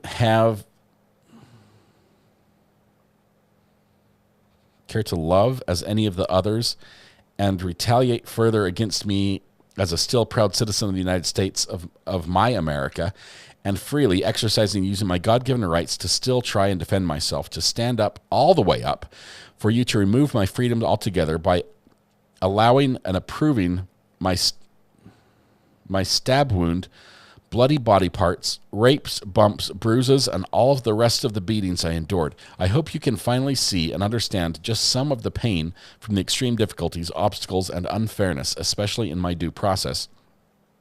You have added in my criminal case and life as an inmate, defendant, and client. All is forgiven. For Detectives Cospel and Lowen, I forgive their demonization, lies, blacklisting, coercion, law-breaking, solicitation of my case before I even arrive at the corrections department to be booked and fingerprinted. This can be seen in my unbeknownst interrogation video, where I ask what they are doing, what all the pinging was doing their texting swarm, while I naively sit there waiting to be arrested, which they knew would happen the day before, for Cospel and for bald-faced lying on the stand to the judge and court on record. She didn't tell me to come to the station to pick up my phone. Why else would I go? I didn't even know about the surprise interrogation. I forgive them for also lying how the news showed up to record my walk of shame, handcuffed and confused on camera. I forgive them for trying to make me lose from the beginning by starting the unquenchable wildfire of sensationalism and distortion, ignorant hate, defamation, and greed by unlawfully broadcasting who they wanted the world to think I was by their schemes, learned lessons, and fraudulent stratagems from the school of manipulation and taking advantage. How much did they make off me and still are calling it in? Then removing the curtain to expose their personally twisted, murdering monster. Also, my forgiveness and greater gold comes from unending... from wondering why nothing viable in my defense was taken from my townhome, aka the crime scene, to aid in my truth, such as the butcher knife, 5-pronged garden claw, or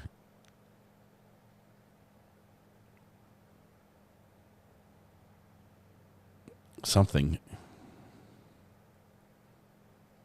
Warmer under the table, something like that. Together outside where George had easy access for use if tried to leave or call for help, while being held against my will during his rageful binges. Or my bloody pillowcase sustained from me being backhanded because I hid the Magnum-sized bottle of vodka from him. Why weren't any crime scene photos taken of the holes punched in the walls and doors, some doors missing knobs and all locks George removed, cracked windows, broken furniture, obvious unnatural destruction in my townhome? How and why were those missed, uncared about, or not questioned so I could explain some of my terror? It makes no difference. All is forgiven. Prosecutors Jay and Mr. Cacciatore, my forgiveness is also extended for your inappropriate attributed motives, for having to go through years of my pictures, videos, texts to erroneously piece together your deceitful, damning version of what really happened and who I am. After so much availability and for so long, you were finally able to make the circle fit into the square.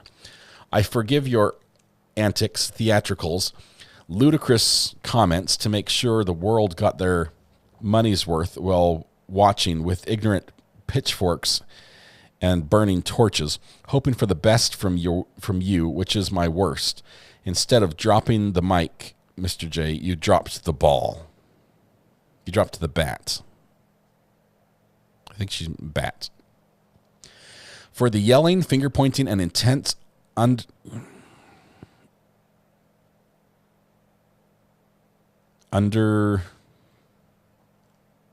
something. To force your theoreticals and fanaticals on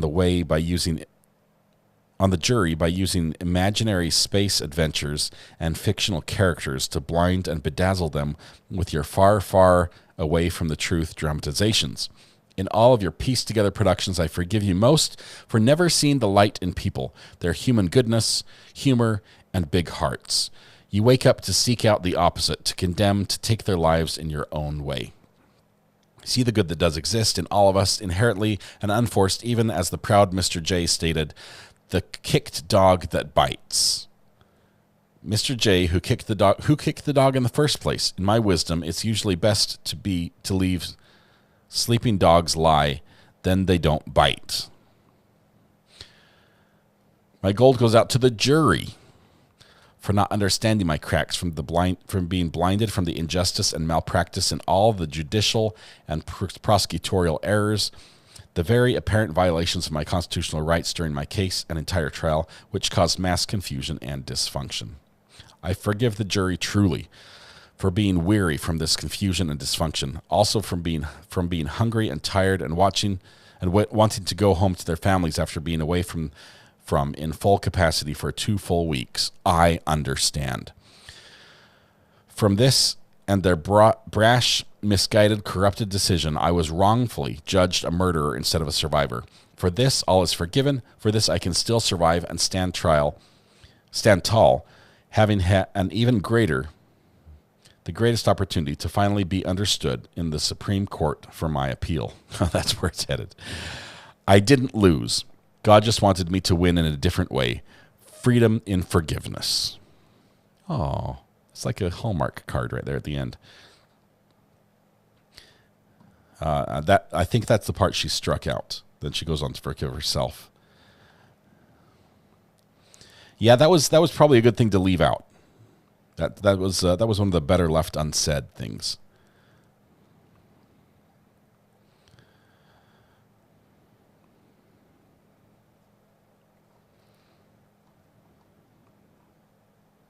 Yeah.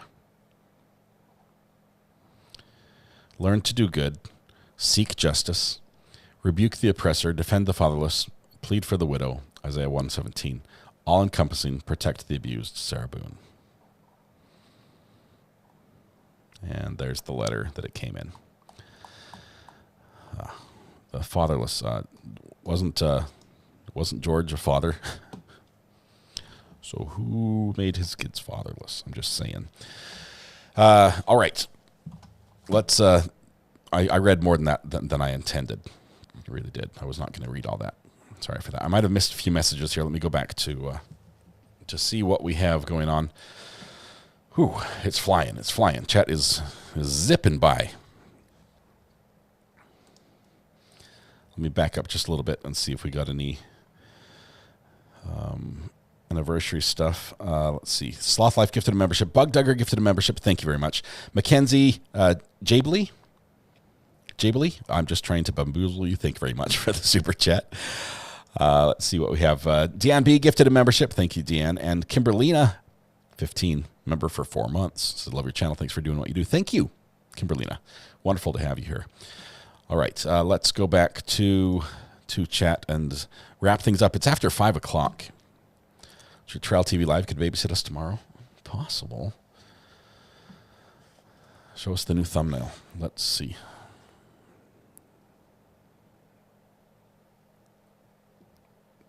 To download the new one. Just 1 second. Oh my goodness.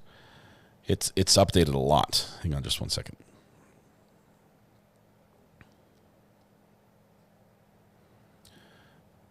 Let's download this really quickly.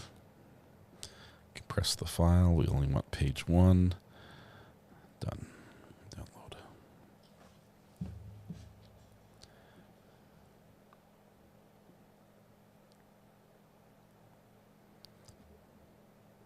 It's still downloading. Give it a second. Canva is slow. My end's fast, but Canva is slow.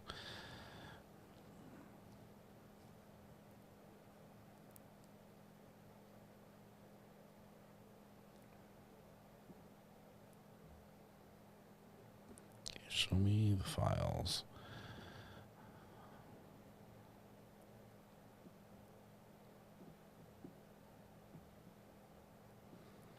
All right, MP1. Here we go. Here's the latest thumbnail for y'all to peruse. We have a Starbucks thief in DeSantis Court. We're gonna have to save some for tomorrow. Let's see. Vermont v. Joseph Ferlazzo anniversary night trial. We've got the memory black hole. We've got the goat now on top of the van, which the van now features Rosie the Riveter, as well as me doing my glamour shots impersonation as the driver for some reason. Let's see. Saw the fireworks, the noise. Yeah, it's looking good. Mostly it's the goat. The goat is the latest addition. But the luggage rack with the liquor and the bong is pretty good as well. Or water pipe. I think we're supposed to call it water pipe. All right. The goat is the goat. I think many goats were ordered today, which is great. I love it. If anyone does need a link, I can give you the link to order a goat if you'd like one. I have to say that it is a affiliate link. I think the goat costs $8.18. Out of that, Amazon is going to split a couple pennies with me if you were to purchase after making a click on the link. If you were to purchase other things on Amazon while you were there after using the GOAT link, Amazon would also reward me for that with a slight little cha-ching. Just to give you an idea, on months where a lot of people have clicked on the links and purchased things, I have received a $37 credit from Amazon for the month. So I'm not getting rich off this, but I do appreciate it. As much appreciated. It goes towards cables almost always. So there's the GOAT link for that if you would like it again. And thank you to all those. Can we get a close-up of the goat, please? Sure. Let's go to camera 1, shall we? Here's the Christmas edition of goats right here. Let's zoom in. Oh, I need to turn off manual focus. Autofocus. There we go. Boing. Okay, this is the Christmas edition goat, and he's looking good. He's got the bell. He's got the Santa hat. You can't hear very well. That's him. He is louder. He is louder than my standard issue goat, which is right here. Obviously, you can see the similarities. You can see they're related, definitely. But the regular one's right here. Regular one's a little quieter because he's been used more. So some people are saying, I got both goats. My Christmas edition goat is not any louder than my regular goat. That's because my regular goat is older and the batteries are dying. That's what's happening. But that's the goat. So Santa goat, I can't. Yes, I appreciate that. Woohoo, $37. Hey, I won't spend it all in one place. I will probably. That's about a cable right there. All right. Thank you very much, everybody. It's been a crazy day. Tomorrow, I've got to figure out how we're going to do this. I've got an appointment just for a little while in the afternoon. We'll probably go live in the morning watching a couple of these court cases that are happening right now. We might jump into Stephanie Boyd's courtroom just to see what happens with that lawyer who has to be there first thing in the morning and is complaining about the court taking too much of their time.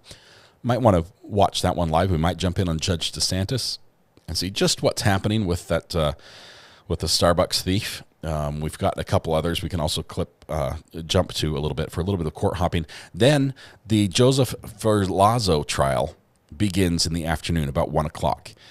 So we might pick up a little bit of that. We might just wait until I come back from hopefully doing a little collab thing, which I should be 3 o'clock. I should be back. So we might catch up then and work late into the evening because we do not have a podcast tomorrow. So we might do a late night watch on that one. All right. I think that's everything. Did I cover it all? I think we did.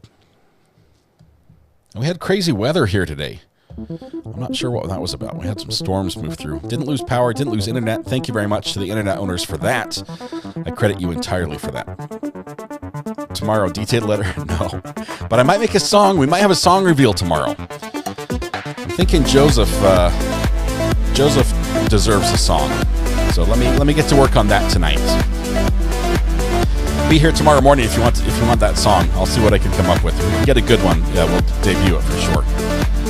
Tonight when you go home, please hug the people you love. Smile at someone, make their day just a little bit better, and please stay safe till we go live again tomorrow morning, about 9-ish. About 9-ish. It'll be good. It needs to be a country song. I have to say, country songs are easier to understand than rap. Although there's a warm place in my very corner of my heart for rap, having studied it in depth in high school. Country music is easier to understand the lyrics to, so it probably will be a country song, but it'll be great. Have you guys a wonderful, wonderful afternoon and evening. Be good to each other. We'll see you in the morning. Bye-bye.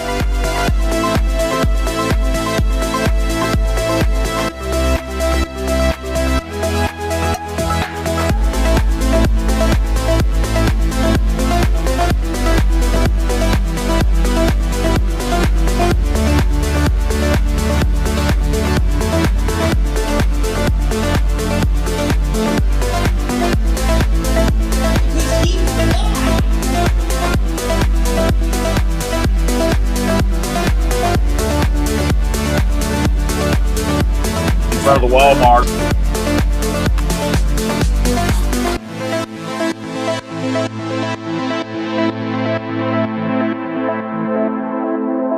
Because we here in Canada hate you and hope for bad things for you because we hate you. Happy birthday. You look good.